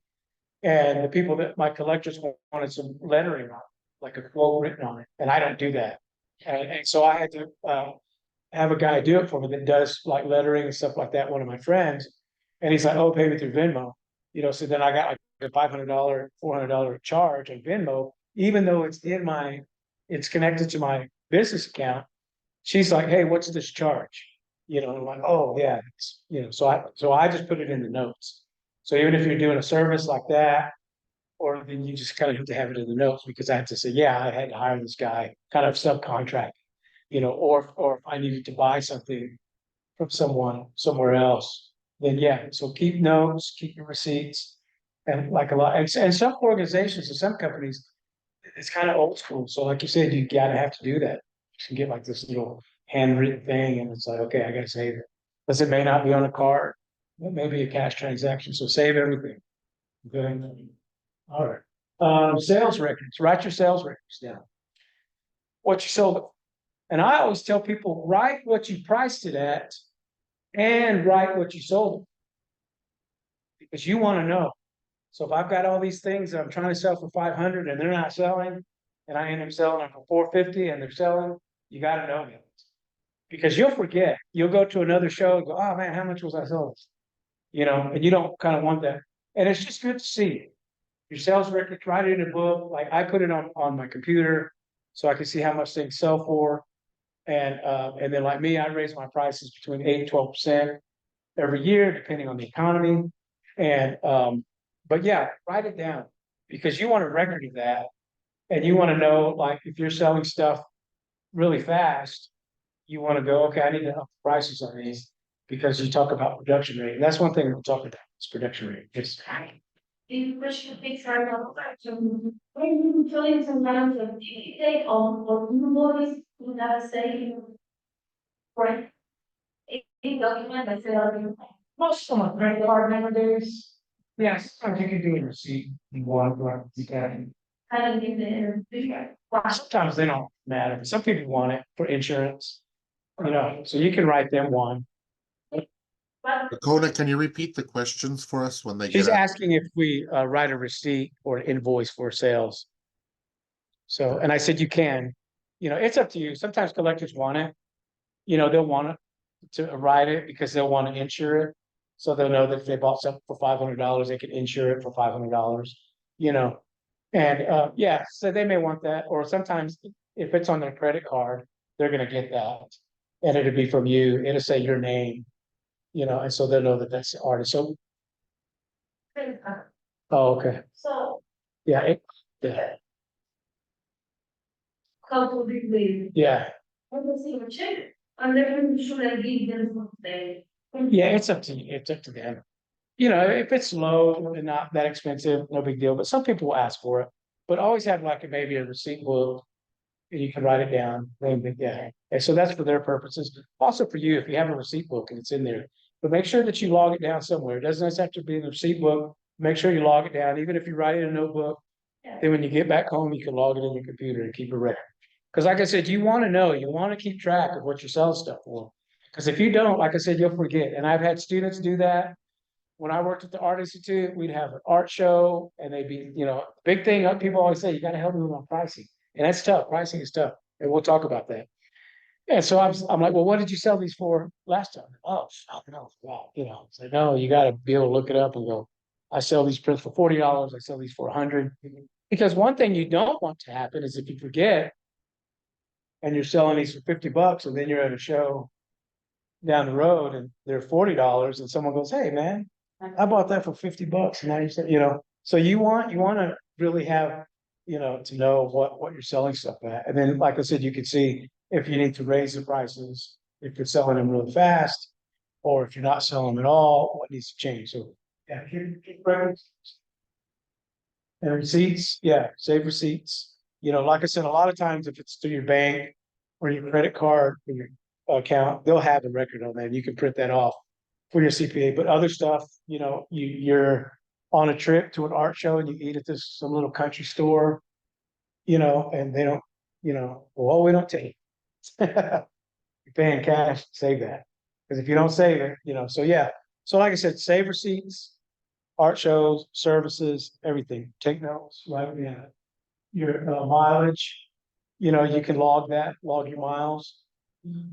Even like sometimes if I go to Albuquerque for something, I'll swing by the art supply store or somewhere like that, and you can write that off. When I'm traveling, write it off, log your miles, log them in when you left with, all that stuff, because it counts. And so, yes. So in logging your miles, do you write like what your students are? Yeah, yeah. She asked if you log what your odometer said before and after the trip. So yeah, just keep a mileage log, what time you're spending on that. And then a calendar. The calendar is important. Either on your phone. I'm not the greatest with my phone calendar. My wife threatens me all the time. Put it in your phone. I'm kind of old school. I got this big calendar on one of my work tables and I write stuff in. Yeah, because I can look at it and go, okay, like write deadlines. I've got to finish this painting that I've got to send to Texas. They need it by August. I've got to start this and I've got all this other stuff going on. Write it in, keep a calendar, when things are due, how much they cost, deadlines. If you get a commission, write everything in your calendar, whether it's on your phone or it's a physical calendar, but keep a calendar because it helps you stay organized. Because if you don't do that, you're going to miss it. And sometimes you'll get busy, especially if you're working and you got kids and you have a job and you're got to paint and you only have limited time in your studio. You need to walk in that studio and look at that calendar and go, oh, okay, I got to get this done next week. Like I'll write something that says, like start like at the beginning of the month, this needs to be done by the end of this month. So I know that I need to start it. I need to get it. So calendar will save your life, save your butt. Deadlines are important to everybody in the art world. Yeah, because like last week, I got a late call. So the gallery said, hey, we need 3 images for your show for the magazine. And I'm working the biggest pieces first for the show because it's not till the 14th. So I have these big 72 by 60-inch canvases that I'm working on because I'm trying to get it knocked out first. And I didn't have it ready. And I'm like, well, I only have 2 for the show that are fresh, but they're big. And she goes, well, we need them by next Tuesday. So it's Thursday. And I'm like, okay. So I spent all night, 12, 15-hour days painting. And I got it done, photographed it and sent it to him. And then I said, I don't have a 3rd one ready. And she said, I will just use something from the inventory we have. And I said, okay, cool. So like that, and sometimes stuff will come up like that, so you kind of, and then the calendar, if I would have had like a commission that needed to be done, then what do you say? I can't. So yeah, keep that calendar. I put all my radio show guests on there, what shows I have recorded already. So if something comes up on a Thursday, and I can't do a live show, I could call the radio says, hey, can you put this show? Oh, yeah. So yeah, calendar in any way, shape, or form that you can use it. I prefer like old school, although I'm getting better on my phone on it because it helps my wife when I put it on our joint calendar. She knows where I'm at, what I'm doing, and what's going on, And so, or she'll remind me, hey, you got, your dentist. Oh yeah, look at my phone. So yeah, calendar will save you. The other thing I was gonna say about a calendar is it can also retrospectively help you. Yeah. Whether you're updating your resume or something else like that. Yeah. You can go back and look at it. Yeah. But you have everything in there. yeah, see what you did, or if someone says, oh, we contact you on here, you're not, well, I don't have my calendar, so yeah. Okay, this is a big self-survey. You gotta be truthful to yourself about. And I always say, like I always tell my son, if you're not honest with yourself, then you can't be on, when you tell me, oh, yeah, I did my homework. You can lie to me all you want, but so as an artist or anybody in any field, anything, you've got to understand what's going on with you. Survey. Am I doing this? Am I fast enough? Am I good enough? Do I really want to do this? Do I have the discipline? I always kind of say like enthusiasm is great, discipline is better, but that drive to just do it, I forget what I'll think of it at some point, but Luciano, said you have to have dedication. Enthusiasm is great. Discipline's better. Dedication gets you in there because my wife even compliments me on that. Like when we're talking, she's like, he can just get up and go every day, and I do. I just get up. Yeah, after I get it in, watch the news, have my caffeine. I go in, turn on the jams, and I'm ready to go. And I'm not always painting.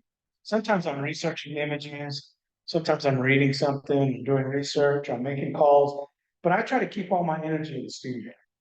I don't make the calls out in the house, or I don't do, even when I'm working on the contract, these lovely people, I do it in the studio. So I'm keeping that work energy in there.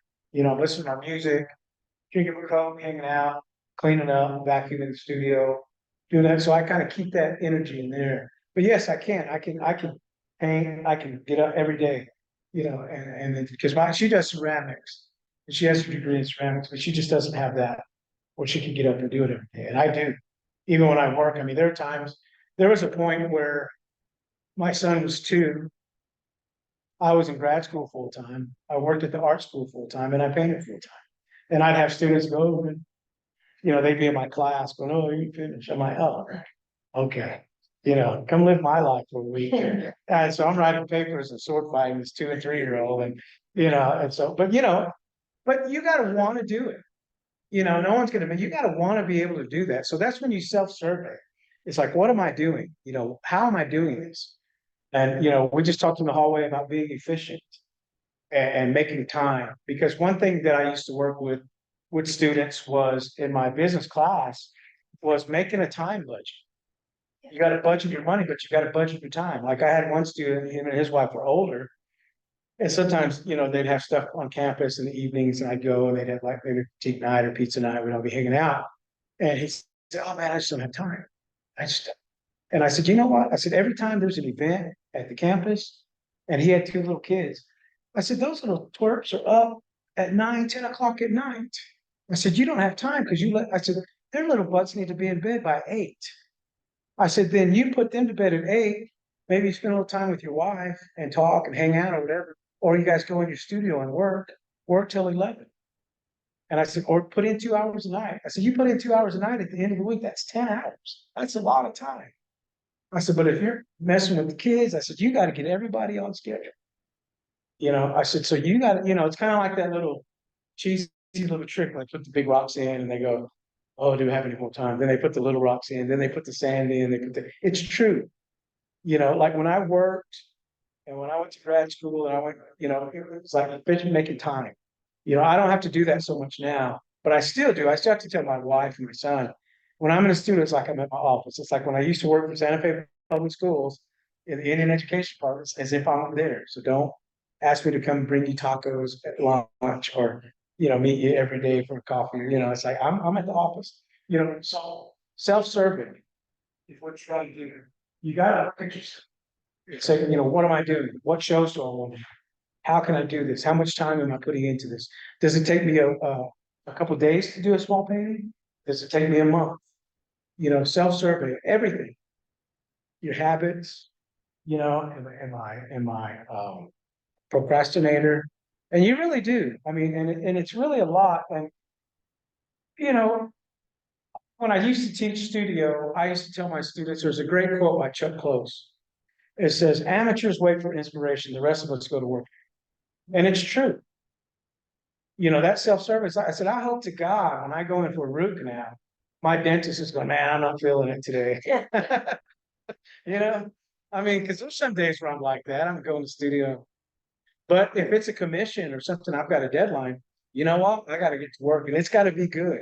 You can't be half-assed or, you got to get in, you got to clock in, you got to go to work. And that's your self-service. Because like I said, everybody else does.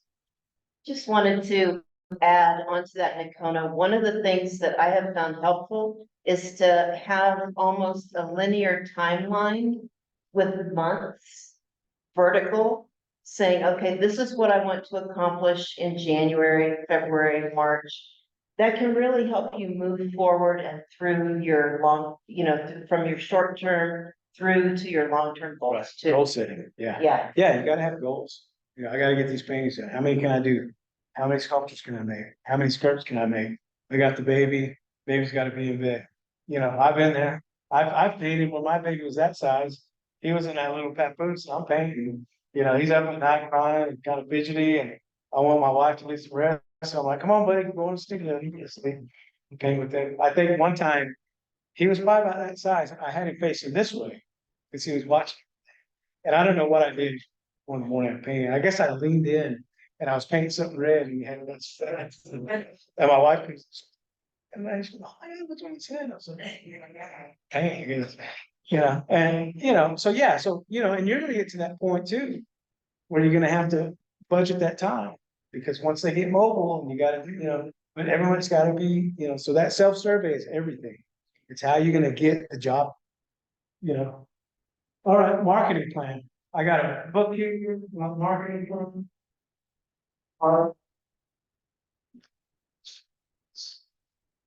These are good books, and they have like little workbook pages that you can fill it out.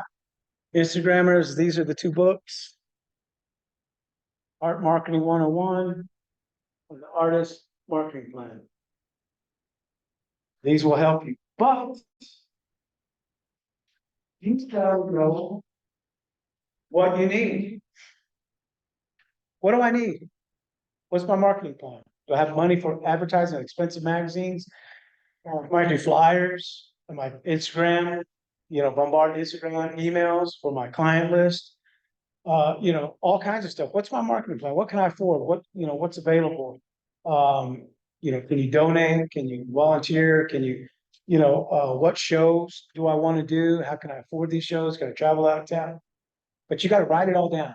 Maybe you start close by, and then marketing too is like, and like I said, you're doing all these shows and you're handing all this cool stuff out. That's part of your marketing plan because you're talking to people. Wow, this person's interesting. I may not buy something now. And you'll hear that all the time in art world. Oh, I can't afford it now. But you never know. I've had people that been following me for years and they were college students. And I used to tease them. I said, hey, well, when you get that master's degree and you buy the first house, come see me. And they have. I got to the point maybe about 10 years ago where I started getting collectors that were younger than me. And I was like, oh, cool. And they're like, oh man, I met you with my parents. I love your work. And me and my wife, it's just talking, your marketing plans, handing out those cards. You can do Instagram and Facebook all you want, but you go to these openings, shows, even if it's someone else's opening, take a card. Oh, by the way, I do this, I do that. They're not going to kick you out for that. But your marketing plan, what is your plan? What is your goal? Goal setting. I got to market this show, this little cafe show I need to do. I need to put on Instagram, remind everybody every couple of weeks, hey, on, Friday night, be over here, it's gonna be food, we'll have 8 pieces, blah, blah, blah, join with other people. If they're within the same show, you guys can cross-pollinate. What's your marketing? What do you got? What's your budget? What do you want to do? How are you going to do it? Do you need flyers and billboards and cards? What can you get to? So you just got to build a marketing plan. What's your budget? How many shows can I do this year? Can I do 5 shows? Can I do 1 show? Because I talk about that with some artists in Oklahoma, and I use that as a reference a lot because they have a lot of Indian art shows there, but they're smaller shows.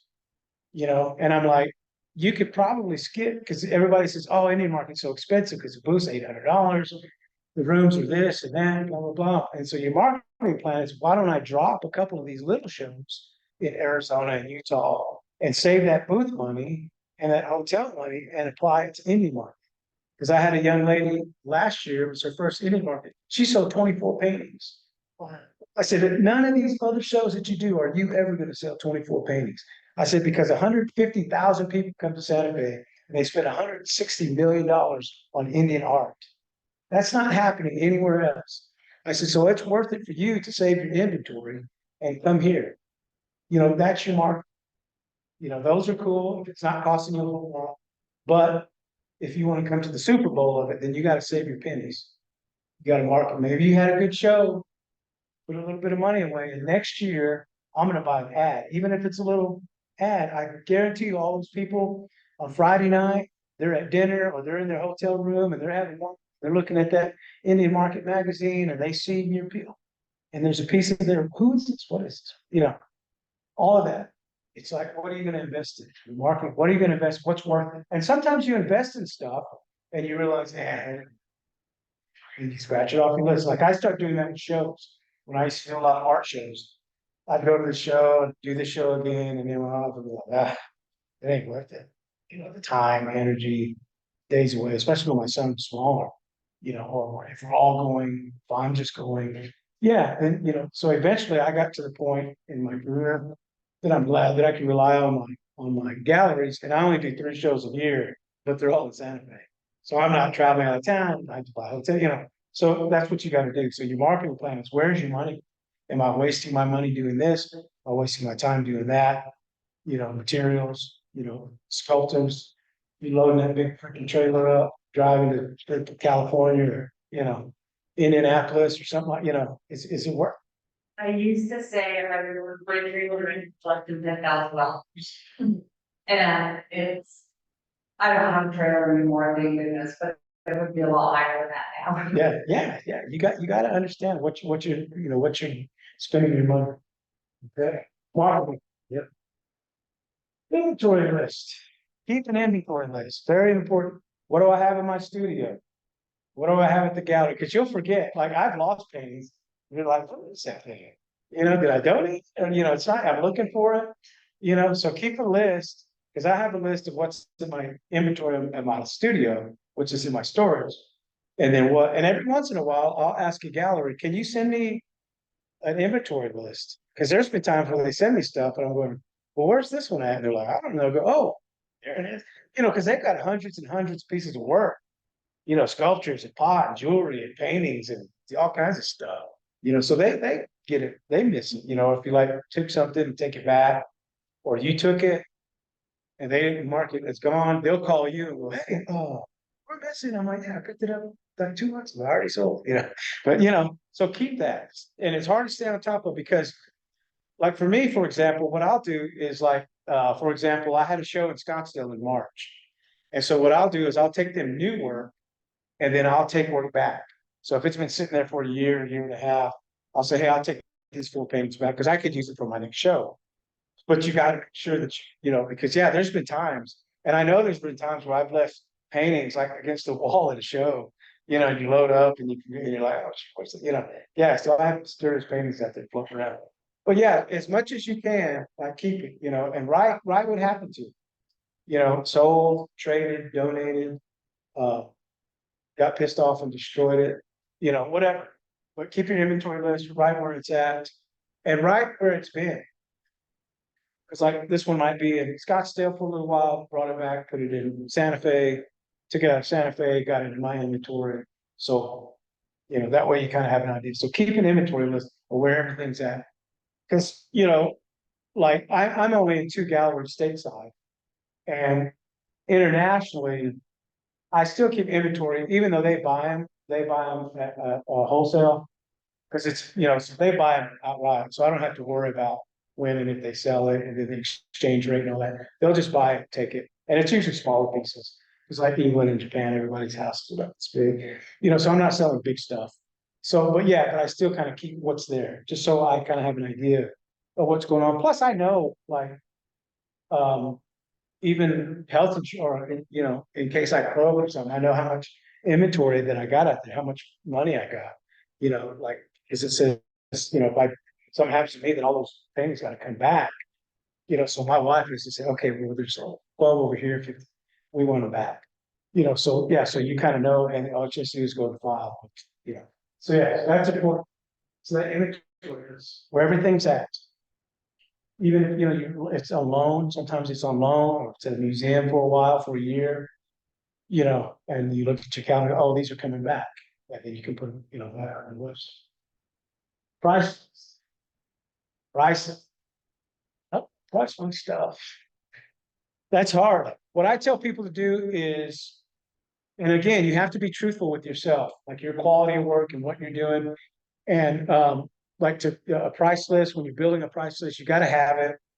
I put my prices on, you know, because some people don't. They want people to ask about their price. I don't. I'm like, if you see it, you can afford it. If you can't afford it, not to be an asshole, but it's like, don't waste my time. You know, if you're not in that range, because people are, you know, and plus people just kind of know. But keep a price list, and also you want to kind of have a price list where you don't want to discount your work too much, but every once in a while you might give it 10% or 5%. I don't go past 15. You know, my galleries, they get 10%. Don't call me, just sell. Yeah, if it's old, if it's new, don't. Yes. When you discount a painting, can you deduct the monies that you discounted out of sale? She asked if you could, Right. yeah, if you deduct, if you discount a painting, can you deduct that? And you can't. Yeah, it's just a loss. Yeah. So price list, make a price list, keep the price list available. I keep one on my phone. Cause like I said, but I put the prices that shows on.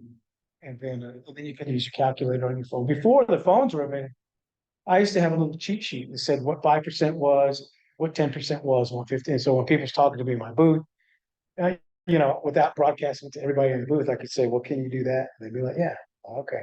You know, so yeah, make a price list, everything. I price mine by size and not square inch, because it doesn't work on the low end, it doesn't work on the high end. It gets too high on the high end too. So mine are the same, because people go, oh, I spent so much time on this one and a little bit of time on that one. It doesn't work. Because people go, well, how come this 24 by 24 is this? It all balances out in, because if you paint all 24 by 24s, it's going to average out. You know, so it's like someone having a 50-point game, then they have a 10-point game, then they have, you know, it averages out in. So just I price mine by size. And so yes, make a price list, and we'll talk about pricing your work down the road. And so have a price list, have it available. I keep mine on my laptop, price everything. And then I raise my prices between 8 and 12% every year. You know, it's not like sticker shock, but it's a little bit. You know, I think this year, because it's an election year, you know, and eclipse now, I went 8%, you know, so it's not like crazy. But you know, but you do that 5 years, all of a sudden, you know. And so, for example, one of my first Indian market, I had this piece. It was 48 by 72 inches. And I think I sold for $999. And when we sold that thing, we were like, I made it, you know, we were just like, me and my wife were like, yeah, you know, so anyway, I had a collector a couple years ago. She goes, for the first time, me and my husband aren't gonna be able to make it out to Indian market. She goes, we still love our piece, just want to let you know we're not gonna be there, blah, blah, blah. And she goes, just out of curiosity, she goes, you know, we bought the piece and it, you know, and she goes, how big? And I told her how big it was. And I said, yeah, that was like my first. And she goes, how much do you sell those things for now? And I said, those are about 19,000. And she's like, holy shit. She goes, I don't get that investment on gold. And I'm like, yeah. But it's just that slow, steady, not panicking, you know, and not going like there's someone at the gallery. They came in and they told the guy, raise everything 30%. Then all of a sudden, nothing said, you know, because people are like, well, shit, I just bought this, you know. And then, like I said, it's not sticker shock. They see something last year that they bought, and then, you know, they want to go, oh, yeah, it went up. My investment went up 12% or 8%, you know. So it's just kind of a slow, steady incline. We had a question from a Zoom attendee. Sure. Nocona. Seamus wants to know, what did you say for pricing, not square inch? Something else, the sound quality dropped and he didn't hear what you said. Oh, I just said, I don't do by the square inch or the time you put into it. So it's just, it's gonna average out. By the size of the canvas is what I price, and like sculptures or whatever, you kind of do that. But I'll talk about pricing more in depth down the road. So yeah, have a price list. And get it, stick to it, throw it, everything should be priced good. You shouldn't have to stumble. And people, oh, how much? Oh, I don't know. You gotta be direct, because people want that, people want to know. Next thing, credit card. You gotta have credit card sales. Get you a Square. Square is easy, it's cheap. You gotta have credit card. Credit card sales will increase your sales by 30-40%. Because people don't carry cash. People don't write checks anymore. I don't carry cash, even for something small, I don't carry cash. I got stupid charges on my credit card for gum, $1.87, it's like, or even people on the street are asking for money, I'm like, man, I don't have cash. My wife gets mad because I'll, go to Maverick and buy a Coke for like $1.67. It's like, so I need to carry cash. But yeah, people carry cash. Credit cards, I don't care how small or how inexpensive your work might be. People don't have 50 or $100. They just don't carry cash. And so credit card is good because you can track your sales, and then, and then people are more likely to buy it because people start thinking, oh, that's great. Credit card, because I rarely do cash transactions, check. People don't write checks. I got one collector.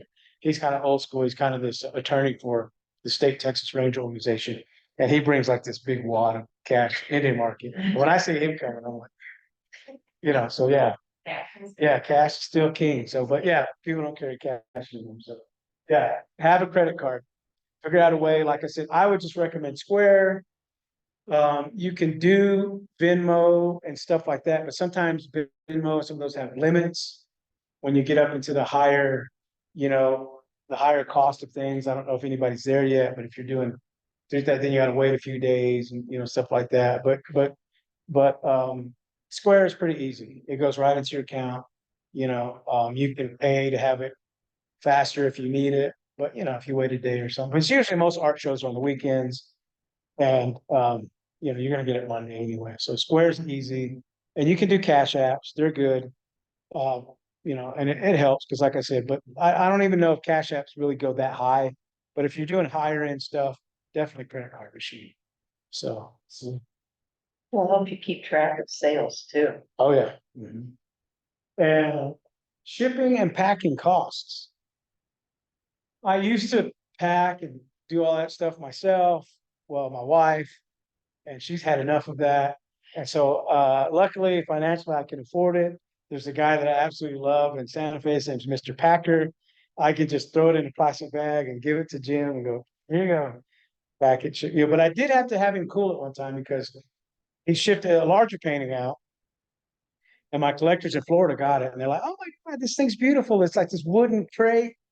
And I was like, "Man, how much did I pay for that?" I had to go look, and I had to tell him, I said, "Hey, man, domestically, you don't need to do wooden crates. Cardboard's fine. If it gets messed up, I'll just fix it or redo it." Oh, okay, It's like I'm like that's like triple. I said, if it's going out of the country, yes, because it's going to be on a boat, but domestically, just throw it double line it. But yeah, you save money if you do it. There's places like Boxes, Wobbles and Beans, U-Haul, you can buy boxes. I always threaten to open up a used cardboard box place for everybody, for all the artists in Santa Fe where you can get used boxes. But anyway, you save money shipping it yourself. Once you kind of get to a point, you'll understand shipping costs. You'll kind of have a general idea what it would cost to ship something. And you can use that in negotiations. So especially, if you're at a gallery, they're doing it. That's part of their 50%. They're going to ship it for you, which is nice because like big paintings like that, I don't want to mess with. Galleries will ship it. That's part of their cost that they do. They have people that pack it and ship it. But if you're still kind of doing your own thing, you can pack it, ship it. Make sure you pack it good. Insurance only goes so high on art. The world doesn't. You can't put like $5,000 in, or if you do, you're going to pay a lot of money. So pack it yourself. Go to a good place like Boxes, Wobbles and Beans. Double bubble wrap it, do all the stuff you need, and you're gonna save money rather than going to like Mr. Packer. And so, and he's not, he's expensive, but, and he does a great job. Yeah, that, but shipping costs, you can use that as negotiation. You can say, instead of giving like 10% off, you say, listen, I'll ship it, I'll cover the shipping. But most of the time I'm like, yeah, you're gonna ship it. It's your piece. And then some people, it's not a big deal, but some people will go, well, if we, so you can use that as kind of a negotiating tool instead of taking the cost off, or if it's not, or if it's gonna be expensive, then you want them to do it, or you can split the shipping. You can say it's, so what you want to do is kind of get a general idea. So you kind of have an idea in your head that something like this is probably with packing and shipping is going to be about $200 this size. Something like this might be $100 by the time you pack it, ship it, buy the box, So you want to kind of learn that about how much that cost is, because you can negotiate it, or you might not want to incur that cost. You might be like, man, I'm not, because that's taking money out of your pocket. So you just mostly suggest that they pay for it. But if they're wanting to try to negotiate, then you can maybe go half, or I'll cover the cost, or they'll say, oh, well, can you knock a couple $100 off? And we'll cover, so you can kind of use it as leverage. If not, don't suggest. If you're at a show and they're from, Seattle, say, well, shipping will probably be about, get them, kind of shoot it high. So if it's lower, and most people don't worry about it. They understand, if they're out of state, especially shows here, there's a lot of tourists, and so they'll understand shipping costs. So If I'm on a drive about, like, and I know I'm getting ready to go to Stillwater, Oklahoma, or South Central Kansas, or Eastern Colorado, I'll put out on Facebook that I'm headed that way. And so if you want something, this is a great time to pre-order it so that you can avoid the shipping costs. yeah, you can deliver. It gets expensive too, Yeah. Oh yeah, that heavy stuff. So, yeah. quite a lot. And you probably gotta like think about that more than the painter would. But I'm getting ready to do a commission to some people in Colorado. I forget, they're in northern Colorado, and I said I'll just bring it up because it's going to be a big piece, And I said I'll just bring it up because it'd be cheaper for me just to throw it in a U-Haul, chuck it up there, and fly back from Denver. So yeah, so like that you can work it out if it's in striking distance. But if it's small stuff, ship it. You can negotiate the price for shipping, but try to, as you go along, try to get a general idea about what it would cost. Something on paper, something small. It's not a big deal. You might say, yeah, I'll cover the shipping. Or if they're kind of going, well, I don't know, I'll say, well, I'll tell you what, if you buy it today, I'll cover the shipping. If it's under and they go, oh, okay, because they don't know. Most people don't. So they think, okay, it might cost you $50 to ship it, even insure it, but they don't know that. And so, yeah. So, And now you have really hard sold, but maybe just a little bit encouraged. well, people always want a little break. Americans want they want a deal. So let's make a deal. They're buying a used car. I tell you what, if I do, and it does, and it's crazy how that works. Like I've done that. Like, okay, I'll go to shipping. Okay, you're selling big. They're worried about $200 shipping on a freaking $6,000 paint. You're like, okay, yeah. So yeah, look at your costs. Sometimes it's good to buy it in bulk. Like when I used to do it myself, I used to buy it in bulk. I'd go to like what's it called? Line. Uline and buy big bags, big rolls of bubble wrap and plastic sheets and stuff like that. And then boxes, bubbles of beans, or you could find some good boxes at U-Haul and double box them. And and then you can, like I could always cut them down and make them the size I need, because you want them to be as small and efficient as possible, not oversized, because they charge you by the size. But yeah, so sometimes you want to buy that and have it ready to go, or buy it as you go. I would just say buy it as you go, because that stuff takes up room. When I used to have the space for it in my big giant garage, I had it in there, but I don't anymore. Yeah. So packing, shipping costs. So consumer to you. And then even galleries, like I said, they say they want to split it. But like I said, you're sending them a show of 12 pieces, and then every once in a while they're sending a couple back. That's not splitting the cost. Okay. All right. All right.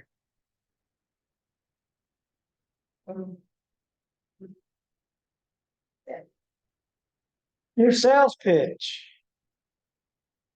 Learn it, know it, practice it. What are you about? Why do you do this? How do you do this? How long have you been doing this? You know, what are you doing? What materials are you using? What inspires you? You know, what are we here? What are we doing? And you know, you got to know that. You can't, because when I used to teach, you know, I'd have students, you know, but people don't want to know that. You know, I'd make them write for every critique, I'd have them write a one-page paper about what you liked about it, what you don't like about it, the process, what you liked about the process. And I used to tell them, I said, I'm not going to take the paper at the time. I said, but your final, you know, there's 16 weeks. We have a critique every 2 weeks. You're going to have an 8-page paper. Do it now. Don't try to remember from week one. I said, just write your one-page paper, save it on your desk. Because I was trying to teach them, save it on your desktop. I said, then that last week of critiques, you're writing a one-page paper and you're putting them all together and you're turning it in. They said, oh, are you going to grade grammar? I'm like, yeah, you're in college. We're going to grade all of this, you know. And so, but yeah, it was kind of that process. Like, you got to think about it. You got to talk about it. When you're at a show, you know, people want to know. I mean, they're investing in this, and why, you know, why do I like this? You're trying to tell them why they like it, you know, because people are insecure about art.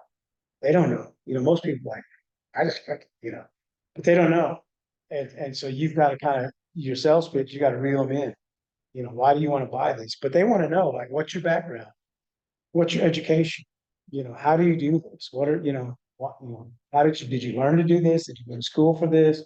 Are you natural? What materials are you using? All that kind of stuff. Now I always tell people practice. If you're not experienced, look in the mirror and practice. You know, it's like practicing a speech. Because when you go to an art show, you're going to be asked that same damn question 100 times.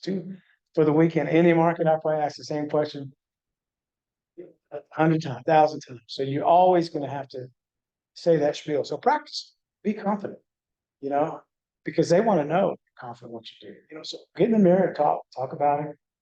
Here's my work: watercolors. I do steel, I do metal, I use a plasma cutter. I've been doing it this long. This is why I started. This is why I like to do it. I like to get dirty. I like paintings. I like making ribbon skirts because it's, you know, it's a tradition. I learned it from a friend and I like it. I know it's, you know, it's important, whatever. Practice. Know it, understand what to do. And then you'll get better at it. Because like I said, you're gonna keep asking. People don't like insecurity because if you don't know, they don't. You know, if you feel good about it, they feel good about it. Because you know they're gonna talk about it. Oh, we met this young lady, she's got this. Do we learn something? You know, if you say you a technique, you know, like encaustic. Oh, she goes, we didn't know what encaustic was. We just saw this wax. She told us all about the encaustic process, and they're telling all their friends, this is what encaustic is, or this is what metal sculpture is, this is what a plasma cutter is, you know, this is where ribbon skirts come from, these materials, all that kind of stuff. You know, they want to learn something, and so they can tell that story whenever they have this piece of artwork in your house. So you got to be confident. It's like when you're confident, they're confident. They feel good.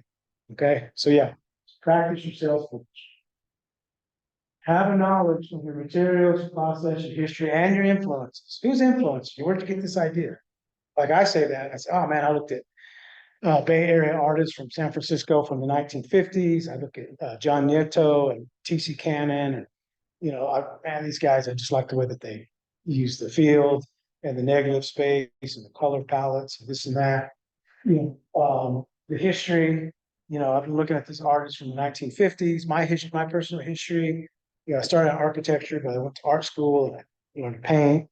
Blah blah blah.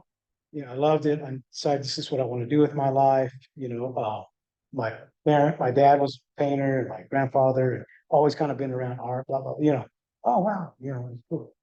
Your materials, I use acrylic paint. You know, oil's too slow for me, messy. You know, I use acrylic. I can knock it out. It's faster. New Mexico's really dry, so it dries fast. I use a solid bar varnish. I paint in layers. I tell people, you know, I paint in acrylic, but when I went to college, I painted in oil. So even though I painted in acrylic, they look like oil painting because I use the same techniques.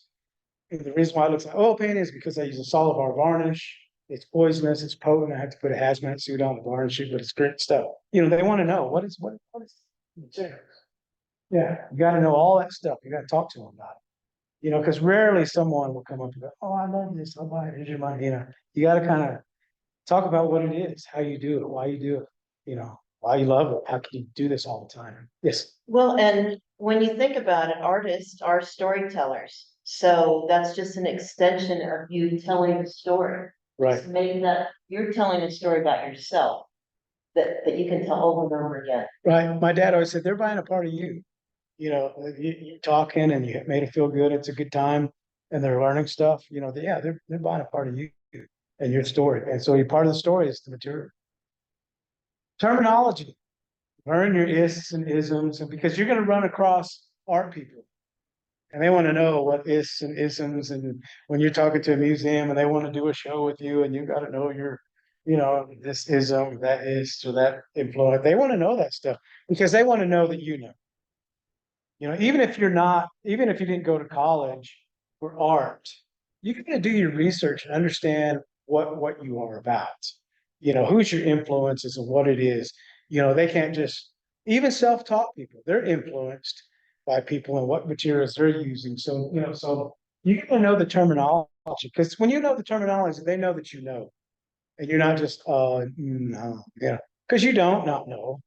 You know, when you go, I don't know, you know what you're using, you know why you're attracted to this material, or you know why you want to do this, or you know what inspired you to do this. So know your terminology because they want to know, especially like I said, when you run into art people, they know, gallery people know, but gallery people can say, well, you know, we'd really like you in the gallery. So you gotta know, you gotta talk, man. And you gotta know what you're talking about because they don't want that. Museum shows don't want that, you know. And then even collectors, you know, they might be big time art collectors and have a lot of stuff. And, you know, I collect a lot of art. My house is full of art. And there's been times where I've been turned off, you know, you're talking to people and you're kind of, you know, it's good stuff, but it's kind of like, you know, like you said, that's that story. But the terminology is important because, like I said, they want to know that you know what you're talking about. It makes them. And then why do you do this? Why do you spend all this money? You know, all this time, all this energy? Why? You know, I love it. And I've always done it. You know, I can't not do it. I do it because I tell a story. I'm a history nut. I come from a historic, significant family that kind of spurred me into history. I always did art, and somewhere probably my junior year in college, after you've taken all the painting one and painting two, and the professor said, okay, now you got to paint what you're about. We've painted enough flower pots and trees and landscapes, and we've copied other masters. What are you going to paint? Well, you know, yeah. So you're just kind of, wow, who am I? What am I about? And I've been painting that shit for 30 years, you know, and it is. I mean, I love the story. I do historical figures. I do contemporary figures as well. And it's like a visual story. And like my wife said, yeah, I can get up, do it every day. I just, you know, some days I'm like, oh man, I get an idea, or I'm looking at pictures and photographs for inspiration. It's like, yeah, that's why I do it, because I'm telling a story. I always tell people that I do historic native photos because I want to take it away from that romantic, noble savage. It's like these are real human beings, real stories. You know, and sometimes there's books and books about them. Sometimes there's nothing, not even a name, but there's still a visual story to tell who this person was, you know, what tribe they were from, or, you know, even, like I said, non-native pictures, you know, that I paint. It's like just kind of this visual story that I feel needs to be told. You know, that's why I do this. You know, why do you do that? Why do you create? I mean, you know, so yeah, why do you do this? Because you're spending a lot of time, a lot of energy, sometimes a lot of money. You know, you're sacrificing time with your family, you know, and friends. Me, I'm a social. I don't go out hardly. My wife's always like, "Oh, get the hell out of here," you know. But I'm perfectly happy at home. Like I said, I got my music and my books and my paints, and I'm just, you know, eating sunflower seeds and drinking cokes and painting and having a good old time, you know. And I can do that, but that's why it's just there's something in there, you know, why you do it. And that's another thing. You kind of like you can't say I don't know because you don't not know. You know why you do this. So that's why you got to practice your sales pitch. You got to know all that kind of stuff. Because when anytime you start doing shows, gallery openings, museum, you're gonna have to talk about it. Talk about it. Okay. Your production rate. This is a big deal. You got to know how much you can produce. You gotta know how much you can make of your product. Can you carry 5 galleries or can you carry 1 gallery? Do you paint fast enough? Do you need to do prints? Maybe you're an oil painter and you gotta do prints in order to make, I've got friends like that. They're very slow oil painters and they've got to make reproductions of prints in order to make some money. I mean, even though they're gonna sell that big oil painting for a lot of money, it's not necessarily enough. So they have to sell reproductions. So whenever they do that, castings, or, you're a sculptor, you make these big sculpt, you can't always sell like a big giant sculpt. Sometimes you gotta sell small stuff. What's your production rate? How much are you producing? Are you procrastinating? Are you lollygagging around? Are you getting in and working? For me, example, can I paint 10 paintings in a month? Or can I paint 2 paintings in a month? Because you gotta know that because, like I said, can I carry 5 galleries? Can I carry 2 galleries? Can I carry 1 gallery or no galleries? Am I just gonna do art shows? Because I can't, because I have friends and, family that they can't keep up or they don't paint fast enough to do a gallery. Because for example, I would say about, what was it, last fall, after Indie Market, I had inventory. And what I always do is after Indie Market, I always have a lot of inventory. And so I give the galleries first dibs, like, well, who wants this? And, oh, we want this. And then later on, I had painted something and I put it on Instagram. And the gallery says, oh no, I put a bunch of paintings on Instagram, like 6 of them. And she calls, she goes, hey, we really like those paintings that you put on Instagram. And it was art season, it's kind of like in the fall. And she goes, can we have those? And I'm like, yeah, sure. And she goes, oh, and you posted 3 last week. We want those too. And then all of a sudden, bam, bam, bam, and 9 pieces are out of my studio. So and if you don't have a whole lot of inventory, then you're like, shoot. And then if someone comes to your studio and says, hey, we want to look at some pieces, so yeah. So I have a question, Nocona.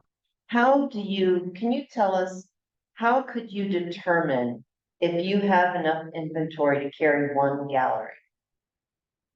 You got to know how much you're selling. And it's an ebb and flow, it goes, like right now it's a little slow in some galleries. Sometimes it's hot, sometimes it's just selling like. So you got to understand like how many people are in that gallery. If there's a lot of artists and you're competing, you may only need about 8 or 12 pieces of that piece, maybe even less.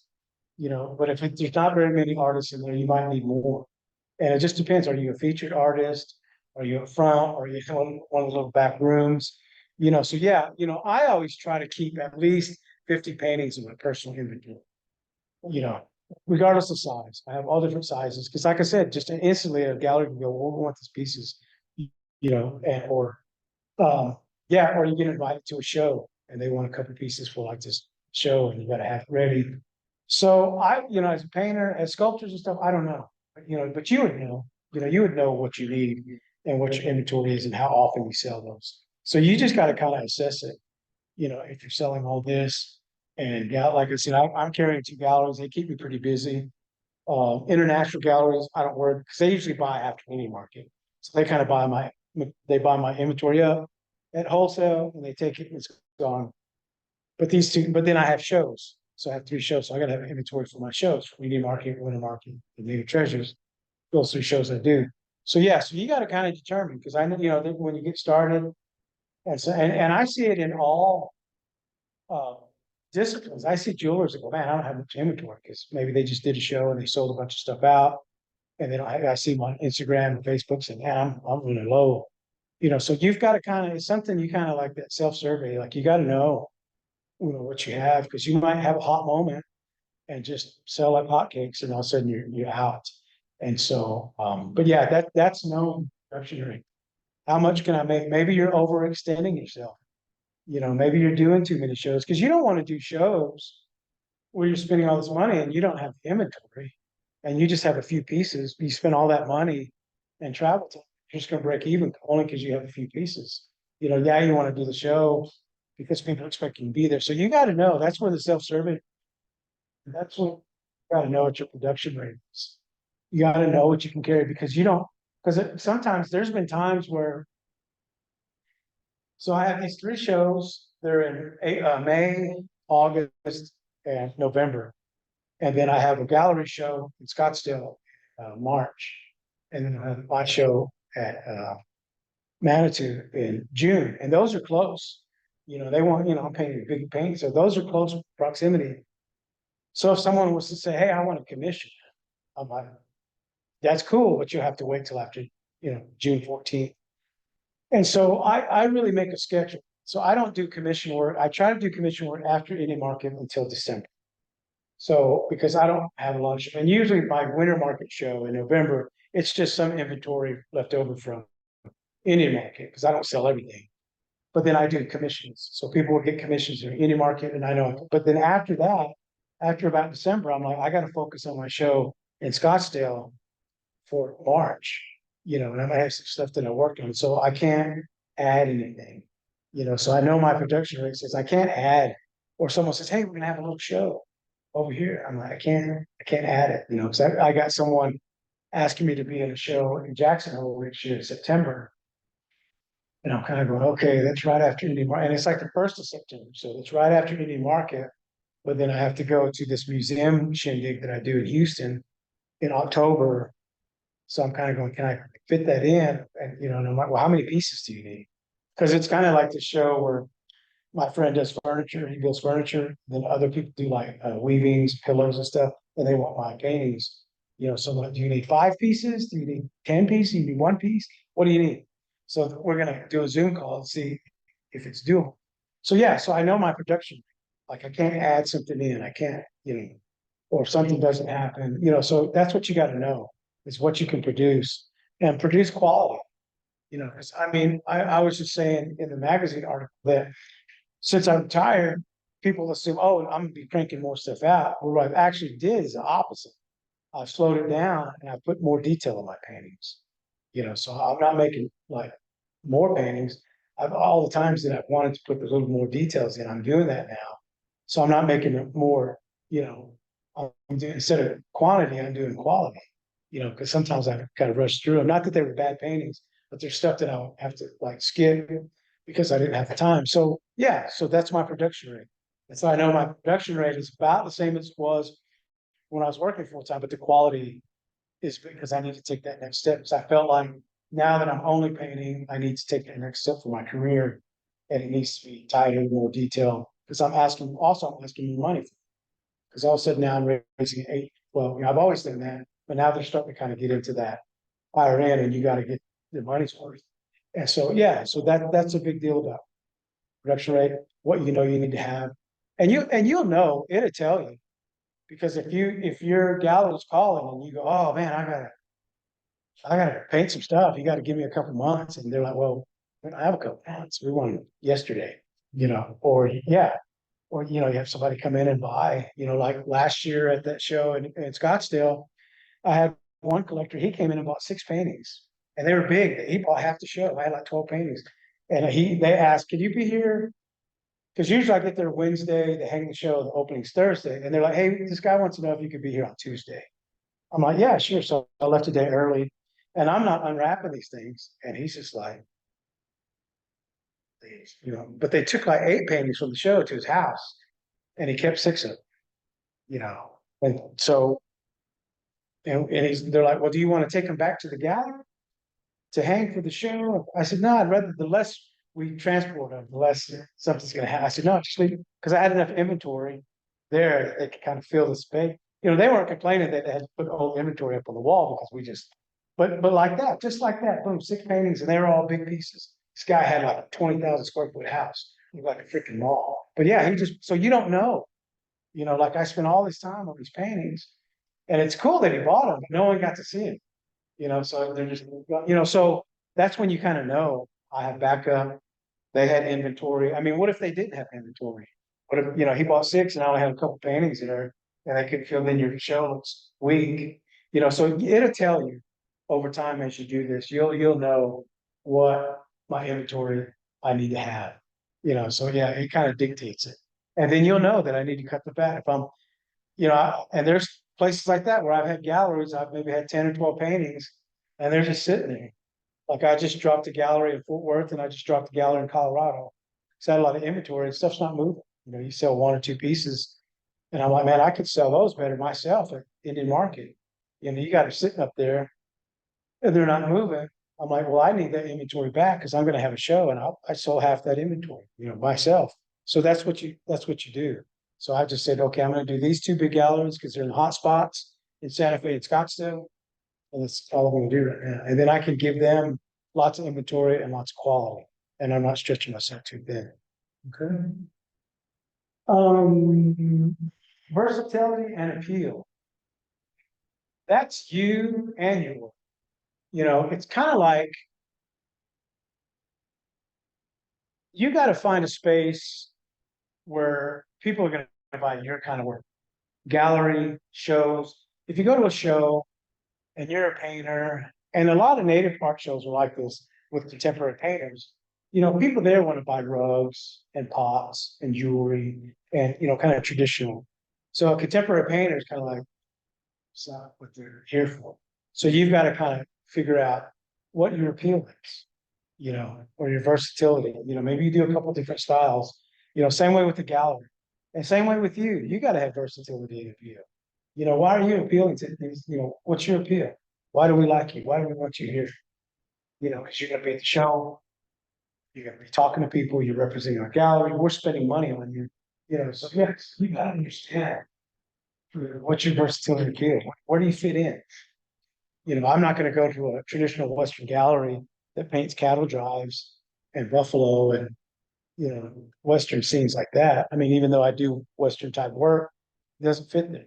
You know, so you got to not waste your time. You got to see where you fit in, you know, and how in your appeal. And so pricing. Here we go. This is the big question I get asked all the time. So get your notes out, Instagram, get your pens, press record. Pricing, testing the market. So when you first start, you're kind of doing these shows, these art shows. So you kind of put your price out there. Maybe they're selling like hotcakes. You know, doesn't necessarily mean you're going to jump your prices up the next show. You just know your production rate. Can I make more of these at this price? At some point, it's going to be like, I can't keep up because I'm selling them too fast. That's when your price goes. Maybe that next year, okay, I'm going to add 15% on these. You know, and then I'm selling them at a moderate rate that I can kind of keep up with. Or maybe you're still selling them fast. And it's like, okay, you know, I'm going to keep selling them at this for a while. And then that next year you bump it up. And then you'll kind of get to a point where you'll kind of level off. Or the opposite, which you don't want to happen, and you can't keep slashing. Sometimes you're selling stuff and you're not selling. People aren't buying it. Not necessarily because it's not good, but maybe it's too much. You know, so then you slide back just a little, not a lot, just a little bit, and maybe it settles in. So you just early on is when you got to kind of, and then once you kind of figure it out, that's when you can kind of do the 8, 12, 15% jumps. But it takes time. So when you first start, you got to see, because like I remember one time I did a show with students and this kid had these great little paintings and he's selling them for like 25, 30 bucks. And I said, these are great. I said, dude, you could go to McDonald's and flip burgers and make more money than that. And the time it took you to paint that painting. I said, you need to up your prices. You know, I said, so you got to understand. He goes, oh, I never thought about that. I said, well, I know. And I said, I'm gonna buy it to you from you before you raise your prices. But yeah, I think I gave you a little bit extra, but yeah. So stuff like that, you know, like what's your production rate, you know, and what's your pricing? So when you're early on and you don't kind of have any clue, you just got to kind of, what you got to test the market, what's selling at that price, what's working, what's not working, you know, and then again, being truthful. And you look around what kind of market you're in, what kind of people they're bringing in. If they're bringing kind of low end crafty stuff, but you want to be kind of high end fine art, well, then maybe you're not at the right show, you know, because sometimes little shows like that I've had experience with, you know, people like one time I was in Indianapolis and I'd done the show for a while, but there was a guy across from me selling wooden bowls and I thought he carved them. And I said, oh, are you carving those? He said, oh, no, I just go down to flea market and buy and I paint Indian designs. You know, so he's selling these things for like 40 bucks. And I think the cheapest thing in my booth was $900. So I'm like, this isn't the show. because people are coming in wanting to buy that. And they're not bringing in the money for, so like that. So you got to understand where the market is, what you're selling, where you want to be at. But you just got to test it. Like I said, once you test the high end and low end then once you settle down, then you just kind of go. But it takes, your high end and low end. And then you got to have high end and low end stuff. I've got stuff at Indian Market in my booth that's big. I don't fill it up a whole lot because it's only a small booth, but I have small stuff. I think I've got stuff from like $600 to probably $30,000. Most of the galleries are the kind of the higher end stuff. Sometimes when I do like Indie Market, I have some small stuff, or when I sell out of my house or my studio, I have smaller stuff. Or if I do like a small show, someone invited me to do like a talk or something, I'll have some smaller end stuff because you got to know where the market's at. So yes, you guys always have high end, low end things because that's your bread and butter. Sometimes it's small stuff. There's where I went to shows and that's all I sold. It's just small things because it was that market. So test your pricing. It takes a while. It's not overnight and it's frustrating and it sucks, but you got to do it. You got to figure it out. And well, high end and low end. And one thing I would say is when you're looking at pricing, find artists that are similar to you, that are kind of doing what you're doing. Okay, go in galleries, go to art shows, and look, as original and authentic as we think we are, we're really not. There's somebody that's kind of doing what you're doing, and you look at their resume and their biography. If it's in a gallery, you could probably pull it. And it says, Jane Smith has been painting professionally for 20 years, and she does, watercolor and paper, and these are $900 for 12 by 12. So then you kind of go, okay, mine is similar, my quality's similar, but I've only been painting for 4 years. And if you kind of did, mathematically subtract 8% every year, then mine should maybe be $125. You know what I mean? So you got to kind of do the math. So same thing with anything, with any sculpture, you kind of do that, or you could say, wow, I'm really better quality than this person. Maybe I could get, but a lot of times that's why I don't talk about it, is because you don't know. You might say, oh, I'm way better than these guys. But I mean, I've been in galleries where people have been way better and they're not selling anything. And there's some lady selling some, little abstract dogs. You're like, really? So you don't know. So don't base it on that. Base it on experience. This person might have a master's degree, went to school in France, so, and their resume kind of dictates. People go, oh my God, they went to art school in France. And so therefore, so yeah, so you got to look at that, you got to do your research, find some, look at their history and their resumes. Do they have degrees? Do they have lots of shows? Do they have lots of awards? And so you got to kind of see where you're at in that kind of that realm. And it helps. So you get that helps you kind of get an idea that where I'm going to start. So if she's been doing it for 10 years and her pieces are about $900, and you've been doing it 3 years and yours are about, so you got to kind of know that if I added 8 to 12% on mine in 5 years, mine are going to be the same price. Okay. But that's when you got to kind of be true with yourself, my presentation, my work, my resume, my education, my background. Because people buy that too. Because like I said, you got a master's degree from New York City. It's like, oh, whereas if you're self-taught, sometimes people, because people don't know what's good. They only know what other people tell them, So that's why it's important to talk. It's why it's important to have that resume, that bio.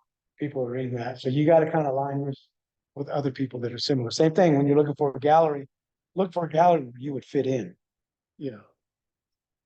And keep a pricing history. We talked about that earlier. Keep a pricing history. Don't just go to a show and sell all this stuff and you don't keep a pricing history and you forget the next show. Oh man, what did I, because I've done it. I'm like, damn, what did I sell these for? I have no idea. And same thing, right? What you had it priced at and what you sold. So you have all these little beautiful watercolors priced at $500. No one's buying it for $500. It's Sunday and you're broke and you got to get back to Santa Fe. So you're selling them for $400 and you're selling the hell out of them. You know what I mean? Or you're selling them for $450, or whatever. And then that was the right price. So write what you had it priced and write what you sold it. And figure out the percentage of what that was. And then that's where too, also, I always tell people, don't just blurt out a price. Look at your phone, do the calculation, give them a 5% or 10% discount. Because if you say, oh, these are 500, people going, oh, go, well, I'll take 400. And all of a sudden they're like, shit, you're giving 20% off. That's a lot. You know, so always be prepared with your pricing to kind of have an internal discount. You know, so 5%, because a lot of times that's enough. Because even like I said, if you say, hey, I'll cover shipping, that's not even a big cost. And it's enough to go, okay, you know, or I'll pay the taxes. You know, it's enough. So if you just give them 5%, like they're not capped, you know, but you, like I said, you got to sell some of these things and get back home. So yeah, so keep a pricing history. It really helps. And this thing here, your sliding percentage scale, kind of know it, you know, kind of have it. Maybe if you have it on your phone, you know, sometimes I just have a picture of it on my phone. So I'm not having to hit the calculator in front of everybody, you know, and then I could just show it, especially at a show, you got a bunch of people in your booth and you're trying to negotiate, you know, you can just kind of go in your house, can you do that? You know, they don't know if it's 5%, or they just know it's lower, you know. So yeah, so just kind of keep it, because sometimes it's like an Indian market.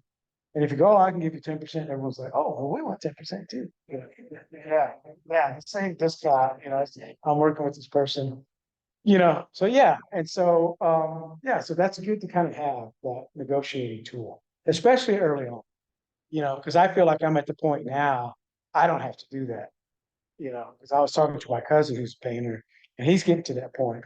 He goes, well, I'm not just going to dump, you know, because he was at a show in Phoenix and he sold a few small pieces, but he goes, yeah, I'm not, I'm like, yeah, you don't have to. I said, because I always tell artists, I said, when you have work, especially if you've been doing it a little while, and it didn't necessarily sell here, it's still money in the bank. It's done. It's a finished piece. It's varnished. It's wired. It's ready to frame or whatever. It's ready to go. You may not sell it in Arizona, but when you bring it for any market, you can sell. So you don't want to just be selling, you know, once you kind of get out of that kind of desperate mode and then you sell them, you know, but there's sometimes too, like I have an annual studios that I have. I invite people over to the studio, drink beer, eat pozole, and a bunch of my collectors and people come by. I might have a pile of stuff in the corner that's maybe 25% off. Because it's like any other business. It's an inventory reduction set. And I've been carrying this shit around for it. And I love them. Just there's something ain't sold. You know, they've been in a gallery, they've been in Indian market a couple of times, they've been in this gallery, they've been in these, you know, and they're just not moving. So it allows people that maybe aren't up here, but at 25%, yeah, I'm gonna buy it. But my galleries know that. You know, they know that I'm having to sell, that it's inventory because they've tried it. It's probably been in their gallery, you know, and it's not a slashing prices or undercutting the gallery. It's just stuff that I've been lugging around. I want to try to move it. You give someone an opportunity that can afford that price point to have a piece, you know, and also when you're in a gallery, your pricing has to be the same price at your studio, at your booth, as it does in the gallery. You cannot undercut your galleries. You can't do parking lot deals because they will drop it because it's not fair. Because people kind of go, oh, well, you're paying 50% to the gallery. So I said, well, you know what? I said, I don't mind that because I like to paint. And when I finish a piece, I go to the gallery and go, here you go. I'm out. I'm back at my house, painting, rock and roll, chilling out. They're doing the work. They got all the pretty people and the pretty clothes. They're paying the magazines and they got the lights on and this beautiful building. And that's their 50%. You know, it's worth it to me. But I'm not going to sell it, you know, because people think that.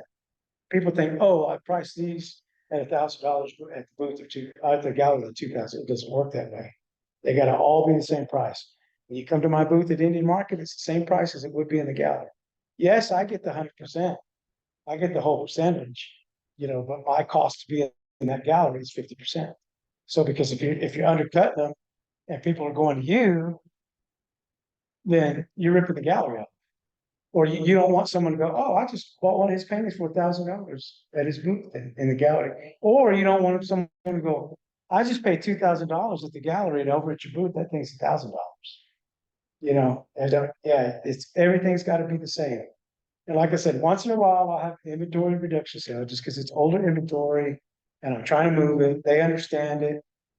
Everybody understands, even the buyers understand that this is stuff that just, it wasn't moving. Like my storage unit's full. They're full of my paintings. Every gallery's got paintings full, but, and I only got so much room, you know? And so it's like, let's move some few pieces. And then like sometimes I'll donate pieces to organizations for fundraising. Any questions on this? I know pricing is, Yeah. I've got a couple questions. okay, So about that thing, like, let's say you've got an inventory reduction sale at the studio. And you're saying the way you reconcile it with the galleries is you let them know in advance that you're gonna do that? Is that what it is? Because galleries get like tents. I've got a gallery here. They may not sell the work, so I've got it back in the studio. But if I could sell it, they want to know, well, why did you sell through them to your studio than in my gallery?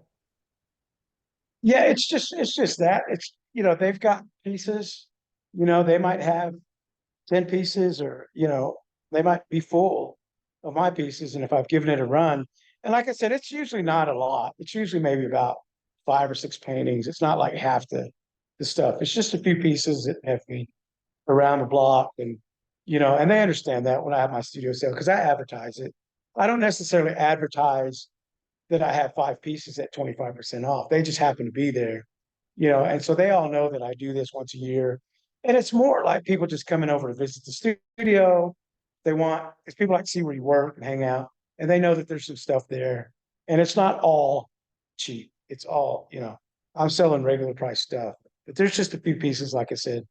And like I said, they may have had it in their gallery for a year, and then I had it in Scottsdale for a year, and they know, you know, so it's not like people are going out, oh yeah, we're buying this stuff for 25. It's just, you know, there's just a few pieces that I'm trying to unload, and, you know, that I don't have room for, or that has given it its run. And Have on you- the same end, that's pieces I kind of donate sometimes too. Yeah, cool. Have you ever had like a collector come back to you and say, hey, I bought a piece from you last year and it was this, and you sold something at your inventory reduction sale for less, you know, where they got bent out of shape? Nah, they're just mad they missed out on the sale. Because they know on a regular practice what my prices, you know, that I'm not undercutting anybody, or, you know, that everything in the studio is on sale. You know, I don't do Cyber Monday where everything in the studio is 25% off. It's just a few pieces here and there. I'll kind of put them on a wall and go, you know, and Excellent. sometimes I don't. Sometimes I don't have older pieces. And Excellent. so it's normal. But like I said, if it's just something I'm lugging around and I'm sick of looking at, I'm like, please take this home. So, Great. Thanks a lot. Got it. Yeah, excellent. Hey, Savings. On that note, I have had customers who, I gave a break to one customer who was a really good customer, and I didn't give a break to the next customer. And the second customer came back and said, well, you only charged her $65 for this. Why did you charge me $75 for this? And so my cat response to anything monetary related is always, they've been a good customer. And I just leave it at that. yeah, I have collector prices. So I have a coin that I made, that I had a friend of mine make. It's a collector's coin. Johnny Depp has one, and a few other celebrities have one. January Jones. And what it is, it's kind of a lifetime 15% off. So my galleries know. And what it is, it's because maybe these people have 5 or 6 paintings, and are they really going to buy another one? You know, I mean, I don't care how big your house is or how many houses you've got. You got 5 or 6 Noconas. Are you really going to buy? But if you got 15% off, yeah, maybe I'll buy 1 or 2 more, you know? So it's kind of like this club. So it's kind of encouraging to spend, you know, 1 or 2 more times, you know, or maybe they'll buy something for a family member. So, but that's it. That's my collect. But you got to be a collector, you know. Other than that, it's maybe 10% at the most if it's been there a while. Because sometimes the gallery will call and go, you know, oh, these people are looking at this piece, and we're both kind of going, yeah, it's been, you know, yeah, do it, just sell it, you know, it's been there. we're all tired of looking at it, send it home. And so, yeah, but if it's something hot off the press, then it's like, no, this is brand new.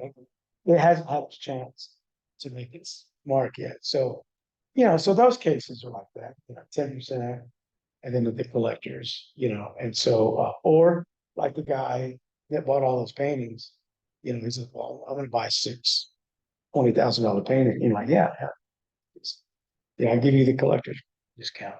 Because now you're a collector.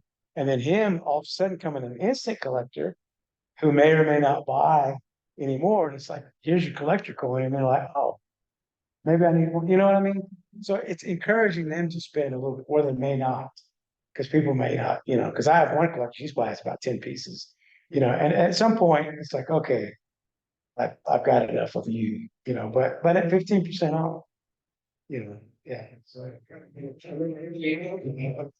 Well, then it's time to lend the collection to a museum. yeah. All right. Yeah, I've had people do that. I've had people donate for it. Success perceived is success achieved, perception and appearance. And this is mostly for young artists coming out of college. I said, look like you sold a painting. Don't show up in your paint pants. And, I'm like, get a nice, I said, you don't have to have a suit and tie. I said, but have a nice watch, nice pair of shoes, and a nice outfit. Or as my son calls it, fit. That's my fit, bro. But look like you've sold a piece. Look like like when people go, oh, I'm gonna buy this painting, put a smile from you. Oh yeah, he's like when I go to shows, I'm selling higher end pieces. So recently I've changed, because I'm older now. And so I wear like a jacket and slacks and shoes, and I have like my fancy watch that I wear because, if I'm selling a piece for $30,000 to $25,000, the people that are buying it from me are like, they're like that. So, and when they see you, they go, oh, okay, and they notice stuff like that. They notice that shoes, that watch. But even if it's just at a show, you want to look successful, and like even at the Indian market, I'm not dressed to the T, but I might have nice loafers and shorts on because it's hot, but I have like a nice sweater or a nice button collar shirt, and I have my nice watch. You look like you got a little, like you've made something. So I always say that when they perceive success, you've achieved it, and even like that, you can't, like I always tell people, like if you're having a bad show, you can't be on your booth on Sunday, like, Yeah. because people will walk by and they're like, well, okay. Yeah, you just got to say, hey, not that you're BSing somebody, but you never know. Like I had a cousin, like he was in the show in California, and I said, hey, how's it going? Oh man, I just like sitting there twiddling, and it's like, his eyes go home right now. Man. Yeah, luckily he lived in California. And then that Sunday, like the shows usually close about 5. I guess some guy came in at 3 and just like bought, and so he called. You never know. I said, but if he was sitting in his booth going, then that guy's gonna be like, okay, this guy. So yeah, it's that perception. You got, it's, and like I said, all shows aren't bad because you didn't make any money. You might have met a museum, you might have met a potential collector, you might have met some magazine people who go, wow, this is great stuff. They don't know that you didn't sell anything, but they like it. That hey, we want to do a feature on you, or a gallery says, hey, we really like your work. We want to carry you. So there's all those kind of factors. That perception, because I've seen artists, man, at any market or any other shows, and you're walking around and they're just in their booth and you're just like, and that's just like, It's a- yeah, it's a turn because you look like you failed, so for that perception, hey, come on, have a look, if you have a question, feel free to ask, blah, blah, blah, blah. Then you look put together, because I have, and I know, especially Santa Fe, there's perception, oh, you look like an artist, because I embarrass my son, because sometimes I'll be in the studio and I have to go pick him up, and I've got like my paint clothes on or something like that. And then he'll say, oh, Dad, I'm hungry, so and get something, or I have to pop in and I have my paint clothes on. And I'm like, well, I'm rushing to get you. I'm not going to change, or, I've got my paint clothes on. But I think people, they want artists to look like that, But, most artists, they dress nice, but young guys, sometimes it's kind of like, but, you got to look, you got to look like you. So that is that appearance, perception, and your reputation. Protect that. You like my wife teases me and she calls me the anti-artist because I'm on time, I'm direct, I do what I say what I do. You know what I mean? And it's important because your reputation, especially in a small market like Santa Fe, and a small market like Indian market, you know, Indian galleries, if you F up, it goes fast because I've overheard conversations where this gallery that I was in, they were like, oh, we really like this guy. We love his work. It's cool stuff, but it's always late. He never has everything. It's wet. We can't sell it wet. It's, you know, it's last minute, you know, just, and, you know, the gallery director goes, well, I'm not gonna mess with that. I'll find someone else, you know, and I've heard him. I'm just, and I felt like telling that guy, hey, man, you know, and you'll see it, and you'll see that they're not around, you know, or they show up at anywhere. He's got a few little pieces, you know, and you know, maybe they work slower, but I'm still like, any market's it. And if you're working all year toward this, you should be ready to go and not hungover and not just have a few little pieces here and there, you know, like, because at any market, I have 40 pieces in my booth, and then I have another 20 at the gallery.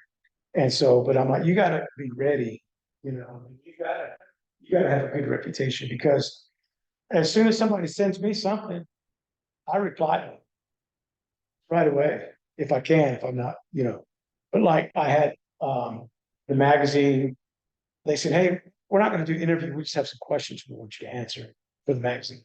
So she sent it to me that afternoon. And I answered all the questions that night, sent it back the next morning. She goes, oh, I don't know. You know, and so when they see that from an artist, they're always like, oh shit, it's good, you know. But it's good because people go, oh, it's easy to work with, you know, if the gallery, and I used to tell students that like when we had critiques, I said, you know, like they wouldn't have everything done and I wouldn't critique it. I'd say, and for every class you miss, that grade was down to half a learning. I said, so you need to schedule a personal critique with me in my office because we're not, and I well, why? I said, because I'm getting you ready. I said, if the museum says, you know, Margarita, we want 15 pieces for this show. And they're paying for that, paying for the ads, they're paying for the banner, all this stuff. And you show up with 10 or 12, you know, and they've made room for 15. I said, it's just like your critique, you're not ready. And they're never going to call you again. You know, I said, because and I told galleries are spending money. I said, they got people working in the gallery, they have to pay advertisement. You know, museums are spending money on you, they're advertising you, they're going to fly you in and get your hotel room and you're going to talk and you know, but if it's not done, then when they're talking to other museum people, go, oh yeah, we had this guy in our show. You know, he brought him in, they're all wet and they weren't all that good, they didn't rush it, you know, no one's going to call. And so you got to protect that reputation with all your might because you work hard for it, you know, and even if people are saying, so you gotta step up and say, hey, you know, and so it's just important, you know, you deliver and for everything, like I said, even museum and talks and magazines, if they all talk, you know, and they all say, oh yeah, you know, they can, or, you know, or when they say, oh, we heard, you know, yeah, everyone says you're great, you know, that your reputation precedes yourself in a good way, because it can hurt. Because I've heard those conversations. Like I was on a committee to give a fellowship, and it was a big fellowship. It was like a $12,000 fellowship, and we got down, and I believe there was 5 recipients, and they were different levels. Some were 5,000. The big one got down. So we were picking everybody, we were voting. And one person on the committee didn't show. So there were 6 of us rather than 7. So we're talking, we're voting, down to these 2 guys. And one of the guys was at a college, and the lady, and we kept voting and kept tying. These 3 like this. And this one lady goes, she goes, I hate to do this.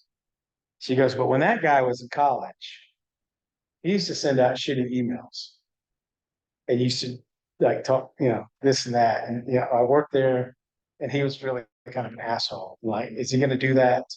Is that going to show up while we pay? You know, is he going to be that person? Because we love his art, it's great art. And that was the difference we go, okay, well, we'll pick it. So we voted again, 6-0. That guy, he lost $12,000 because of something stupid he did. You know, he's probably not the same guy, but we needed like something to, and yeah, and so this is the way it goes, you know. Person, approachable, outgoing, fake it till you make it. Practice. Like I said, you gotta practice your spiel. You gotta be in the mirror and say, hi, my name's Marvin. Hi. How you doing? Come on in. My thing is I would say, hey, come on in, have a look around. If you have any questions, feel free to ask, and then yes. I was just gonna add in kind of the crowd effect at festivals or shows. If you can get one person to come into your booth, people are more likely to come to your booth. Yeah. Just one person. So if you can just extend yourself to bring somebody in, that will bring other people. Yeah, because so what's going on? Yeah, Here? what's going on Yeah. there? What's good? And yeah, and practice it. You gotta be approachable. Like I said, you can't if you're having a bachelor, you can like salt in people, and just you just gotta talk and be, you're selling. You use car sales when you're a car sales. You gotta sell it. Sell, going, maybe if you're not, and like you're kind of shy, you gotta practice because you gotta talk, it's not gonna sell itself. Because I got a friend of mine, his daughter just graduated art school and she's looking to go to grad school and him and his wife, she just thinks like, oh, it is people. And I said, it don't. I said, you gotta talk about it. I said, you can't. I said, sometimes, maybe in a gallery it will, and people go, oh, man, I said, but still, the gallery person's got to talk about it and they got to talk about you and they got to talk about you. I said, so yeah. I said, so you gotta be approachable. You can't be behind. I was like, I'm not behind a table. I might sit at a chair in front of a small table at the front of my booth, but I'm not sitting at the back of my booth. We're at a gallery, you're there and you're talking and so you've got to do that exchange. You really, and like I said, you got to practice it until you know it. And then eventually it'll just be, you're talking about articulate, speak well, practice, know what you're talking about, know your terminology, all these type of things, because people are really communicating and you can't just be, hiding out, because people, and there are a few times, I think most artists kind of think that they're kind of weird and oddball. And there's a few people that are kind of that artist. They're kind of awkward, like me and my dad went to a show. I think we're at the Gerald Peters Gallery. And my dad's an artist. I mean, he's an administrator, he just done art. And there's this young man there, and he was cute. And you could just tell, he had great paintings, but you could just tell he was one of those kind of guys. He was genuinely like that. He kind of had his suit and his shoes really kind of go with what he had a hat. And he's just kind of standing there. My dad said, let's go talk to that guy. And so we talked to him, and he talked about his art, but you could tell he's kind of socially awkward. And my dad goes, he's like a real artist, like he probably just, but when we start talking to him, and then everybody else kind of start, because he was just kind of there, and you can tell he didn't kind of know what to do, and so we start talking to him, yeah, and yeah, but you could just kind of tell he was kind of one of those, and that happens, but you still, if I was working with that young man, I would say practice saying, hey, oh, hey, this is my work, if you have any questions, please ask me. That's all you have to do a lot of times, and so.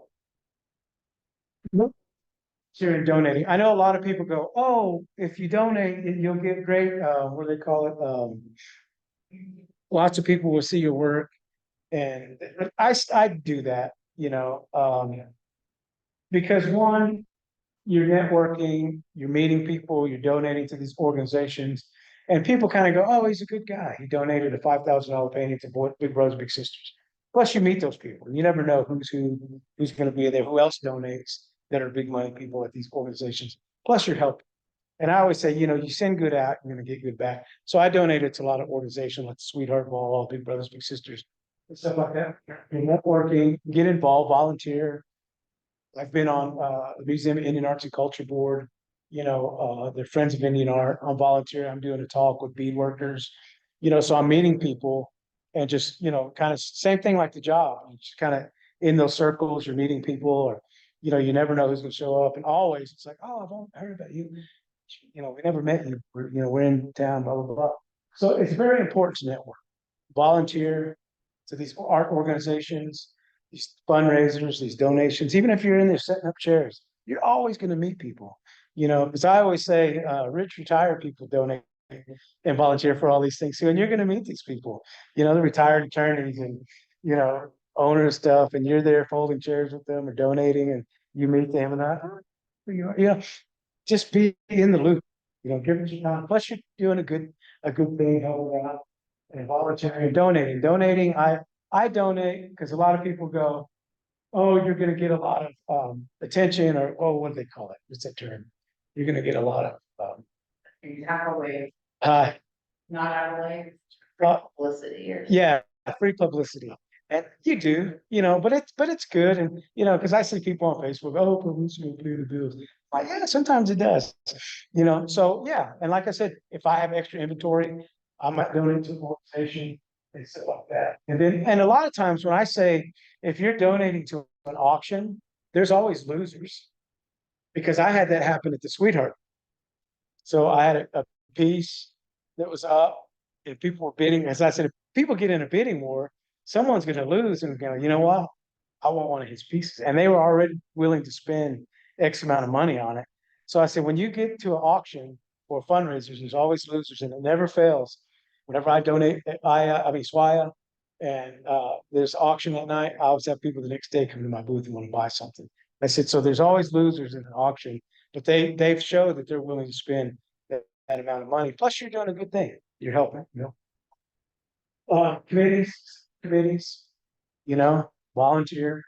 I've been on Friends of Indian Art. I set up, you know, different committees and helping out. I'm on the Native Treasures Committee, just kind of helping with the show, using my expertise and my voice. And we should do this, or, you know, giving like the artist perspective of these shows. Because sometimes these people put these shows on, and there's not any artists on their committees, and they just do stuff, and you kind of go, wait, what? Because like the big trend in some of these art shows now is like, if you get a booth, it's $600. But if you split the booth with two artists, then it's like $800. I'm like, why is it just half? So on the Native Treasures, I was on the committee. I said, just make it half. If it is a $500 booth, don't charge them more because they're splitting it. I said, just charge them $250 a piece, you know, and all the artists have been going, oh, nice. I said, well, that's fine. Because yeah, so, you know, so educational workshops like this, you never know who you're going to meet or who you're going to help. You know, use your expertise, lend your help, your voice, talk, you know, all this kind of stuff. I've done this, you know, all over the place. I've been on, you know, workshops, done education stuff, worked with little kids, you know, work with high school kids, college kids, tribes. And so, yeah, so, and then apprenticeships, either take them or give them. You know, I've had young artists come to my studio, and if nothing else, they're just hanging out. I'm having them gesso canvas and we're talking about this kind of stuff. Or they're like, I'm like, bring your work over, let's critique it. And you kind of go, you know, this and that. You know, apprenticeship. I've done apprenticeships. You know, I mean, I've swept people's studio, but you're in there and you're listening and you're learning, and there's an opportunity to see how it works. You know, and even like I said, even if I was just sweeping their studio out, put stuff back, or gesso and canvas, you're there and they're meeting you and they're saying, hey, you should do this, you should do that. This is how we're never do this. You know, so apprenticeships are good. When you get to the point where you can do it, that's fine. Or find someone to do it, you know, find an artist, and you never know who you're going to meet. You know, you're there at their studio, a collector comes in and they're talking, you know, and then like I said, you get the welding job for some artist, and, you know, and the next thing you know, they're talking to you. And so, yeah, apprenticeships are a good thing. Insecurities in your art. Overcome. No, you got to work. You know, you got to address your soft spots. You know, you can't hide. I mean, I see artists, I'm like, man, they must not be able to paint faces because they never paint faces. You know, I mean, I understand, you know, you paint what you paint and you do what you do, but you got to kind of get past that and even talk past it. You know, be secure about what you're presenting, about your talk, your spiel, whatever it is. You know, you can't show that, you know, because people don't want, I wish I did this better. People don't want to hear that. I mean, and it's not being fake or being cocky, but you don't have to talk. You know, talk about what you do, how you do it, why you do it. You know, that kind of stuff. Kind of leave that stuff to the side, but also, you know, address it once in a while. So, man, I could do hands better. You know, I mean, I do that.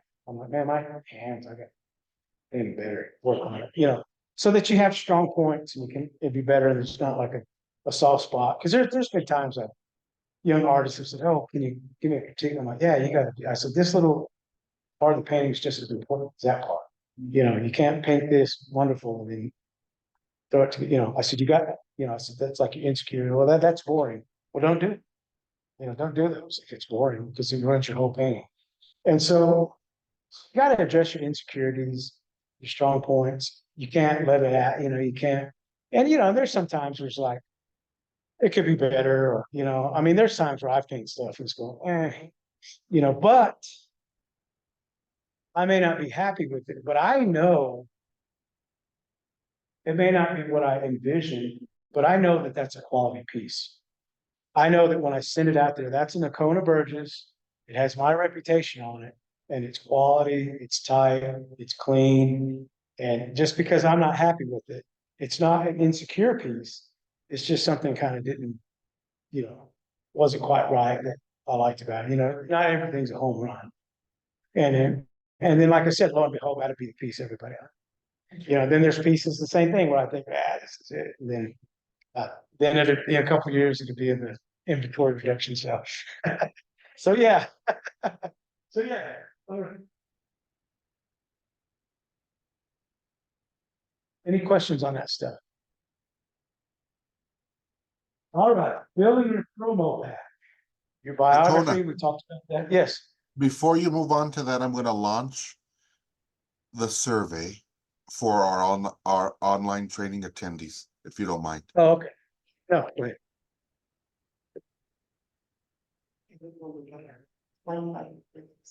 Is that enough time to cover the rest? Yeah.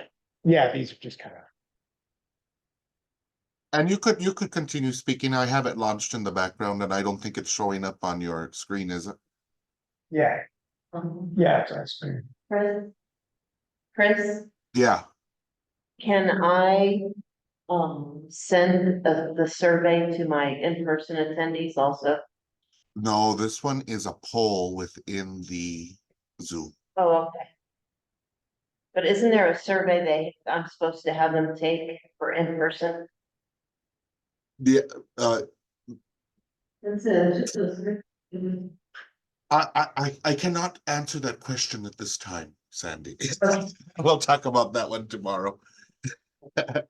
But for my online attendees, there's just a few of you, if you would take that survey for me. Is it popped up on the screen right now? I don't like that kind of Yeah, yeah. That's why I wanted to warn you, Nocona, before I just launched it.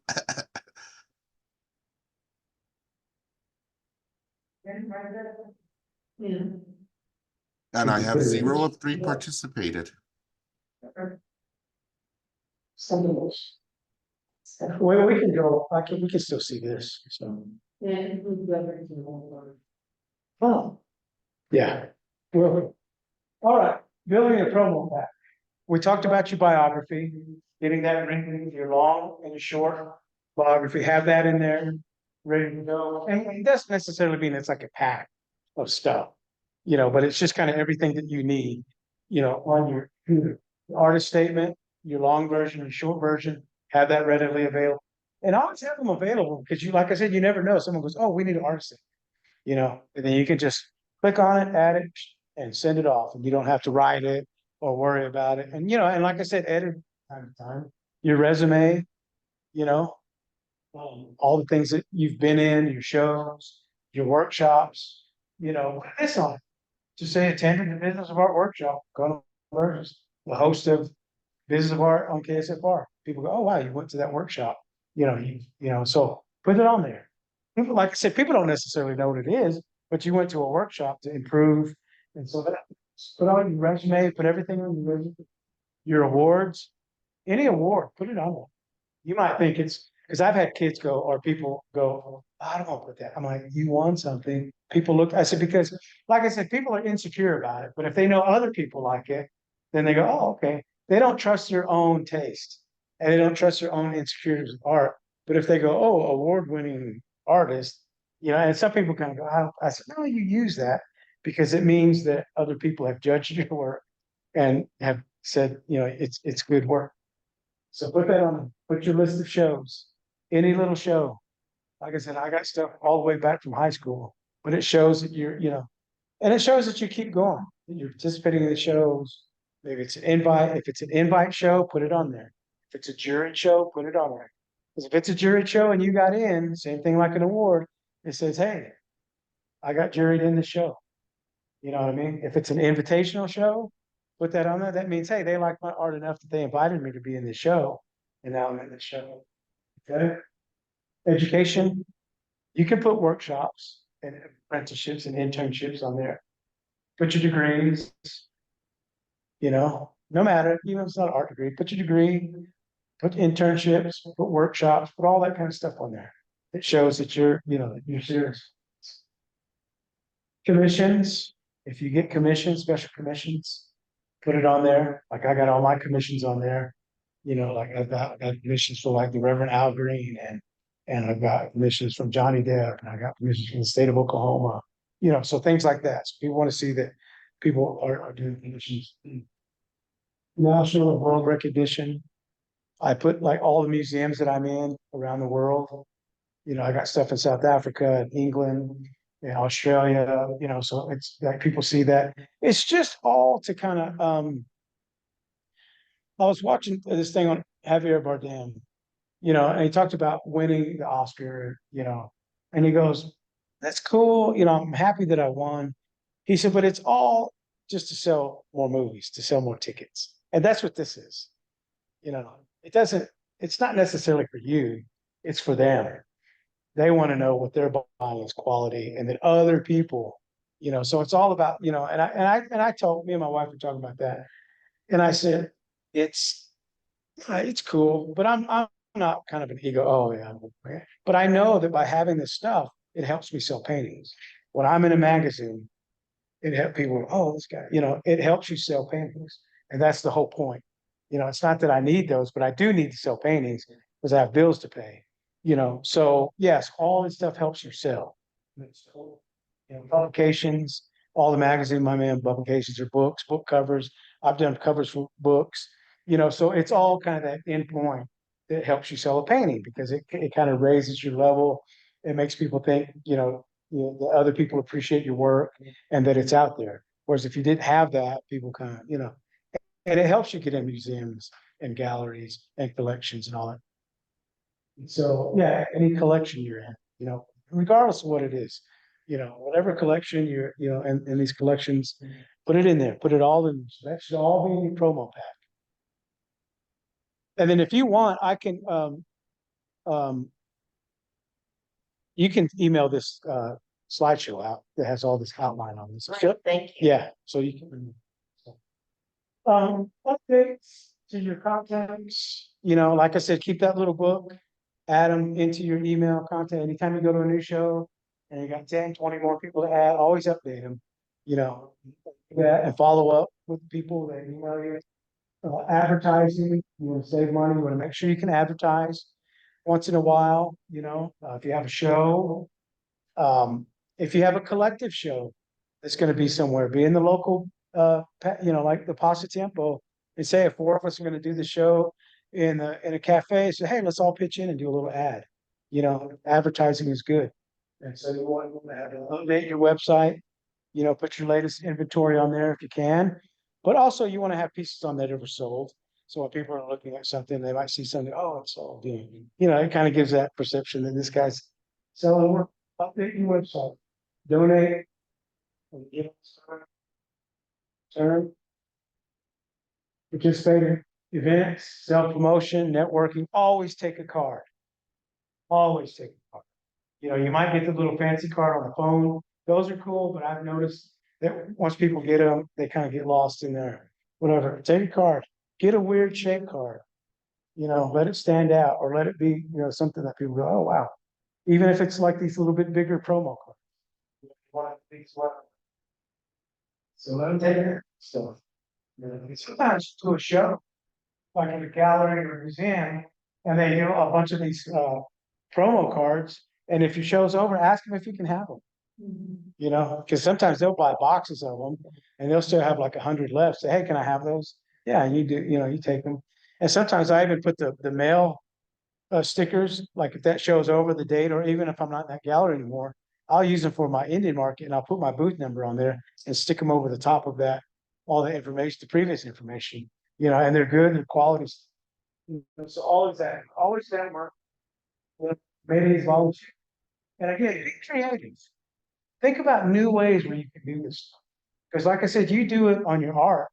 You can be creative in how you go about the, new approaches. How am I going to do this? What's like, because people always say that stuff. I'm like, I just tried new stuff, tried, a different shaped card, or, even like I start using those, images. Like I get on these, because me and my wife like mid-century stuff. We collect a lot of mid-century furniture stuff. But I got on some of those websites and they show some of the furniture in there, and then they might have art on the wall. What I do is I take a picture of that and I'll crop it out and I put one of my paintings on the wall and I put a little fake frame, and then people can see what it looks like in a house. So I use that. And then I've noticed a lot of people can steal my idea, but it's cool because people kind of go, oh wow, that's what it would look like in a house. And so I've kind of been using that. So anything to be creative, like I got like I make my own flyers. I think my phone died, so all my Instagram people, but I use different, what's the one, I make my own flyers, and people go, oh, who makes your flyers on email and Instagram? Well, I do. I got like a little app. You can overlay pictures and stuff like that. So I make them, sometimes I print them out because I do them for my radio show. And then they're always like, oh man, these are great. Who does that for you? And I'm like, I do, So yeah, all your apps, art apps and stuff like that. And then, like Pixel Up and just all these different art apps that you can use. Pixomatic is one, a good one that I use my flyer. So yes, use all that kind of stuff and everything you do. Just kind of think outside the box. So yeah, getting your work out, applying, applying for juried shows is good. Like I said, it's good because you get in and you're juried in. And that's a big thing when people say, oh, you're in a juried show, or invite. It's good because it means other people have seen your work and kind of appreciate it. And open invitation shows, sometimes they have good prize money. So you'll see shows in magazines or callings for like artists in Arizona, New Mexico, Colorado. Apply for those things. You never know when you're going to get in.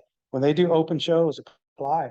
And lately there's been shows where you don't even have to submit the real work. They just judge it from like, that's why then you got to have good photographs, but they'll judge it just on your digital image, and they're giving prize money away. And so there's all these organizations. And then I've got a couple of, so there's Cafe. If you get on Cafe, that's a good one. And it tells you all these different shows. And then once you fill out the form, then you can apply all these, because even like the Coors Western Invitational or Coors Western show is on Cafe. So you apply through Cafe, and then there's another one after we talk about the Cafe is a good one. So it gives you all these shows and invites, and it does like commissions. It might say like New Mexico State 1% is looking for pieces at the state capitol, at the rail yard, or whatever, and so there's always open invites called opportunities. Benefit shows and fundraisers are good because, like I said, you're going to meet the right people. People are going to think you're a good guy because you're donating, and you are because you are donating. And so studio sales. If you live in like New Mexico or Albuquerque, Santa Fe, Los Alamos, where people are around, have a studio sale once in a while. Have people come over to your space. I know some people go, oh, I don't want people in the house.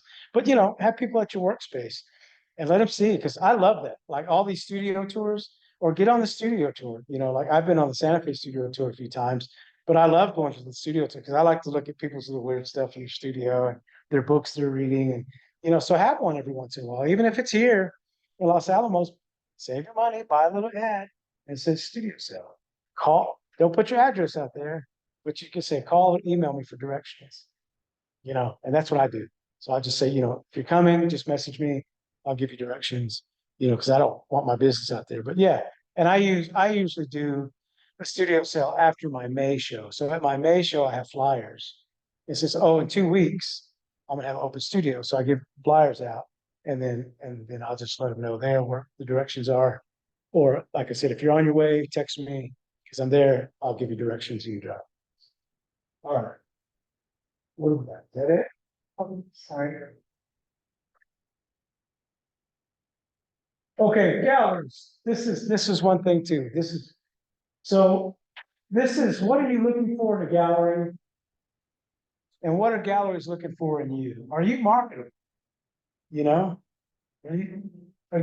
You talk, you sell it, you have good work on time. Is your stuff not wet? When you show up, are you bringing what you say you're bringing? Are you showing what you said you were going to paint? Are yeah, and are you marketable? Are you dependable? You're professional. And so are you going to deliver? And so, but also, what are you looking for in a gallery? Are you going to make me pay for my wine and cheese? Or you're going to make me split everything, the cost? Am I going to have a show? Am I going to be in a group show, or am I going to be in the back room? Am I going to be in the front window? What are you looking for at a gallery? Do you want them to be straight up cost? How often do we get paid? Things like that. So what are you looking for in a gallery? And those are all the stuff that you can ask. You can ask galleries, what am I, what is this? Look at that contract to see what you're looking for. And what are they looking for in you? They say, we really think we can sell your stuff. This is good stuff. Nocona, I think we have a question online. Seamus? Go ahead.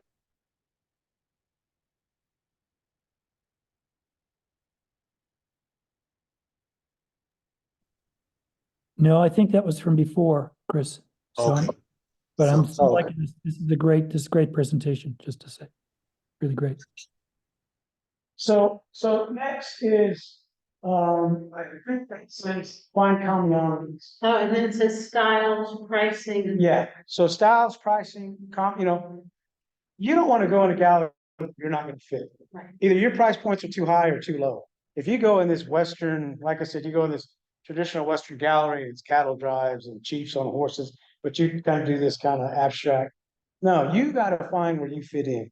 So you got to research galleries. You got to either look at them online or walk in the door and see where their price points are. Do they have price points all over the place, or is everybody up in the stratosphere?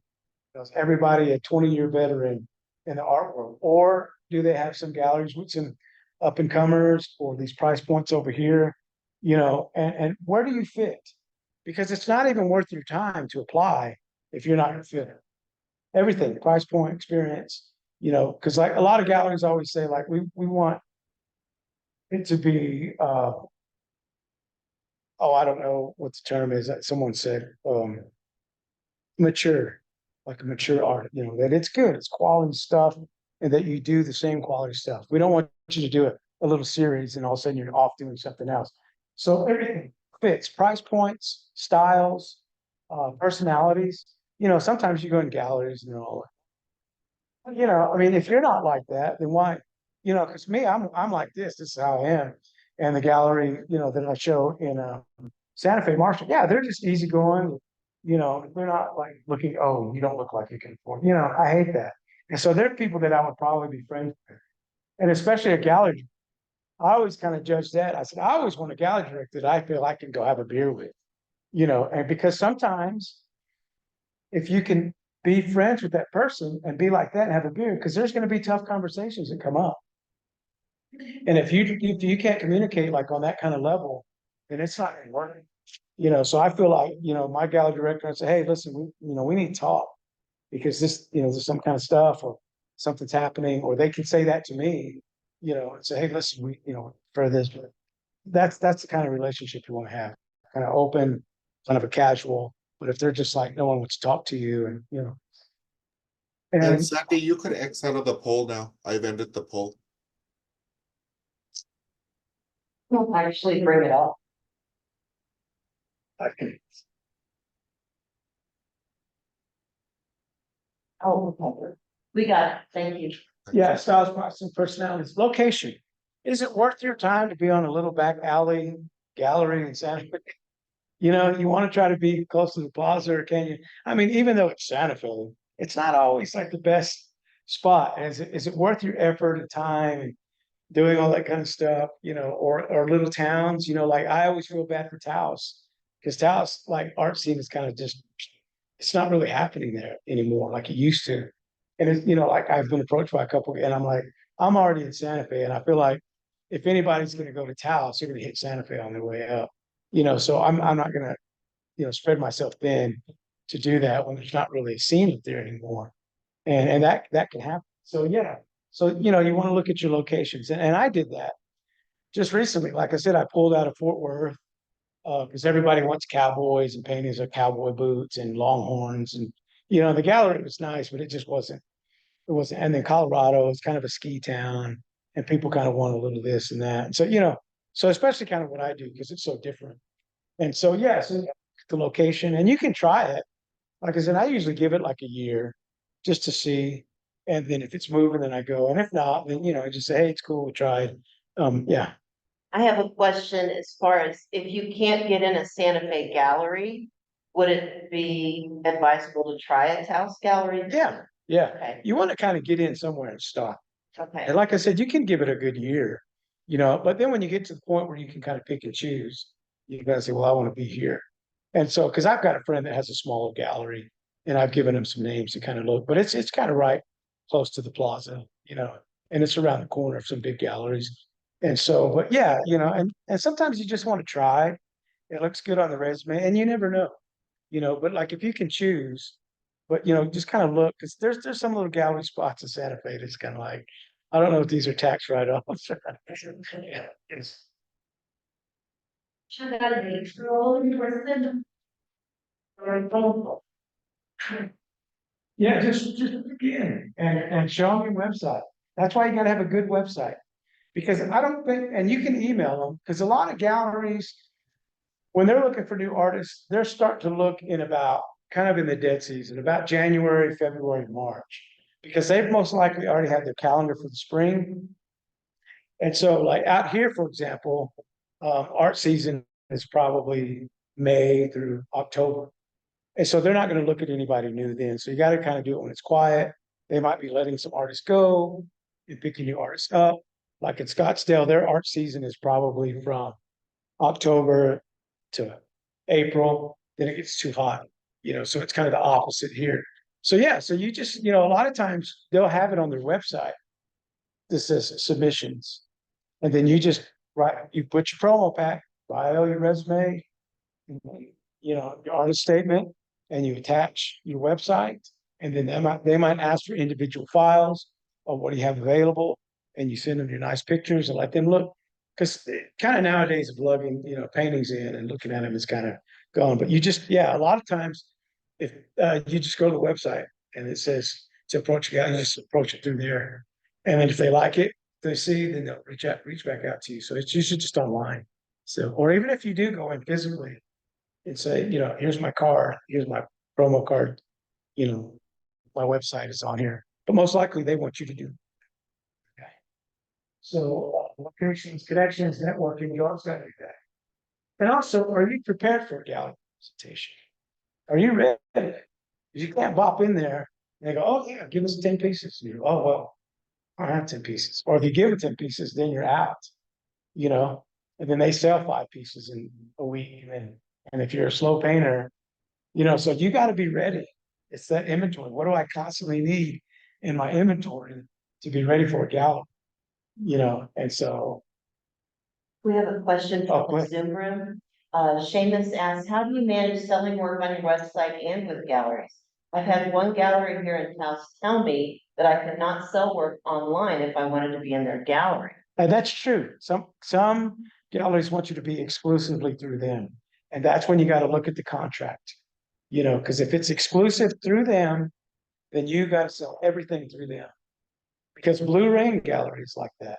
Like you, if you're in Blue Rain, you can't sell commissions on your own. You can't do shows. You can't do, everything has to go through them. So that's when you got to review your contract. And did they say it in the contract?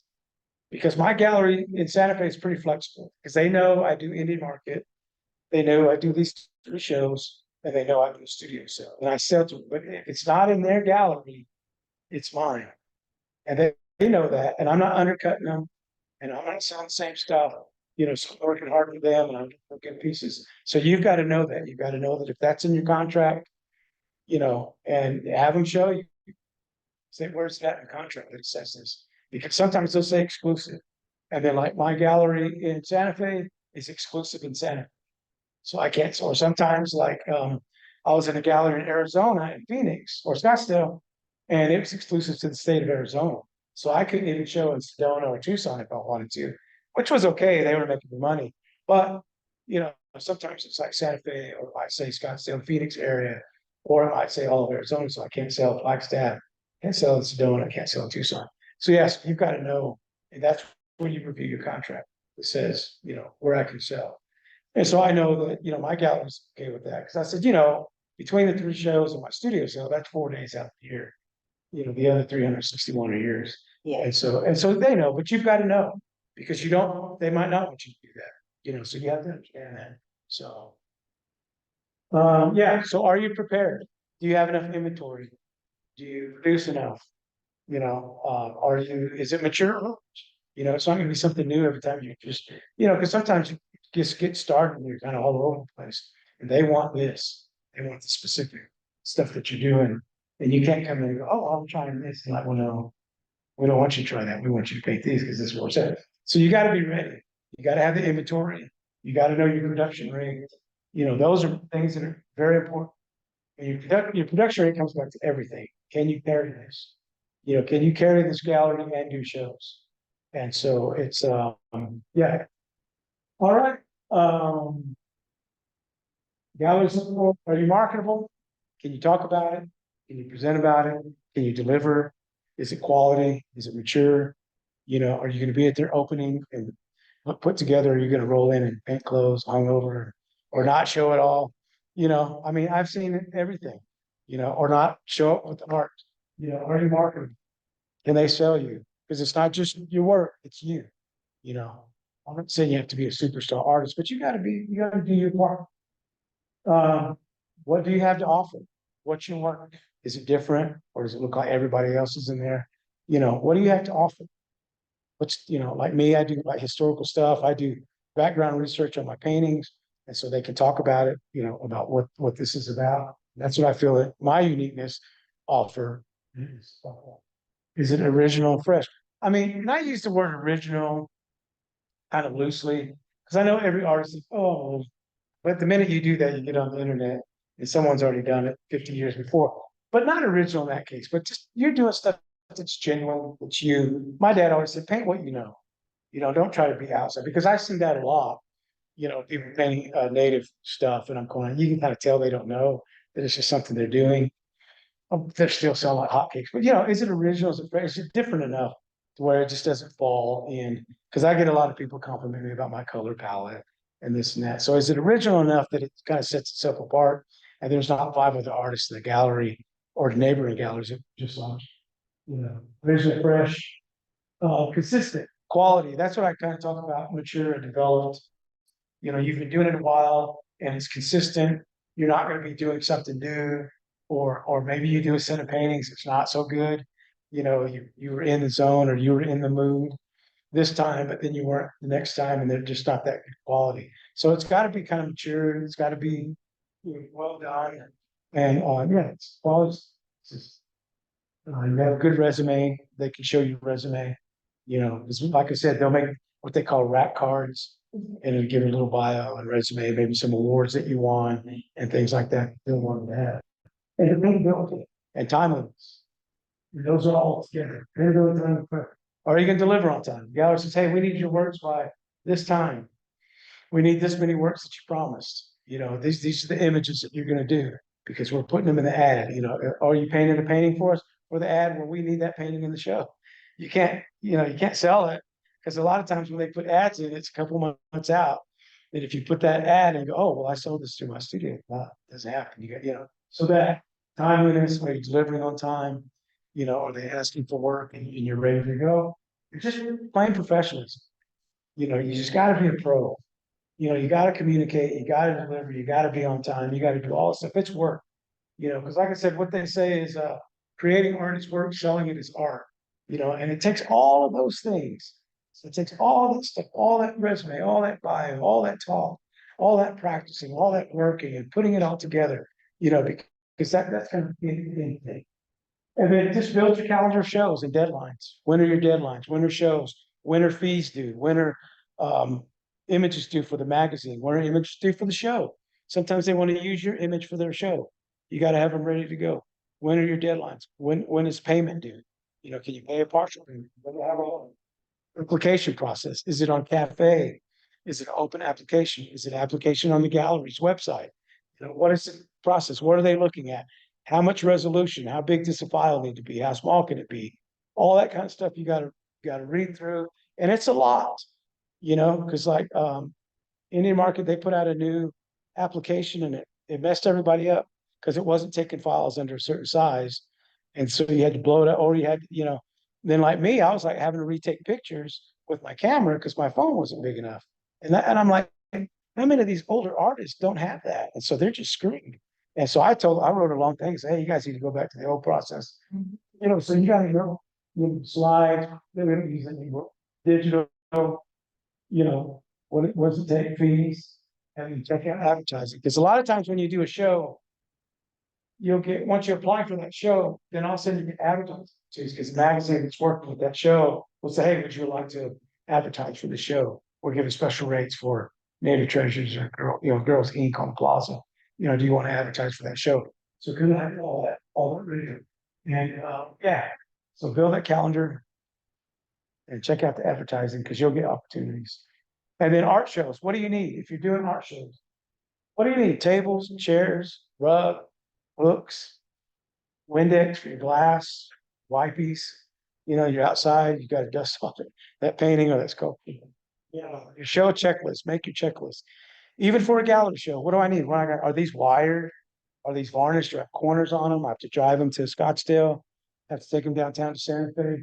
Always have a checklist. And what do you need? Walls, tables, pedestals. You know, does this fit in my truck? Do I have to rent a trailer? Do I have to rent a U-Haul? Yeah, you know, what kind of walls do I need? Do I need walls? Do I need mannequins for my dresses? Do I need walls for my paintings? Do I need pedestals for my sculptures? You know, what do you need? Can you rent them? Can you make them? Can you borrow them, or do you have to buy them? You know, credit cards. You got to have that credit card machine that will offer yourselves. Tools. I have like a little. It's a diaper bag, but it's great because it has all these little pockets. So for shows, I have like pliers and tape and zip ties and duct tape and extra plastic sheets in case it rains. I got to put plastic sheets on, and you know, all that kind of, because you don't want to be running around with extra hooks. I don't know how many times other artists go, do you have any hooks? Well, yes, I have. Tools, you know, there's that little tool that you can buy that has the pliers and the knife and the screwdriver. You got to have that. Got to have exactly, you have backup stuff, gum and cologne and eye drops. You know, you're in a show and your eyes are, you know, all that kind of stuff is in there. And so you got to have like the show there. And so yeah, hammers, tape, wire. You know, you never wire. I have like baling wire in there because if it's windy, you got to wire that stuff to the pole. Weather condition. Packing materials, sometimes you need bags, you know, so you got to put your paintings in bags or boxes or bubble wrap. You know, you got to have all that stuff. And you don't necessarily have to have it at a booth, but if it's in your truck or something close by, you can kind of have it in business cards. Always, wherever you stick some in your car, no matter where you go, because you might get invited last minute to go to an opening or a little reception, and me, I'm the worst. Like if I'm always asking my wife, do you have it? Yes, and if it wasn't for her, I'd be like, so I stick them in my truck, you know. So if I'm just somewhere downtown or some of my friends say, hey, come have a beer, we've got some friends in town for collect, then I'll have them, you know. But I'm the worst. If I go in by myself and my wife's not with me, I'm like, oh shoot, I left them all in the truck. So yeah, so don't be like me. Do what I say. And then have the process. The other thing and your booth appearance. A lot of times, even your booth appearance, and you know, if you're doing shows, it's got to look nice. You know, it can't look like a flea market where shit's all stacked together or thrown everywhere. You know, I've seen people like that, and it's just kind of that. It looks unprofessional. But there are some shows that are kind of smaller shows, and they allow everything like T-shirts and stickers, and that's fine. But it still needs to be, you know, on there. Location and region, like I was saying, you got to see what region. Like I don't do shows in Oklahoma because everybody there wants rings and jewelry and Indians with the war bonnet at sunset and you know stuff like that. So you got to look at your location and clientele. You know, if you're higher end, You maybe want to do a show in Scottsdale and Santa Fe. If you're not, you can, if you got stuff that's inexpensive, you can probably sell it anywhere. Is it crafts? Is it fine art? Is this a fine art show? Is it an arts and crafts show? So if you're selling nice oil paintings and it's arts and crafts show, and someone has yarn dolls that are selling for $25, probably not the spot for you. So you got to scout it out. Like the show.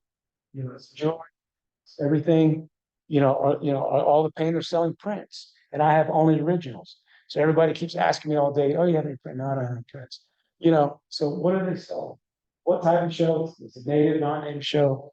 What kind of show? Is it a fine art show? It might say fine art show. So then it's fine art. It's not dream catchers or little drums or whatever people sell.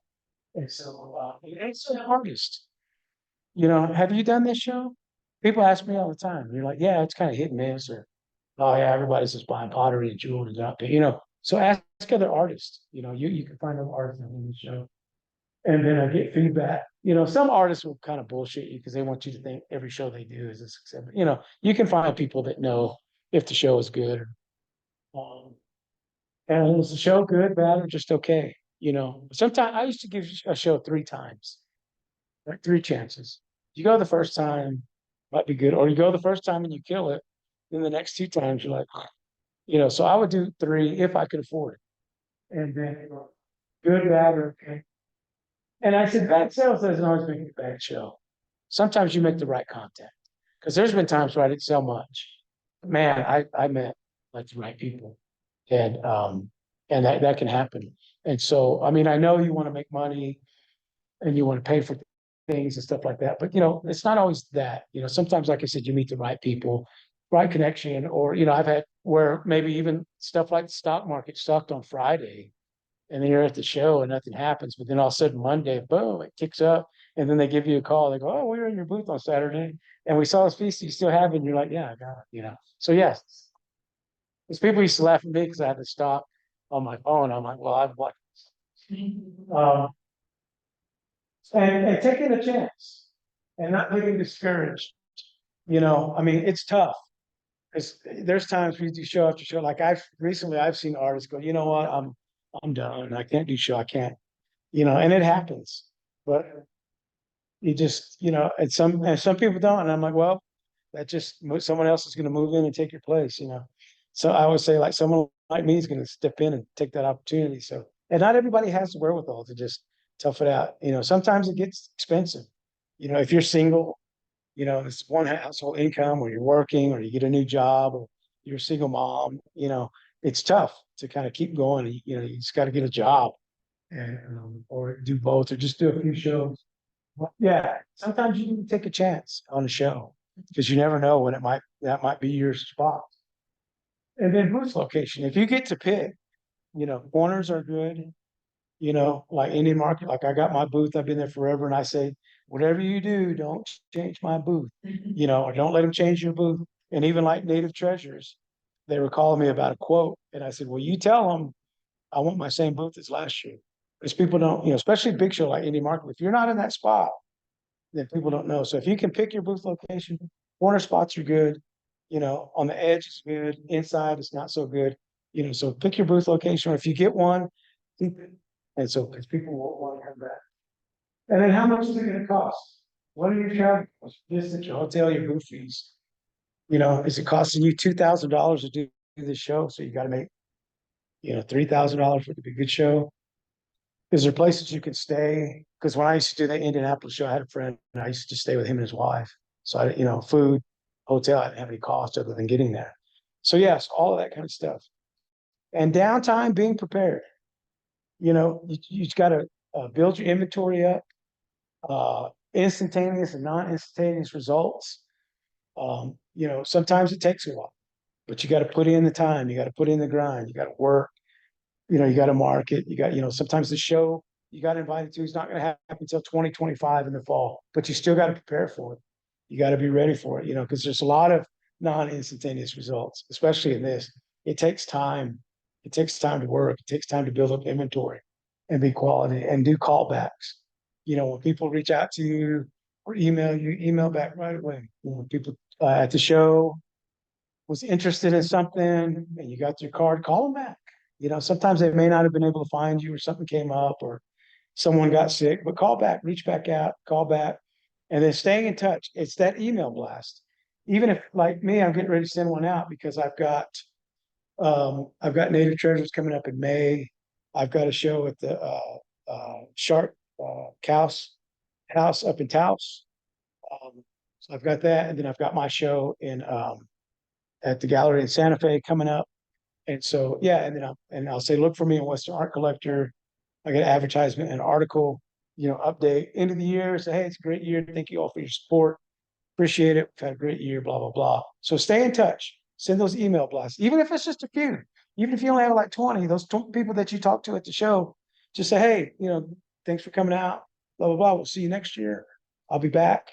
You know, so that's the kind of stuff. And then when you make money, you reinvest. What are your upgrades? What do you need? You need more materials. You need better paints. You need more paints. You need easel.